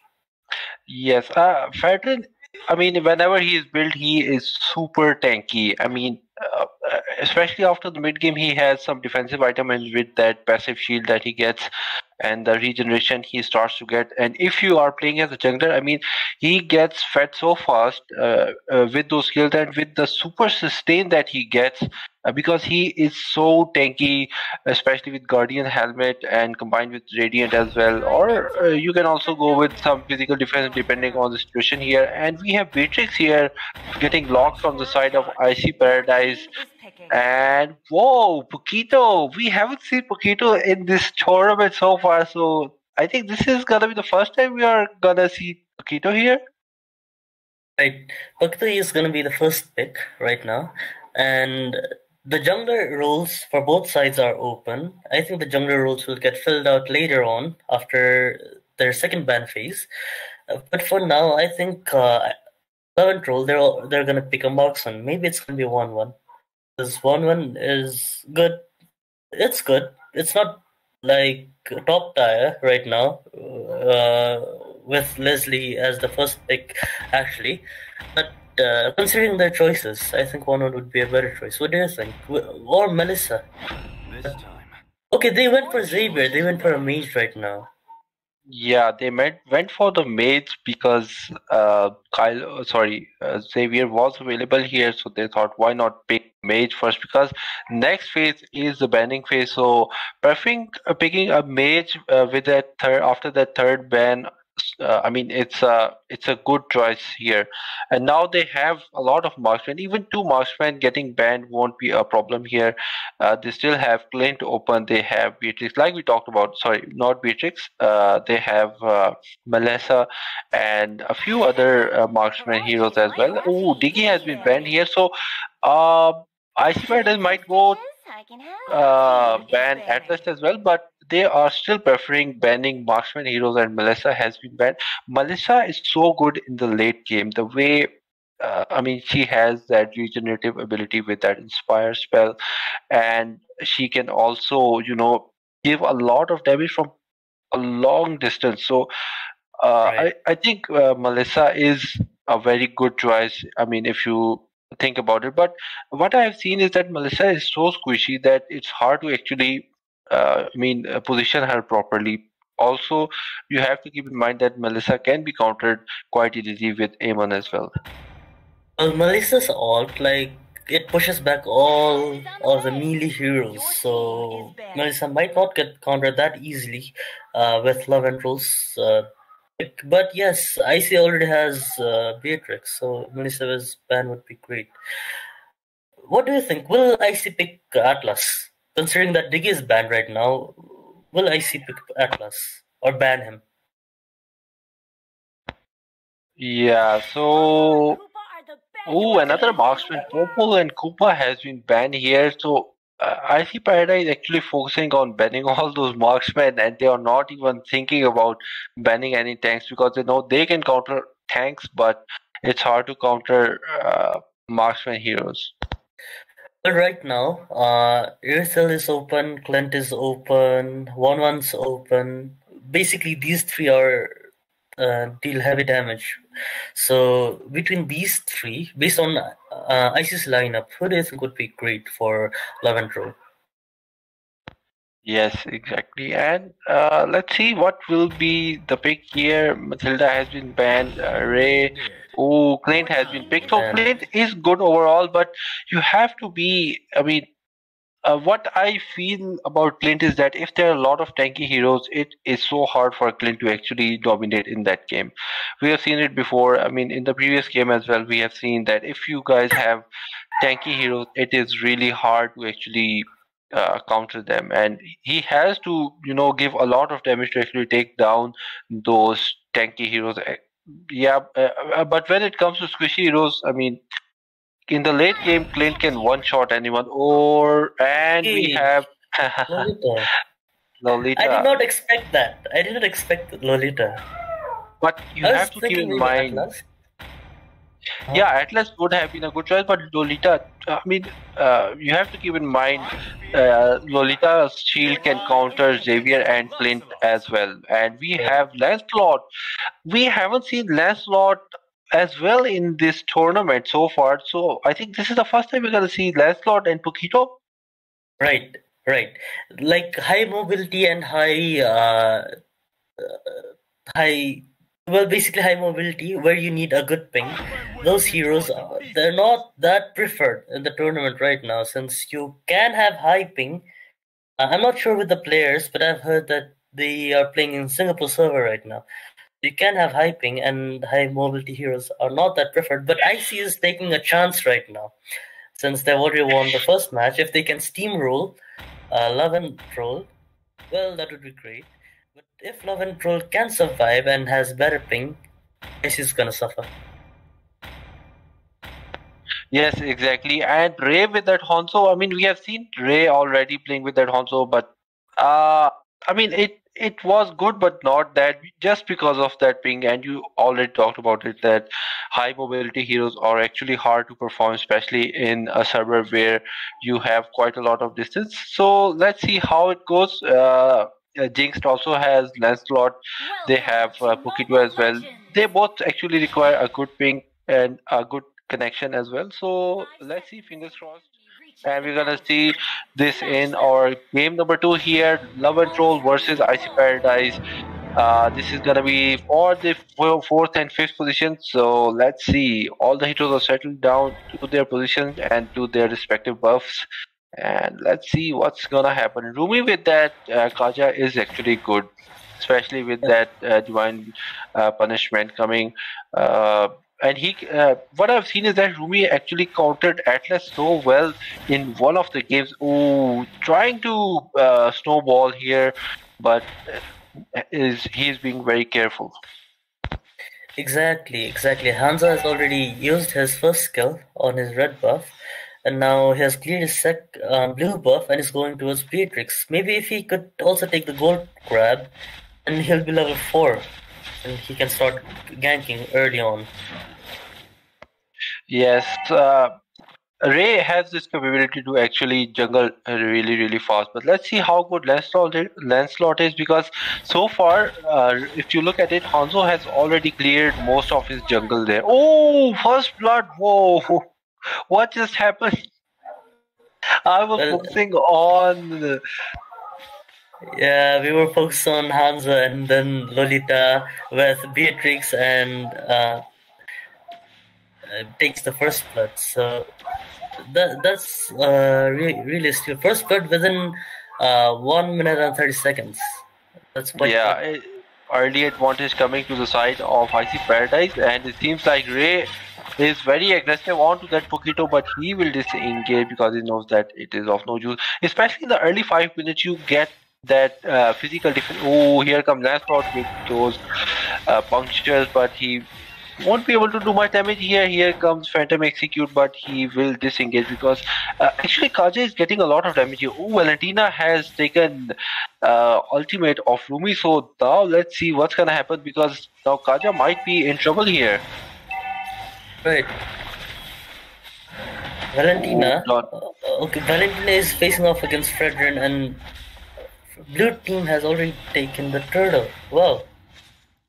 That's good. Yes, that is because of the zoning coming from Pokito and Valentina as well. Kylo tried to execute Dawning Light on that turtle, but it did not connect. Or even if it did, I mean, turtle still had that HP, so I mean, quite easily, Icy Paradise were able to take down that turtle. So early advantage goes to the side of Icy Paradise. So far, they have that lead as well. 1k gold almost, and here comes Divine Judgment from Love and Troll. Oh, beautiful That survived. From Brick, and with that flicker, he had to disengage somehow.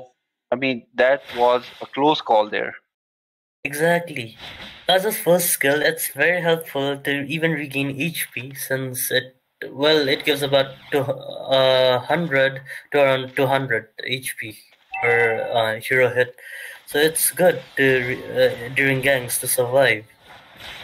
Yes, exactly. And we also have to talk about Valentina. Valentina is so deadly. Even here comes. Oh my goodness, that was very well executed. flicker And there. well timed, Avoid. actually. Even well timed. Yes, it was well timed to avoid that luminous blast stun there. Otherwise, he would have been taken down. And Xavier connecting on to Valentina with that dawning light, and Valentina will be taken down by Hanzo, and it seems like Lolita is in trouble. Will she be taken down? I don't think so. Hanzo is out of blood. Oh, that damage coming from Hanzo taking down Lolita. Finally, I mean, wow, that damage from the his second skill. I mean, you have to admire Hanzo, especially. I mean, once he gets his early items. Right. Akita is cutting down the lanes for Fredrin, and he's trying to rotate to help his teams, or maybe even take the red buff. He's camping right there. Well, yep, Love and Troll got the turtle now. Yeah, Turtle goes to Love and Troll. Oh, now Kaja once again. Here comes. Oh, Jinx almost down. Oh, 1 HP, but. Oh, wow, He survived! He survived! Survived, and Xavier has been taken down this time, and it seems like Kaja with that Divine Judgment onto that Beatrix, and Clint will be able to take Beatrix down, and Perfect is also very low, but he will survive for now. And Hanzo is there. I don't think they both will survive, and yes, they have been taken down once again. Clint taking down Lolita, and Hanzo onto Beatrix there. So, Phantom Execute coming from Lancelot here, very close, but Retribution was executed onto Clint there, and it seems like Pokito is in trouble here. Yes, he will be taken down this time, and Dawning Light connecting on to Jinx here, and he might not be able to survive because he doesn't have any dashes here. Oh, that was so close from His wow, Jinx actually. Yes, and timing. His like literally timing his skills. Yes, exactly. Especially with that pick, you have to, I mean, admire the skills coming from Jinx there with that Right. Lancelot and avoiding all that damage just to survive every time with that low HP. It's beautiful the way he's timing. Oh, here comes Luminous Lost once again, and this time Kaja was again taken out by Wink here, and once again, as you can see, Filthy Frank this time going with XP laner, not going with Marksman, and Dawning Light not connecting on to anyone here. Alright, so we have seen that both have taken out one turret from mid lane, and Love and Troll lost their one turret from the bottom lane, and we are gonna see a turtle spawning in almost 1 second. So yeah, there will be another fight on turtle because we still have 2 minutes, 1 minute remaining on to that lore timer. So already Lancelot onto that turtle, and here comes Hanzo with his skills but not connecting to anyone here, and trying to take on to that Loli, and trying to give damage, trying to zone her down as much as he can, and it seems like Retribution was executed, and Luminous was connecting on to 2 members of Love and Troll, taking down Clint and Kaja as well. So Kaja's positioning is a little bit weak right now. He should have. Ooh, it seems like Kylo is in trouble this time, and Valentina with that. Oh, that snipe was. That snipe good. did connect. Yes, that snipe connected. That damage. Wow. Yes, exactly, and it seems like Pokito will survive here with the help of Lolita. One last sec is on Lolita there, and trying to push on to that mid tower, and they will be able to take it down. Divine Judgment was connected on to Lolita, but of no use there. Right. Right now, seeing the map, IC is winning on the turrets because they have got 2 turrets, and Love and Troll has only got 1. But based on the kill, Love and Troll has greater kill right now. Yes, Phantom Execution connecting on to Rumi once again, but won't be able to do much damage. And this time, once again, you can see Fredrin was taken down on that top lane here, and it seems like Love and Troll is losing all those objectives. I mean, they have to focus on objective instead of those kills. And once again, Dawning Light coming from Xavier, but not connecting on anyone there. And it seems like now the jungle is in the hands of Icy Paradise and Ruby once again there. Oh, here comes Pokito with a jab, and now it seems like he is in trouble once again. And Phantom Execution not connecting onto anyone, and Luminous Blast was executed but not connecting onto any member of Love and Troll here. Ooh, Sniper, and here comes Davion with that Clint, but not connecting to anyone there. Hanzo trying. Oh, that damage from Tonic Light connecting on to Beatrix, and mega kill coming from Hanzo there. And it seems like Davion was almost taken out, but had to flicker out. Oh, that is close. Xavier finally was able to put on some damage here onto the side of Icy Paradise, and Lolita will be able to escape this time. Let's see. And here comes Ray with that. Yeah, Eva very close. Ooh, that was a nice dash. Once again, you can see how good they are in avoiding those damage kills there. And it seems like they are straight away going for that Lord, and they might be. Ooh, Dawning Light connecting on to Lolita, almost taking him down, and Kaja on very low, connecting onto that Phantom Execution from Jinx, and it seems like once again Jinx with that retribution on Hanzo trying to slow him down, and yes, he will be able to survive once again here. Right. Oh, Luminous Blast. Oh my goodness, wow. I think Perfect is in trouble here, but he will be. Oh, it's actually Valentina, so yeah, she will be able to survive this time. A type of hero who can regenerate really fast with that second skill, but let's see. This Lord will.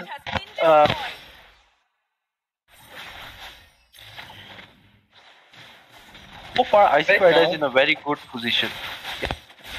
Right.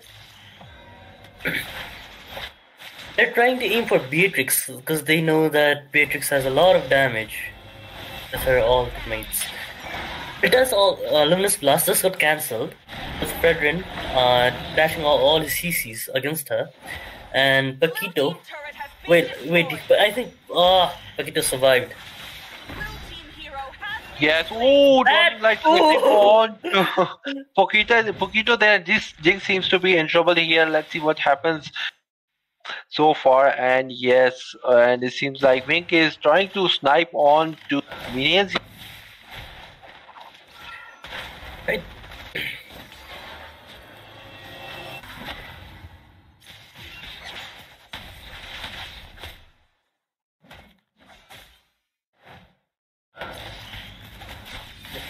Because he is so tanky, it was so hard for him to actually do some damage onto Xavier here. So far, if we look at the gold lead, we have only 2k gold lead, but it is on the side of Icy Paradise, and it seems like because of those objectives taken from Icy Paradise, Led is unable to chase up to them in gold lead, but we have to look at those items as well. And if we look at them, we have Athena coming from Kaja because of Valentina, and Valentina's burst is so good. Genius Wand from Valentina, Holy Crystal as well.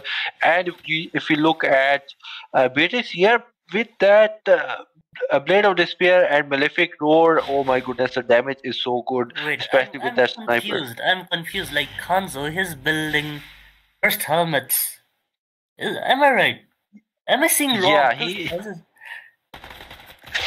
I think he is actually going for a very tanky Hanzo just because he can survive in that soul form, and he can put on some damage. And once again, Luminous Blast connecting on to two members, and once again Clint and Kaja seems to be in trouble. And here comes Filthy Frank, trying to zone down the members, trying to make their allies survive as much as they can. And Dawning Light once again connecting Phantom Execution coming from Big. And finally he was taken down from Kaja, and seems like Icy Paradise is in trouble. And Pokito barely surviving there, but trying to flicker out. And yes, he will survive. Beatrix and Victor survived in that gank. With 1 HP right there.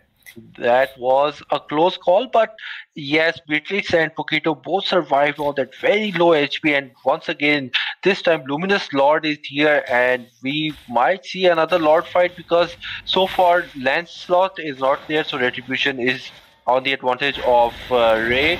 Love and Troll here, and once again Filthy Frank trying to zone down the members. Ooh, Dawning Light, and Olita was not able to do anything, but Rumi will be melted down with that Wink. I mean, the damage coming from Wink is so good, and here comes Phantom Execution, but early with that retribution from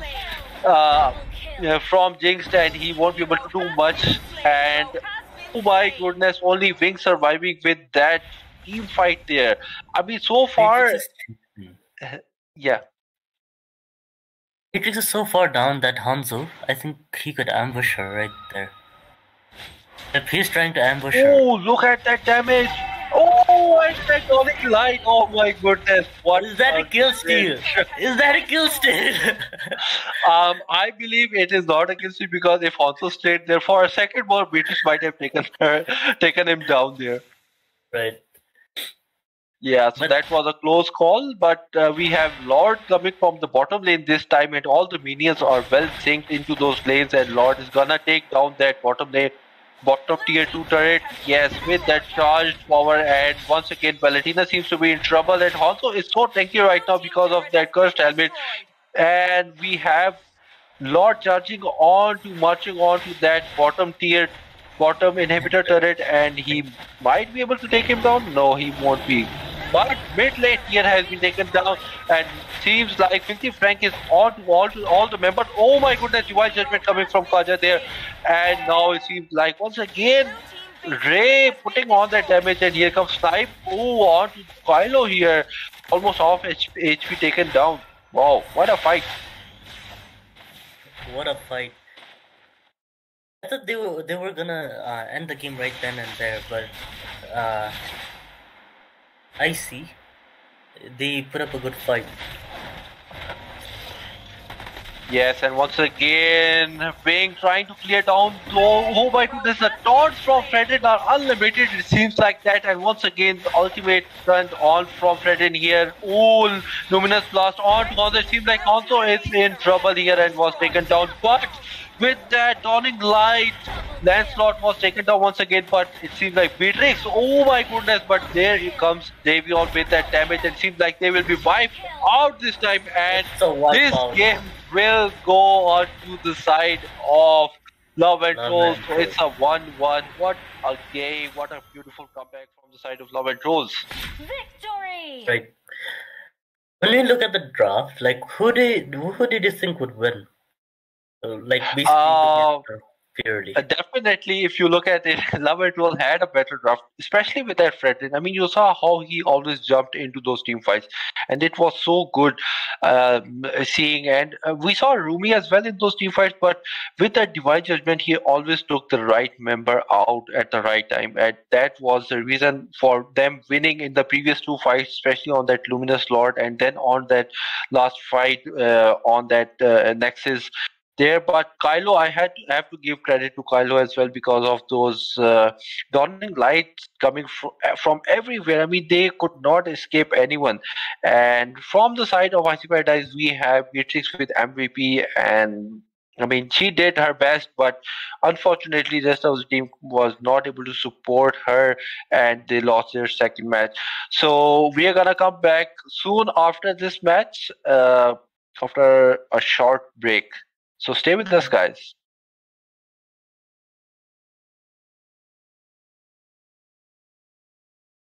Yes, Ray has this capability to actually jungle really, really fast. But let's see how good Lancelot is, because so far, if you look at it, Hanzo has already cleared most of his jungle there. Oh, first blood! Whoa, wait, of Rumi. So now let's see what's gonna happen, because now Kaja might be in trouble here. Right. Valentina. Okay, Valentina is facing off against Fredrin, and Blue team has already taken the turtle. Wow. I mean, quite easily, IC Paradise were able to take down that turtle. So early advantage goes to the side of IC Paradise. So far, they have that lead as well. 1k gold almost, and here comes Divine Judgment from Love and Troll. Oh, beautiful. That survived from 200 HP per hero hit. So it's good during gangs to survive. Yes, exactly. And we also have to talk about Valentina. Valentina is so deadly. Even, oh, here comes. Oh my goodness, that was very well executed to avoid that luminous blast stun there. Otherwise, he would have been taken down. And Xavier connecting on to Valentina with that dawning light, and Valentina will be taken down by Hanzo, and it seems like Lolita is in trouble. Will she be taken down? I don't think so. Hanzo is out of blood. Oh, that damage coming from Hanzo. Right there. Well, yeah, Love and Troll got the turtle now. Yeah, turtle goes to Love and Troll. Oh, now Kaja once again. Here comes. Oh, Jinx almost down. Oh, 1 HP, but. Oh, wow, He survived! He survived! 1 HP, but. Oh, wow, He survived! He survived! And Xavier has been taken down this time, and it seems like Kaja with that divine judgment onto that Beatrix, and Clint will be able to take Beatrix down, and Perfect is also very low, but he will survive for now. And Honzo is there. I don't think they both will survive, and yes, go on to Beatrix there. So, Phantom Execute coming from Lancelot here, very close, but Retribution was executed on to Clint there, and it seems like Pokito is in trouble here. Yes, he will be taken down this time, and Dawning Light connecting on to Jinx here, and yes, exactly. Especially with that pick, you have to, admire the skills coming from Jinx there with that Lancelot and avoiding all that damage just to survive every time with that low HP. It's beautiful, the way he's timing. Oh, here comes Luminous Lost once again, and this time Kaja was again onto that turtle, and here comes Hanzo with his skills but not connecting to anyone here, and trying to take on to that Lolita and trying to give damage, trying to zone her down as much as he can, and it seems like Retribution was executed, and Luminous was connecting on to two members of Love and Troll. Retribution was executed, and Luminous was connecting on to two members of Love and Troll, taking down Clint and Kaja as well. So Kaja's positioning is a little bit weak right now. He should have. Ooh, it seems like Kylo is in trouble this time, and Valentina with that. That snipe did connect. Yes, that snipe connected. That damage. Wow. Yes, exactly, and it seems like Pokito will survive here with the help of Lolita. One last sec is on Lolita there and trying to push on to that those skills, and once again Dawning Light coming from Xavier but not connecting on anyone there, and it seems like now the jungle is in the hands of Icy Paradise, and Ruby once again there. Oh, here comes Pokito with a jab, and now it seems like he is in trouble once again, and Phantom Execution out there. Hanzo trying. Oh, that damage from Dawning Light connecting on to Beatrix, and mega kill coming from Hanzo there, and it seems like Davian was almost taken out, but had to flicker out. Oh, that is close. Xavier finally was able to put on some damage here onto the side of CR in avoiding those damage skills there, and it seems like they're straight away going for that Lord, and they might be. Ooh, Dawning Light connecting on to Lolita, almost taking him down, and Kaja on very low, connecting on to that Phantom Execution from Jinx, and it seems like once again Jinx with that Retribution on, although trying to slow him down, and yes, he will be able to survive once again here. Right. Oh, Luminous is very bad. Oh my goodness, wow. I think Perfect is so far Icy Paradise is in a very good position. Right. Match number 3 here, Levin Troll making a beautiful comeback in the previous game, and now the score is 1-1. So far, once again we are gonna see Martis getting banned on to the side of Icy Paradise, and let's see what Levin Troll is gonna ban. I might believe now that they will actually ban all those heroes that we banned in the previous match, because they actually had a good draft in the last match. Right. IC might also try to ban sorry, Beatrix or Fredrin, because Fredrin was the one interrupting all of Lolita's skills there. So Fredrin was a pain. Yes, he was, and I think they might also force Love and Troll to give them Threaten, but it totally depends on the draft. And they would never want Threaten to go onto the side of Icy Paradise because Threaten is so good, especially with that taunt. I mean, he can give stun with that first skill, with that dash skill, and then he can also give taunt to the enemy. So any skill you are trying to cast is cancelled. So he is very handy, especially when it comes to team fights, and he can also input some good damage. Plus, the sustain from him is quite good. But we have Barrett's banned this time from the side of Love and Troll. So far, 2 bans are done from both sides. So let's see what will be the ban from One Last Sec from Icy Paradise. Ban right now, it's going all standard with Akai, Leomord, Mortis. Maybe we're gonna see Leslie as the next ban. Maybe Leslie will be the next ban. Or if they have the first pick, Leslie would be the first pick. Yeah, let's see. First pick is onto the side of Icy Paradise here, so I think Love and Troll should play a good draft here, a smart draft, and they should ban Leslie because last time Leslie was actually a pain for them. So yeah, let's see what's gonna happen here. They have still some seconds left on that ban, and we are gonna see Kaja getting banned here. Yeah. So Kaja is the one who has been banned this time. Let's see what will be the first pick coming from the side of LG Paradise. So actually first pick gives you advantage, but it also gives advantage to the other team because you get one meta hero, but the opponent team, they can actually get 2 meta heroes at the same time. Ooh, Carmela! Interesting. I mean, how could they forget banning Carmela? Well, first pick, it's always a risk and a chance, because when you have a first pick, you can also get countered. So, I'm kind of afraid of first picking. Yeah, as you can see now, they gave Carmela, but in return they got Valentina and Frederick. And Valentina can actually copy Carmela, and it will help them because she is a mage, and especially with the damage build, Carmela's skills are quite handy when it comes to a damage build there. Also, Sicilian has been locked from the side of Icy Paradise so far.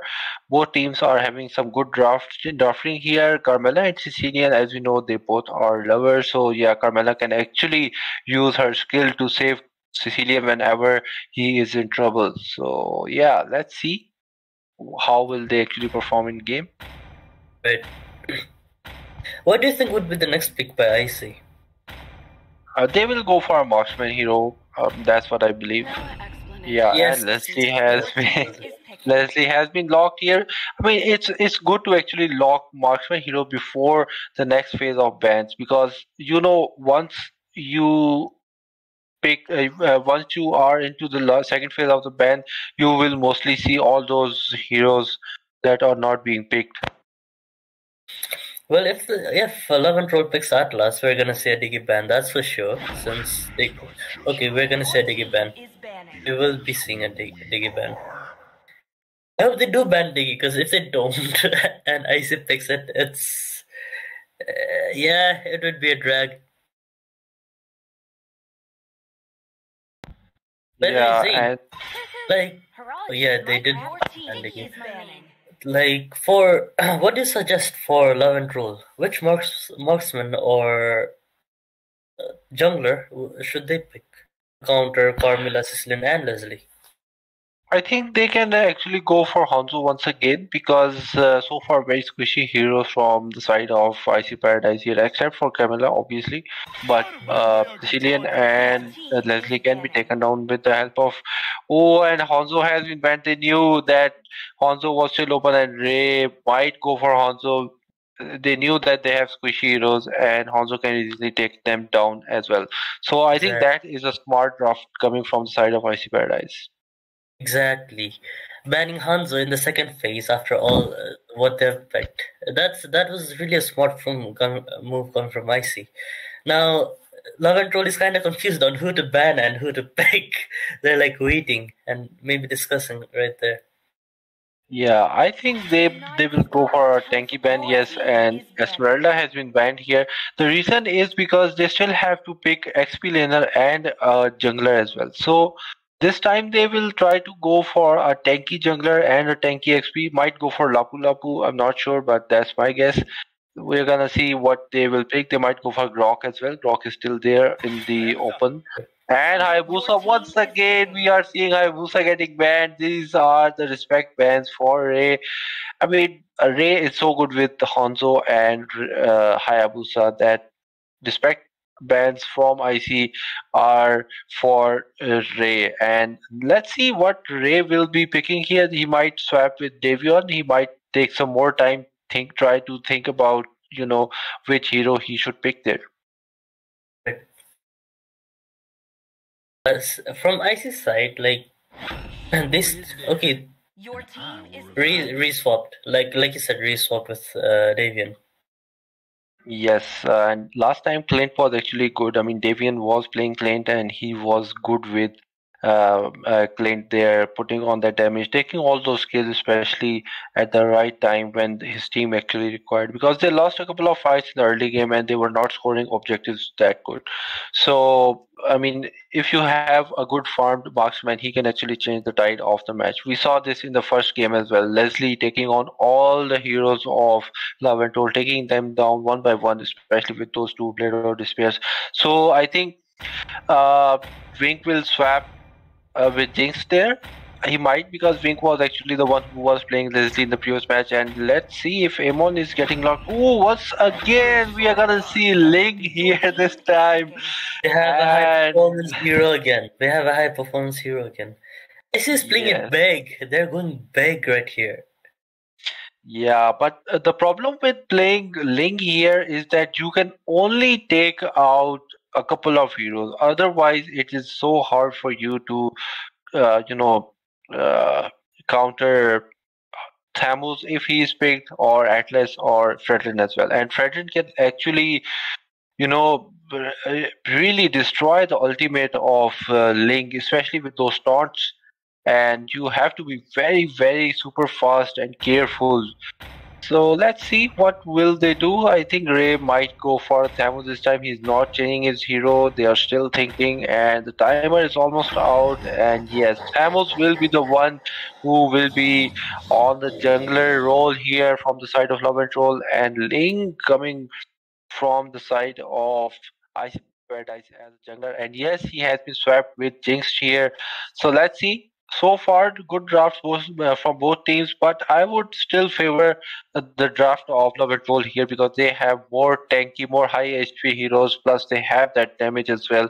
So let's see. At late game, it is more towards the side of Icy Paradise, and with that, Leslie and Sicilian. So we are into our game number 3, Love and Troll versus Icy Paradise. This is for the 4th and 5th position, guys. So let's see. Once we reach into the land of dawn, and we're gonna see what will these two teams do with these heroes here. All right, guys. So let's see. Pokito is going to his lane. Ling is going straight to the buff, and so is Thamus from side of Love and Troll. And so far, every hero is going to hold on to their respective roles and their jobs. Carmilla has already started invading the blue buff, so I think we're... Yeah, she pushed Atlas to the gold lane right there. Yes, exactly. And Carmela is actually, after that little adjustment and revamp of skills, she actually has, oh, here comes Rumi with that first skill, and it seems like, they are invading quite early, and once again Rumi is getting all that damage from Sicilian. He might go down, but he will have to flicker out, but there comes one last second, yes, with that stun coming from, and Jinx was able to take down Rumi, and he will score the first blood here. And with that assist gold, Sicilian will be able to make his mana boots first. So yeah, pressure early on to the side of Love and Troll, and Davian is actually quite low here, and yeah, he'll have to go back to the base. But here comes Rumi trying to save that gold from trade, because if Leslie get fed, the whole team will be in trouble. Right. Looking at the draft, Thomas is invading Icy's jungle, while Ling is trying to get to level 4 very fast. Maybe to, like, a gank Clint? Yes, gank Clint. Oh, it seems like Carlo is in trouble, but he will be able to survive with that flicker. Very nice flicker, and it seems like here's another fight. It's a 1v3 situation, very hard for Ray to survive, but Valentina might be able to take him down, and yes, but Jinx will be able to take down Valentina as well. And Davian trying to put on that damage here, but Sicilian with his ultimate trying to slow down the members of Love and Troll, taking down Clint there, and ooh, very close there. Rumi was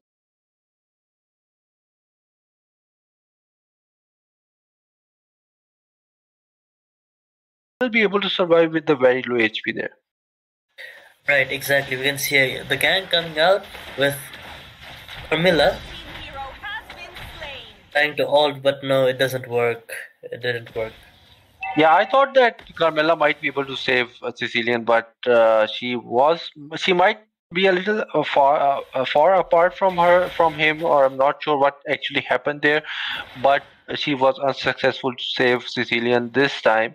Let's see if she can in the future, but for now we have 2 kills from the side of Love and Troll, and so far gold lead is almost equal, just a 500 gold difference, so that doesn't matter a lot at the time. And Ling is trying to give vision to his team members as well, because he can easily jump to the walls with his first skill so far, and Rumi is there, and oh, it seems like once last sec has I think there is no follow-up there, and Rumi seems to be in trouble. Right. That was a very, very bad decision coming from Rumi, and giving 1 kill to Wink there because of that decision. And I think he didn't see his teammates retreating there, and it seems like once again Fredrin was in trouble, and they were in that turret taking him down there. And Kylo here now with that Valentina, he has Carmela's ultimate there, very barely surviving, but he will be taken down. And yes, Kito will be taken down here. So far, both teams are playing good, but I would say IC Paradise is more towards those objectives, trying to take down those turrets, trying to score a kill whenever they actually get a chance. But once again, I would like to say that turret was also taken from Love and Troll. So let's see, once again, another turtle is here, and now we might see another fight here. Right, Carmela's ult, it hit. Carmela's ult hit. Now Thomas has been killed. Oh, that's a good ult by Atlas right there, but there is no follow-up, so Atlas is gonna die right there. And Clint, he got targeted by Ling and Sicilian. Valentina is running for life right there right now.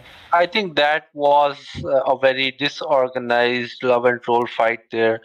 If they had some damage, or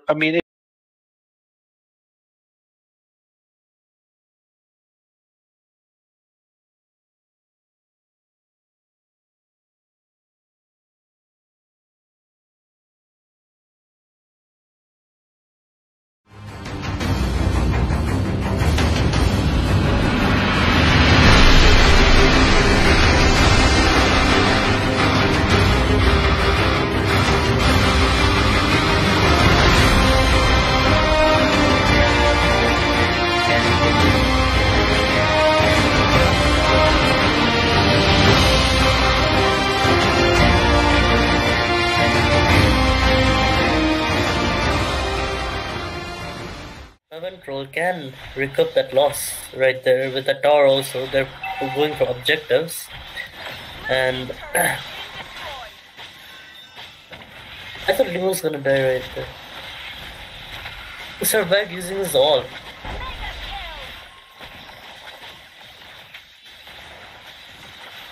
Atlas had tried to ult, but yeah, the damage was not enough from Love and Troll's side. So yeah. Yes, it was a good fight. Once again, you can see that Love and Troll losing those team fights and giving all that goal to the Icy Paradise here. And it's once again you can see Leslie. I mean, we already talked about that in the draft. That Leslie will be the one you have to be very careful of, and now it seems like the damage on that tank as well is quite high. If right now, I mean, if you look at it, they haven't made any armor as well. And once again, look at the damage coming from Sicilian, and it seems like Valentina will be taken down. Yes, and Ling will survive with that ultimate. And Ray so far is not able to do much because his heroes were banned there. I mean, if he had Ibusar also, there might be a different situation. But once again, it seems like, oh, that is the beautiful ultimate coming from Atos. But once again, not much. I mean, I'm not sure what is actually happening from the side of Love and Troll because they are trying to deal that damage, but nothing is happening there for them. They're not following up Atlas's ult. Like Atlas is getting good ults. He's executing good ults right there. Even before he had 3 people in right now 2, but there was no follow up. So no. Right now, IC's lineup it's quite squishy. So they could have scored a kill or 2, but yeah. Exactly, and once again we have Lord this time. Turtle's time is over, so 8 after the 8. Once again, finally, I think Love and Troll was able to gank down Pukito there. So yeah, Pukito, I mean, if you take down an XP laner, that's fine, but you have to focus on marksman. Oh, that damage coming from Leslie, and oh my goodness, that Sicilian. I mean, I'm out of words right now because that damage is insane, and they also took down Ray quite easily. So it seems like Love and Troll is in trouble in this game, and Kylo is not able to put on that much damage here on Jinxed. So they will go for Lord this time, and I believe they will also try to take that purple buff. Yes. Love and Troll's ban, it hurt Ray. It is hurting Ray. I'm feeling that it is hurting Ray. Like Ray has not been able to do that much as we last saw his Hanzo in last match. So they targeted Ray in this match, like literally. Atlas is trying to zone out Ling right here. Has the same KDA. So yeah, I mean, this shows that how good they are playing at the moment, and they will be able to take down the slot quite easily this time. Once again, I mean, Love and Troll is, I mean, the momentum that they had in the previous game, they don't have it once again, and it seems like Ray is once again there. Oh my goodness, that damage from Leslie is insane, taking down that. Oh, the Lord will be taken from the side of Love and Troll, and it seems like Thamus will survive. No, he won't, and Leslie died. Oh my goodness, it's gonna be a wipeout. Just shut down Leslie. No, I don't think it would be a wipeout right there. Yes. Oh, that might be a wipeout here. Very close. Oh my goodness. Oh, she survived. She survived. Wow. I mean, if that Lord was taken from the side of Icy Paradise, this might be over for Love and Troll for this game. But somehow they took that Lord, and now they have this chance to actually make a good comeback here. Once again, we can see Rumi here on that one last attack, and here comes a beautiful ultimate from them, and it seems like Link will be. Oh my goodness, the damage onto that plate, he won't be able to survive, and yes, mega kill coming from Sicilian and shut down onto that Kylo there. Valentina, she chased and killed her. Oh my goodness, finally Love and Troll putting on some damage there onto the members of, oh my goodness, Wink is hammering on to Ray. Wow, I mean, with a couple of shots there, he almost took out Ray there. I mean, wow, look at the damage. So it shows that how well formed he is. Leslie is the most picked hero right now, so picking or banning her, it's a guarantee in these tournaments, and she hurts a lot. After she gets her belt, she hurts a lot. Yes, even definitely. For heroes. Yes, and in the late game especially, I mean, we already saw two little despair, one endless battle. We have a berserker fury. You don't need anything else. I mean, you have that. I mean, once again, Cecilia with that damage coming on, but Carmela won't be able to survive. And Ruby with that beautiful ultimate, he might be able to take down Leslie this time. And yeah.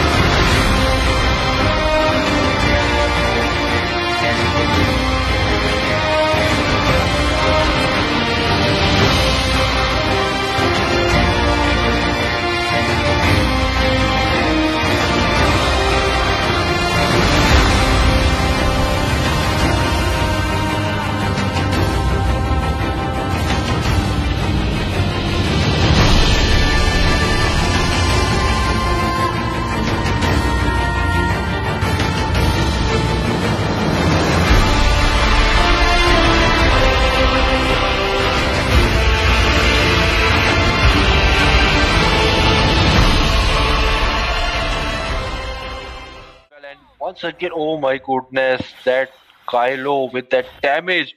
I mean, Valentina, once she has Genius Wand, Holy Crystal, and she has now made Divine Glaive. So yes, I mean, with these items, she is so good, and we are already seeing it. And now he might go for Resurrection Shield. Let's see if he wants more damage. And here comes Link once again. Jinx right there. Oh, it seems like he's double. He still has his ultimate. Oh, but Ray will be taken down here because of the snow coming from Carmela there. But Ling was the target and he was taken down. But in return, they have lost two members there so far, and now one member lost from the side of Icy Paradise and Filthy Frank. Oh, that flicker, but what?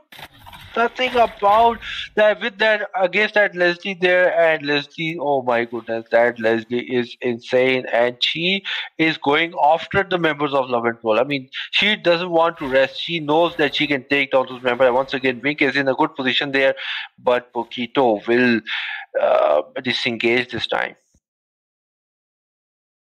Right, exactly. Leslie is going for the Lord now. I think it was the obvious option there. And Love and Troll, there will be a big gank right now for the Lord. Both teams are trying to get the Lord right there. But look at Leslie's damage. She's like literally melting the Lord. Yes, the gank this time. Once again, the gank has been initiated, and once again, Ray will be able to take down that Lord, and Carmela will be taken out this time. They have to take down Wing somehow. If they don't, they won't be able to do anything because, oh, look at the top. The turret has been taken down, and pressure on to Love and Troll from the bottom lane there because Siege Minion will be spawning very, very soon from the bottom lane. But we are gonna wait for the Lord here, and Love and Troll should now focus on sinking all those lanes, trying to put on some pressure because they have all those defenses. All they need is to take down Leslie because they have been able to catch up to Sicilian so far, but they have to take down Leslie because Leslie is the danger man here. If they don't take out Leslie, Love and Troll won't be able to win this game in such conditions. It's like approaching late game, so Sicilian and Leslie is actually very dangerous right here. It's not only Leslie but also Sicilian. This is right now for Love and Troll. Only Valentina and Clint deals a lot of damage. Others are basically tanky heroes, so they'll need a lot of damage. And they need to save these two so that they can deal damage to Icy Paradise. Yes, once again you can see Thamus and Fredland on to all those members, but Thamus will be taken down from Carmela here. And it seems like once again the damage. Oh my goodness, how did Kylo survive with that retribution? Oh, whoa! Oh. That flicker and that skill. I mean, oh my goodness. Wow, Kylo once again surviving barely, but it seems like Kylo won't be able to protect this base here. After all, I mean, all the members are down. Still 10 seconds timer on Rumi here, and it seems like it will be a difficult for. Oh, wow! Once again, it seems like they will. That was really fast. I mean, that inhibitor was taken so fast that I was not able to even think about what to say there. And yes, this time once again, Vicky going out to the side of IC Paradise. They played really good in this match. Once again, Leslie is the one that threatened the whole team there, and Love and Roll, if they want to win, they have to ban Leslie. If they keep Leslie open and Sicilian as well, they will be taken down. So yeah, I mean, previous match they banned Leslie, they were able to dominate quite easily. So that once again, Rumi is getting all that damage from Sicilian. He might go down, but he will have to flicker out. But there comes one last second. Yes, with that five, with that flicker.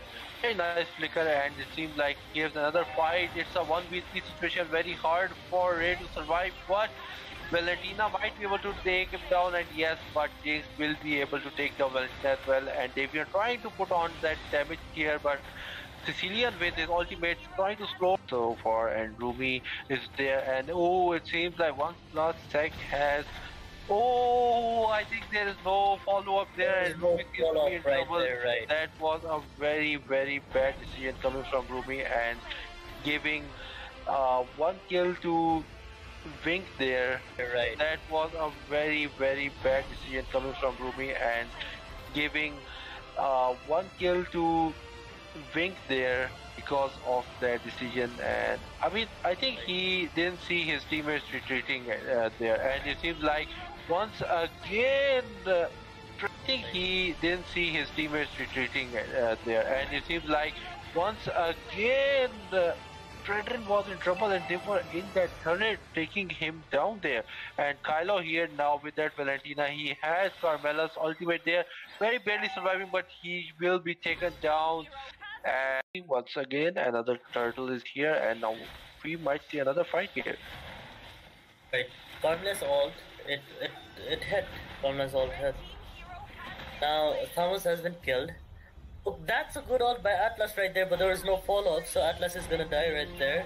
And Clint, he got targeted. It's about 3000. So Love and Troll can recoup that loss right there with the tower also. They're going for objectives. And I thought Limo was gonna die right there. He survived using his ult.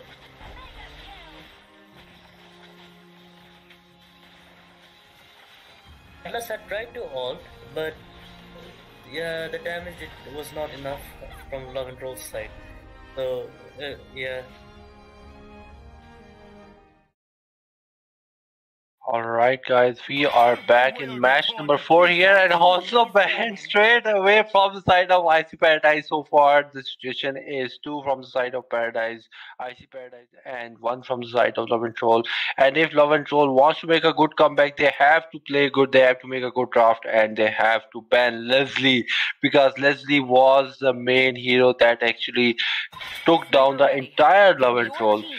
Oh, and Leslie yes, has been banned this time. Finally, we are seeing something from the side of Love and Troll. I mean, they have to. If they don't, they will lose this match. They're not even taking any chances and straight up ban Leslie.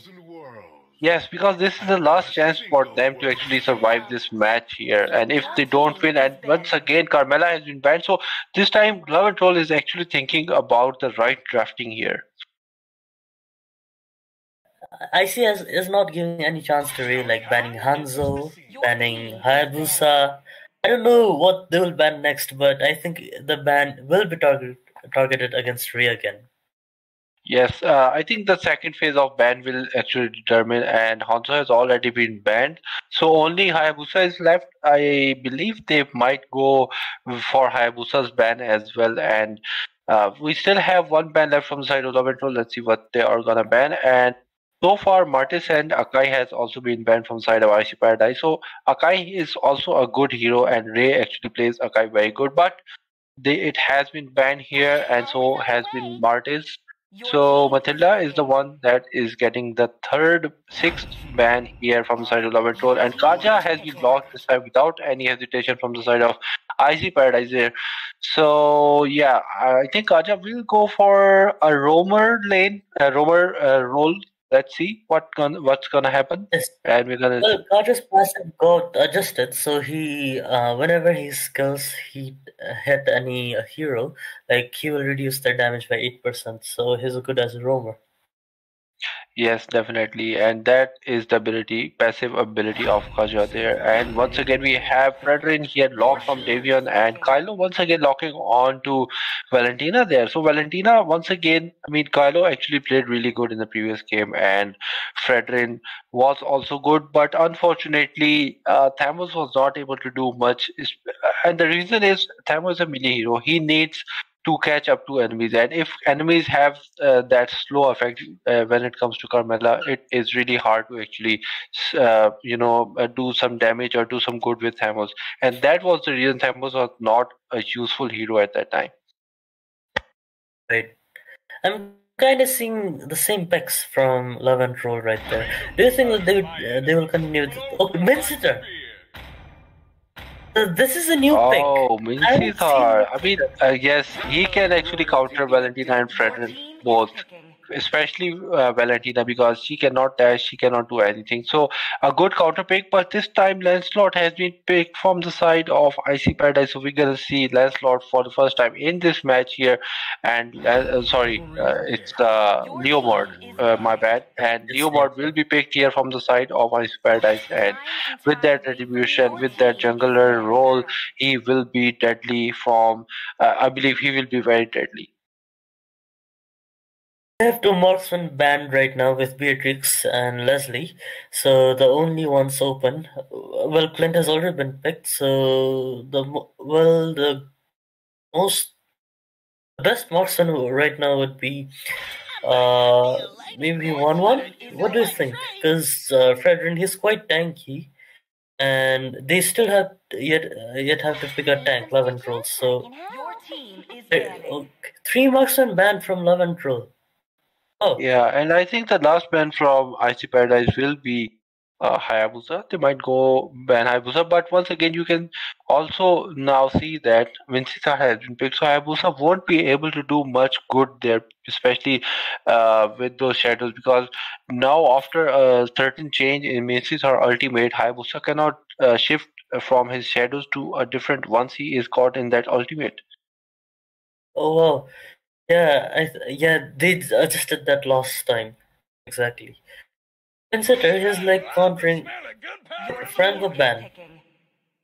Yes, Franco has been banned this time, and yeah, they also banned Franco in the second match as well. So once again, Franco has been banned. I'm not sure what they are actually planning. I mean, why are they actually banning Franco? But let's see. They have banned him, and now we are gonna see Ray with that pick. They might go for a swap there with Rumi, but I I think Ray will pick a hero this time.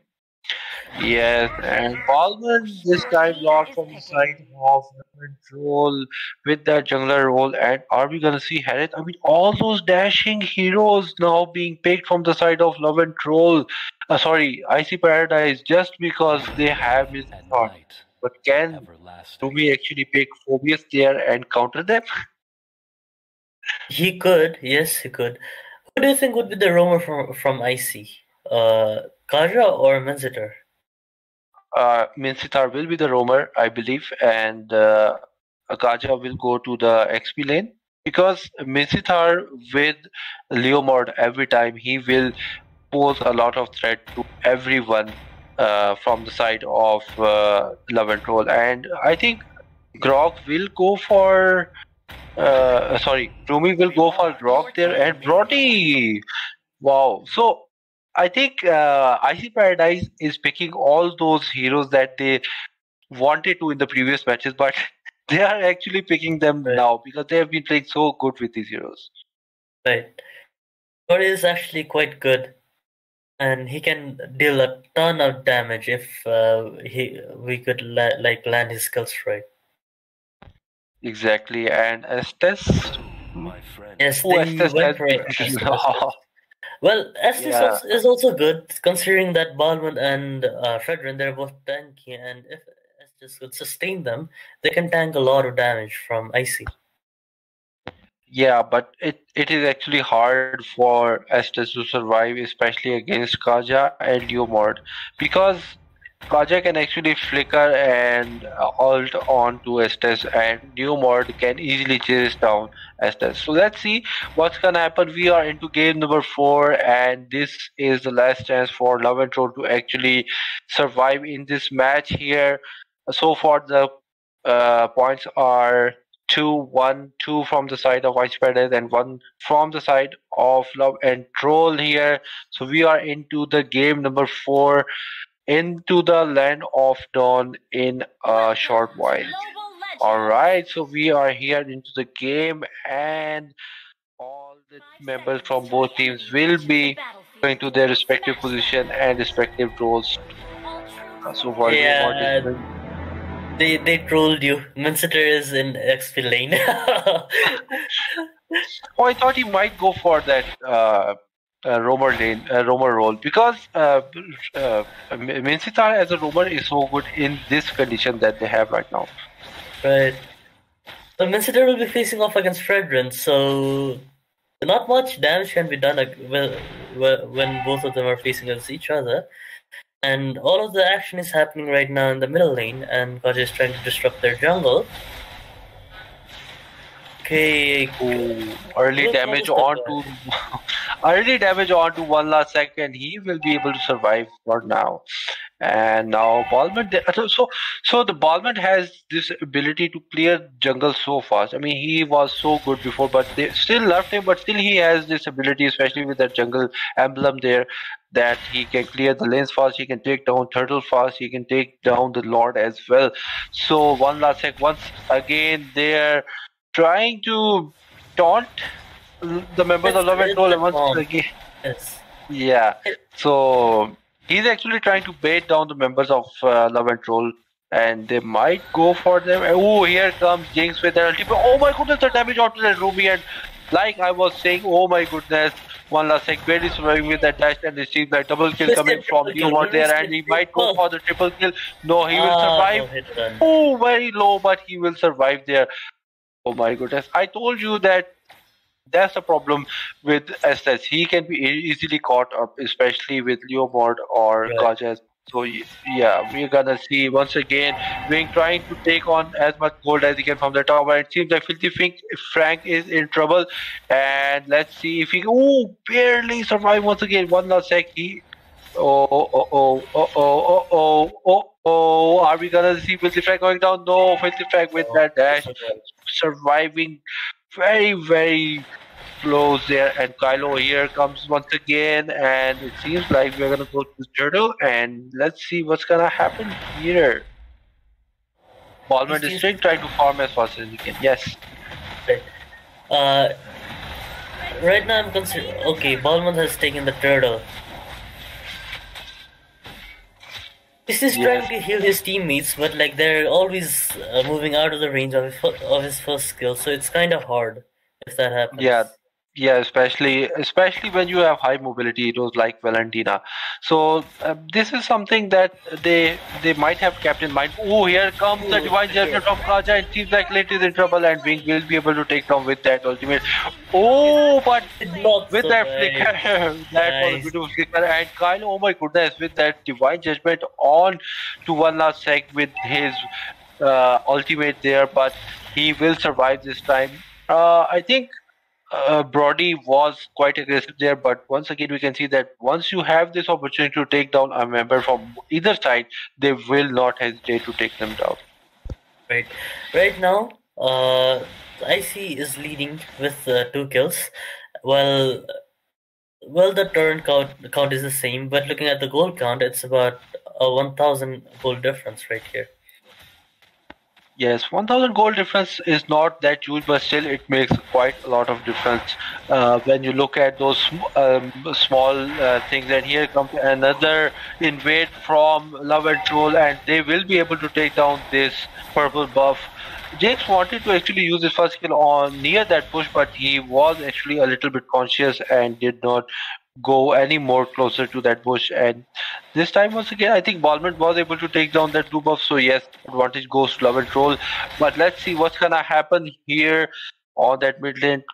Four members here from the side of IC Paradise in that mid lane, hiding in that bush, and it seems like Kylo might be in trouble here. Oh my goodness, he has engaged, and here comes Leomord with Barbiel, and here comes Wink with that stun. Oh, I think too much aggressiveness coming from the side of IC Khalid Paradise. actually used Kaja's ultimate and pulled Leomord to the turret. Yeah, that was a very smart move from Kylo. I mean, he knows that he can actually steal anybody's ultimate, but in that sudden pressure you have, I mean, you have to watch out if you are not gonna, execute on the wrong teammate. So once again, oh, here comes ultimate from one last spec, using the Divine Judgment, taking down Valentina this time. So that is, I mean, Valentina has been so good, but every time Valentina scores a good play there, Valentina also goes down. So you have to be mindful of your positioning as well. Valentina playing aggressive is a good thing, but I think because of the low HP, they will be able to take down this turret, and it seems like now Rumi is in trouble, but he will flicker out to survive this time. And he has actually a very low mana, so no healing for him right now.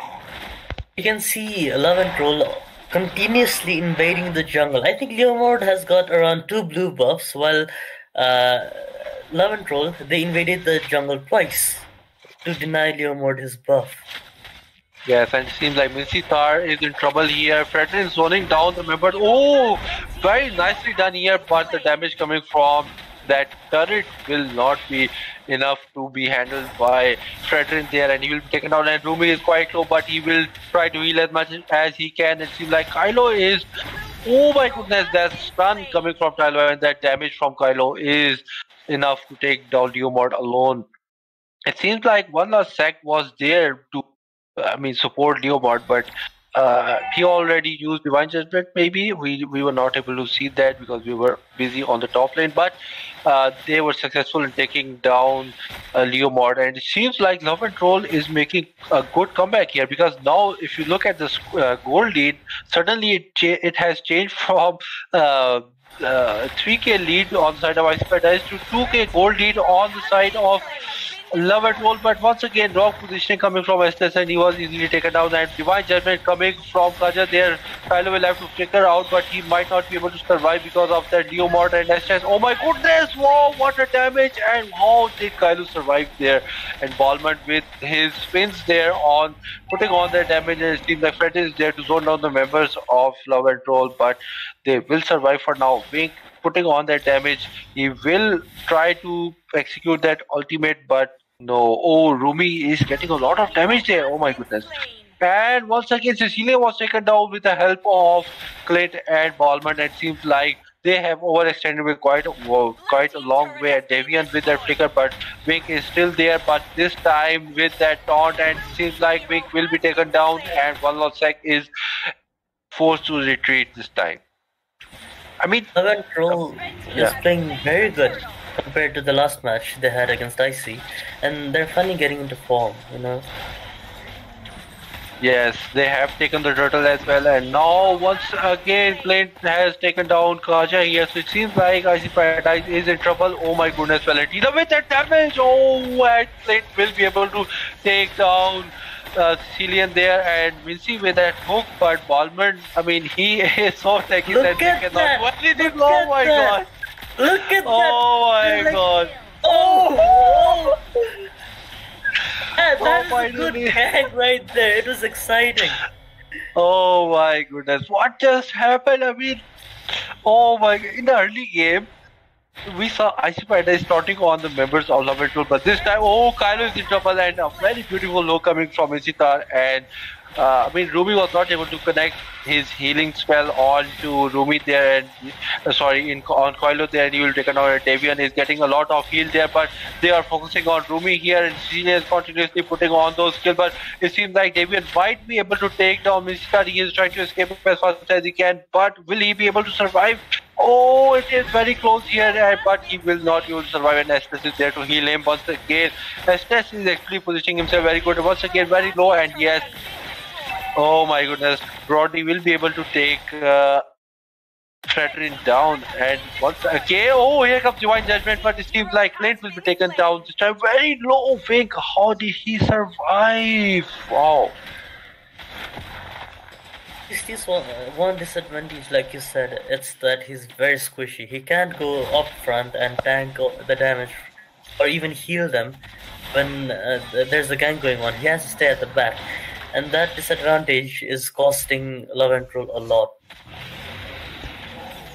Yeah, look at the level difference here. I mean, Valentino on level 11 he has, and Ray is on level 14. So quite a lot of difference, especially when it comes to level.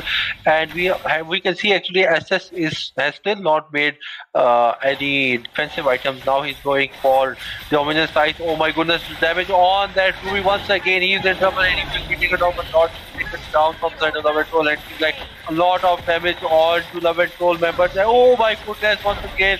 Play taking down the members, but in return, oh, very low. But kill, will we see a maniac? Maniac! Yes, oh my god, what just happened? I mean, they were winning that fight, but Rumi again not positioning himself correctly. He was so ahead of his team. There was no support, there was no defense as well, and Rumi, I mean, he doesn't even have Athena shield, so I mean, you don't have a defense. You have to at least mind your position when you are in that team fight. And I'm not sure why he went so far. And if Rumi survived here, the whole team might have survived as well, because he was not able to even turn on his ultimate. Looking at Wink's damage, I didn't think that he would dish out a lot of damage, since the difference between Love and Troll and Ice Paradise, it's about 3 levels. Yep, 3 to 4 level difference right here. So him getting a maniac, he just got caught. Wow, what just happened? I mean, they are not giving a single chance. It seems like this time serious trouble. He turned on the sprint, but again he will not be able to survive. I mean, we were talking about Fredrin and how much his taunts are irritating, and it seems like once again, oh, the damage is on that. Oh my goodness, SS is there to actually heal him, and once again had to forcefully turn on his ultimate, and seems like the whole Love and Troll is on to the members of Icy Paradise, and they are taking them down one by one.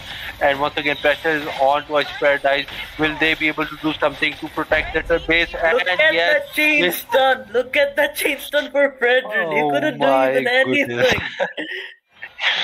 I mean, the stun from Missy and then from Brody, nothing else was needed. And once again, you can see bad positioning from Rumi, and he is caught once again, and he will be taken down. Yes, despite the fact that he has healing, but it won't be enough to survive. And once again, Flint, what a beautiful look from Insita and Brody. I mean, you have seen Wink with so much good skill with different marksmen. Once again, a triple kill from Brody. Wow. I mean, you have to give credit to Wink there. He just misses ultimate to kill Brody, and he has been pulled back by Kaja. Let's see if I think he would be able to survive since he's very tanky, but he has to retreat. Wow, what a play coming from! Oh, finally with that, with that ultimate coming from ahead. Yeah, he knew he can take him down. I think Brody thought that he will be able to survive with that second skill stun and he will be able to evade. But because now Brody is down, they have a good chance to actually take down this Lord. And if you see on the map, we have Leomord on the bot lane, and he still has a long way to come to the Lord. So one last sec is there, Vincita is there, but they won't have enough time to actually even do anything at Leomord with that bad positioning. Once again, he cannot do anything, and now once again you can see Cecilia was taken down. It seems like this time The whole team is in trouble from side of Ice Paradise, and oh my goodness, the damage! Oh my god, they have taken down the whole team, and Leomord, I'm not sure what is he doing on the top turret, bottom turret there. Oh my god, I think we are gonna see a best of 5 here. We might see, oh my goodness, the whole team is seeing a best of 5. But yes, we are gonna see a best of 5. Love and Troll once again coming back, so a chance for Love and Troll to make a great comeback. And what a game it was from the side of Love and Troll. I mean, they did not give a single chance to Icy Paradise, despite the fact that they had so much kills, especially from Wink here. 12 kills with those 4 assists there. I mean, it was so good, but unfortunately, Leomord was not able to farm fast. Balmer was taking all of his buffs, all of his jungles. So yes, this was actually a bad game from the side of Icy Paradise. However, we are now into the final game, guys. So we will be right back after a short break.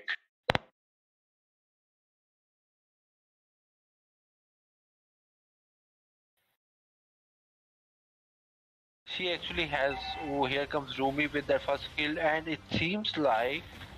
Oh, it seems like they are invading quite early, and once again, Rumi is getting all that damage from Sicilian. He might go down, but he will have to flicker out. But there comes one last second. Yes, with that 5, with that flicker.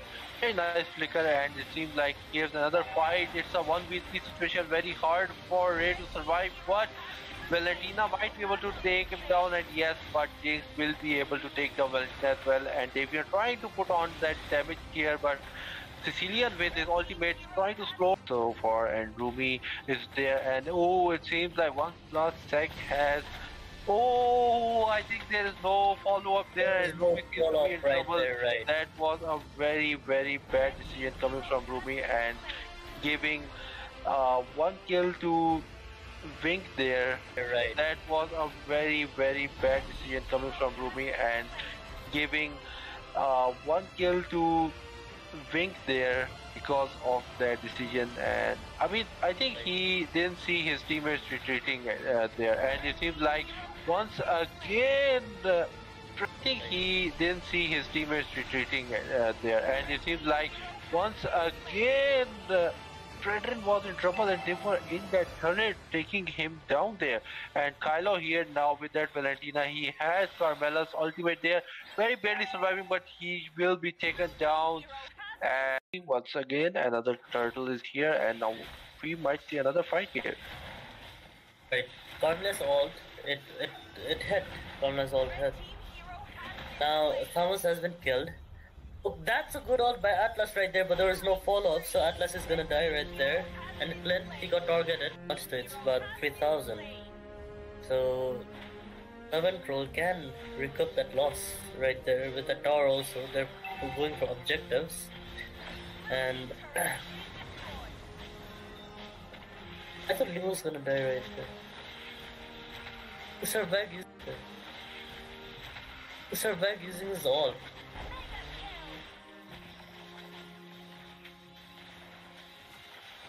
Atlas had tried to ult, but yeah, the damage was not enough from Love and Troll's side. So yeah. Yes, it was a good fight. Alright guys, so we are back into our best of 5 final. I hope you guys are super excited just like I am. And along with me we have Meow, our caster, our backup caster here. So yes, let's look at the ban. So Meow, would you please like to explain the drafting section, please? So the draft section, it's quite standard. After Diggy got banned, they had to ban Atlas, since the first pick is for Icy Paradise, and maybe they would have picked Atlas. But well, Akai was open. Akai Jungle, okay. So Akai Jungle is a very good pick, and I think they can do something with that. But we have to see the picks from Love and Troll too. Carmela is the first pick from Love and Troll. And maybe they're gonna go for another explainer, maybe Fredrin, because they're been continuously picking Fredrin for the last, I think it was two matches. And since Leslie got banned, they're not that in a hurry to pick marksman right there. Okay, so they went for another tanky hero. Let's see what IC is gonna pick to counter these two. What do you think? Would they pick Gary to counter these two tanky heroes, Zain? Yeah, they might go for carry, but once again we have to see if Wink is good enough with carry. I mean, that's fine that I mean, carry is there open in that draft, but you have to keep in mind. Oh, Wink once again. This time going with Beatrix. So yes, I think Beatrix can actually pose a threat to these tanky heroes. But let's see Barrett's with that retribution on with Ray. I mean, he is dangerous, but once again they have Akai as well. So Akai with that heavy spin and with that retribution, he is very good. Oh, this time Kadita, we are seeing Kadita for the first time as well in this tournament. So very exciting match actually. This happening for the position of 4th and 5th. So let's see. I mean, oh, wait a second. Are we gonna see Roger? What is happening here? Will we be seeing a Roger? I think it's the second time this tournament we'll be seeing a Roger, if he plays it. So, Roger as a marksman is kind of new to me, since whenever I play Classic or Rank, I always see him as a jungler. So, yeah, Roger is kind of new to me, because Bartz is going to play as a jungler. We are seeing his retribution right there. Okay, he switched to Sicilian at the last second. For the first ban, what do you think would be the first ban? Maybe another assassin? But like, since Akai has already been picked, what do you think? A tank? A roamer? So far the bans will be, I think, tank bans maybe, because let's see, tank and XP laners are still to be taken from the side of Ice Paradise. So 2 bans will be now from the side of Love and Troll here. And yes, Esmeralda has been banned, a very tanky hero, a very good meta hero as well on the side of XP lane. So it has been banned.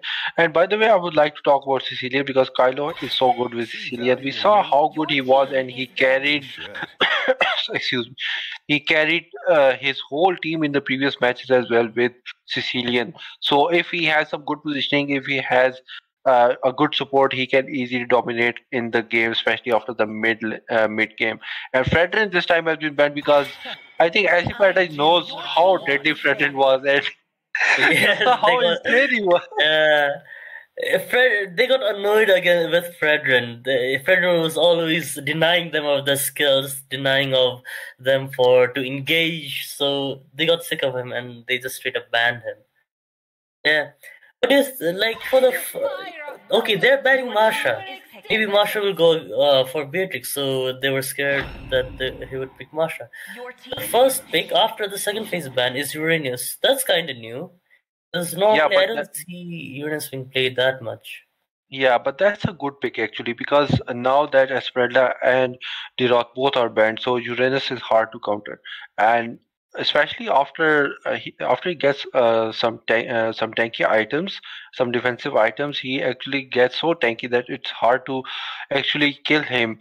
And now, are we gonna see Julian for the first time? I mean, are we gonna see him? We could see him. Oh, Kimmy! Okay, Kimmy is the first one. Wow! So I think this is a very exciting match, to be honest, because we are seeing a lot of different heroes. We have Kadita this time, Khalid, and Kimmy as well. Khalid has been picked before, but we are gonna see Khalid once more this time in this best of 5 final here. And Filthy Frank might go for Clay here. Oh no! Are they gonna pick Layla? Are they gonna pick Layla? If they pick Layla, okay, it's gonna be Layla's boyfriend. I wanted Layla to be picked, man. Come on. We all love Layla, don't we? Yeah, everyone, because she is the first hero in Mobile Legends, and Layla in the late game. I mean, she is a late game monster. She melts a tank. She melts Kushiro with those. I mean, 1 shot or 2 shot, and I mean, you are dead. So yeah, but I have to talk about Kadita here. She can pose a great threat to Sicilian and Clint as well. They have to be very careful, and with those sea waves and those stun skills, Kadita is dangerous. But we have our final match draft completed, guys, and we will move on to this battle onto the battlefield very soon, and we are gonna see what happens, how the both teams will go about in the final match here. So we have Kimi here. I mean, I'm excited to see Kimi. What are your thoughts? Well, looking at the lineup of IC, it's all squishy heroes except Akai. So if Sicilian gets well farmed, IC is gonna have a hard time. But they have an early game advantage. So if they could pressure love and roll, then maybe IC can take this match. I can't say for sure since all the predictions that I was thinking about before, they're all going wrong. The players are showing how much suffering they could give us. And the first blood here goes to Gimme. Oh, that was a beautiful petrify from Kadita. I mean, with that wave dash skill, she was able to put on petrify on Carmela, and Carmela went alone there just to poke on and snowball Kai, but she was. Oh, Ray has also been taken out. So two members down from the side of Love and Toll on this at this early game, and once again we can see goes to the side of Love and Toll, and it seems like now they are trying to invade here. But Ray will be back soon, and yes, he is back with with Barrett here, and now Kadita is still there. She is looking at them. I mean, she knows she can easily escape with her skills, but let's see. Oh, she might turn on that wave, but here comes a stun from Carmela, and nothing has been done. But Ray will be able to take down the red buff after a long time. Right, Carmela is being annoying. Sorry, not Carmela. Catheda is being annoying, too annoying. Carmela should be the one being the annoying one, but right now, right here, Catheda is the annoying one. Yeah, and Kadita. Nice. Right, go on. Yeah, Kadita is actually annoying. I mean, personally, I feel like Kadita is the most annoying hero. And once you are caught in her ultimate, if you have a squishy hero, then you are dead for sure. I mean, it's hard to survive without a Athena Shield. Once again, this time, Love and Troll taking down Khalid. I mean, he overextended a lot, trying to cut a lane against Uranus is a bad idea. And in return, oh, this time a beautiful flicker from. Oh my goodness, that damage! But how did she had that much HP when she came? I think her passive got activated and she had replenished some of her HP. But once again, we can see flicker coming from Beatrix trying to escape, and Rumi on to Wink, but she will survive this time. And oh, what a beautiful snipe there! That snipe was very good. What an amazing snipe. I mean, beautiful vision coming from Kimi there, and it helped Beatrice take down Filthy Frank here. What an amazing play. Kimi's movement speed is quite high right now. I wonder which boot did she build. Was it rapid boots? I think so. She's just moving around the map, ganking. Look, a while ago she was in the bottom, now she's at the top, ganking arenas. Yes, exactly. Once again, you can see Uranus was taken down this time from the side of Love and Troll, and it seems like Ray is in trouble. I believe Uranus will make great armor eventually after the second. Oh, here comes Rumi. My goodness, the damage from Jinx is already too high to bear for Kimi there, and Jinx will be forced to disengage there. And it seems like Adita is hiding there. 3 members are there. Rumi is there, and oh, a beautiful stun, and oh, how did Kylo survive? Oh my goodness, Kylo surviving with a very low HP with that little shield from Carmela there, and it seems like ultimate on to that Carmela. Oh my goodness, how much damage can she take? Wow. Look at Carmela's sustain. Whoa. Oh my gosh, and once again we start surviving on a very low HP, and oh, here comes the stun. Oh my goodness. Oh my goodness, what a snipe once again. Wink taking down Barrett there. Wow. Wink has a very good aim. He sniped 2 times, got 2 kills, and that's it. every time he snipes, his hell bent on getting a kill. Yes, exactly. And once again, Filthy Flag is in trouble. He might not be able to survive. Yes, he will be taken down. A killing spree from Vink here. I mean, it shows that he is fed now. I mean, if Vink is fed, it is a red alarm for Love and Troll, because Beatrix poses so much threat to tanky heroes as well as squishy heroes. Exactly. Uranus is trying to cut the lane. Khalid learned that, well, against Uranus, you can't cut lanes, you can't overextend, so he's playing it safe, and Uranus is roaming. Okay, Uranus has used Purify to negate Kathida's knock-up CC, and in the bot lane, there's a gang going on with... Beatrix won't be able to survive right there. Finally, Beatrix was taken down by Love and Troll. Beatrix was getting fed, but I think with the help of all these three members, they will be able to... Oh wow, what just happened? Jinx was followed by Barrett there with Dotana.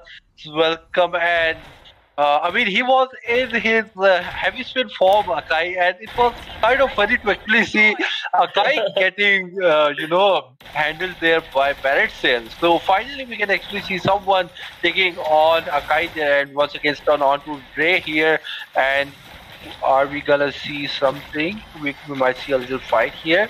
Two marksmen are there from the side. Oh, that damage is good from Filthy Fang. I mean, I think he has endless battle already, so he's going for Blade of Display. Oh, here comes a sandstorm from Khalid, but Ray will be able to disengage in time here. And Vink is on that sniper continuously. Oh my goodness, here comes Kadita once again, but she won't be able to deal that much damage onto Ray. I think Ray has already made Athena heal, and oh, Jinx was able to steal the blue buff this time from Barrett here.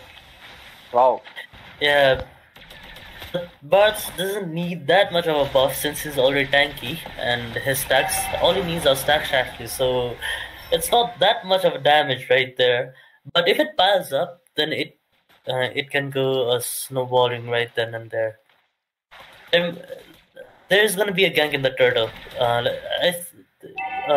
Ice is already trying to take the turtle with Kimi engaging, and Khalid is trying to zone the Uranus in his lane only.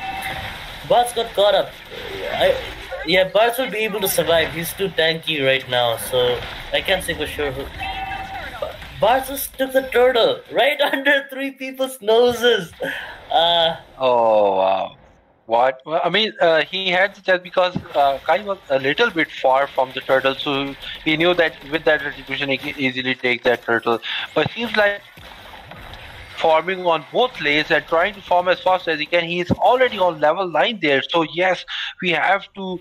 I mean, look at it. The gold from both teams is equal, but Vink is on the high goal, and it seems like Davion will be in trouble here with that damage coming from all 4 members, and yes, he will be taken down this time with that heavy spin coming from Jinx as well. So yes, he actually tried to survive there, but because he didn't have any purifiers, so yeah, he was not able to survive. And Rumi was actually targeted by Vink, but nothing much happening so far. Oh, that rocket coming from Kimi there, and oh my goodness, wow, what a snipe once again on that Fang. Oh my goodness, wow. So Beatrix is getting farmed, she is fed already, and it is getting difficult for Love and Troll to hold her back now. Yeah, he's being annoying, like poking, retreating, making their health low, and then Beatrix just comes up, kills, and then just walks away. So yeah. Yes, exactly. And if you look at it, Kimi keeps on spamming her ultimate onto the members of Love and Troll. So half HP gone from them, and Wink Snipes comes in. So yes, they have to retreat again and again. Right. Heavy spin has been used right there. Sistine used his special ability with Carmilla, so Heavy spin couldn't take anything. Bartz just used Eternal's Welcome. Okay. Akai was able to survive that gang. Like against 4 men, Akai was able to survive. And Khalid will be able to kill off Uranus right there. Bartz is chasing Khalid down, but yeah, I don't think he would be able to do anything. Yes, and now 2 members down from the side of Love and Troll. And once again, Exactly. Oh my goodness, what a game Wink is having right now. What a beautiful snipe. Once again, 3 times taking down Filthy Frank with that snipe. And Sicilian have to be very careful now that passive of Karita has been activated, but Lord will be taken from the side of Icy Paradise, and it seems like overextending coming from. Why did he throw Kimmy on his own? Away from his enemy. I mean, he should have, but now in return, Carmela was taken down. I mean, that was a very bad play coming from. Oh my goodness, that damage from Wink is insane right now. He is fed, super fed right now. And now that Lord is coming from that top lane, Love and Troll will be on that defensive side. Yes, Love and Troll will be on the defensive side. We have a gank right now in the mid lane. But nothing can be done about it since Uranus is too tanky and Beatrix won't be able to burst him down too soon. So maybe going against the Lord would be a better choice. Yes, and Love and Troll will have to be very careful. I mean, they have to give farm to Sicilian as much as they can, because Sicilian is the only one that can give them a good comeback. And once again, Daytona's welcome is here, and it seems like Khalid is in trouble, and he will be taken down with the help of that current damage. And it seems like Uranus is in trouble. Heavy spin is on, but Uranus has survived somehow. Oh, closely missing backside, not connected onto anyone. It seems like. Oh, once again, Carmela was taken down with the help of machine gun there from Beatrix, and Love and Troll lost 1 member. So equal trade from both sides. Khalid was lost from the side of Ice Paradise. Right. Icy is actually waiting for Love and Troll to engage. Since they're squishy heroes, they can't be that much of an engager right now. Yes, exactly. And the thing what Love and Troll, Icy Paradise has done here is that, the damage coming from, my goodness, that is a bad situation here. 3 triple kill from Wink here, and once again you can see how good he is with that marksman. Once again, perfect connecting on that ultimate to Rumi, and it seems like this might be the end for Love and Troll because all the members are down here. Rumi using that figure to evade that burst damage from Karita. It seems like this might be the end of Love and Troll here. Yes, this is the end. So we finally have a winner, guys. Ice Paradise taking on that 4th position. Congratulations to them, and 5th will be on the side of Love and Troll. So good game from both teams here in this tournament. They have played so well. Especially, I would like to talk about Ice Paradise. I mean, they played well. I mean, they love to make finals, and they did once again. And best of 5 is their go-to choice, and they usually win it. So yeah, once again, congratulations to Ice Paradise and Love and Troll. They have played so well. I mean, I wish them best of luck in the future tournaments, and I would like to see them once again. So MVP from the side of Sicilian here. And MVP from the side of Wink. Wink is so good, and we are gonna go into the data section here for one last time, and we can see Ray with that damage. Oh my god! And Sicilian had some good amount of damage, 33% damage, but still not enough to actually win this game. And 41%. Oh my god, 41% damage coming from that Beatrix here. And Kimmy was also so good with that 22% damage. So overall, a good game for both teams. And this will be the end for today's matches, guys. We will be back tomorrow with the grand finals, and we will see you tomorrow. I would like to take my leave now with my co-caster Meow here, and we'll see you tomorrow. Take care. Bye-bye. Bye-bye.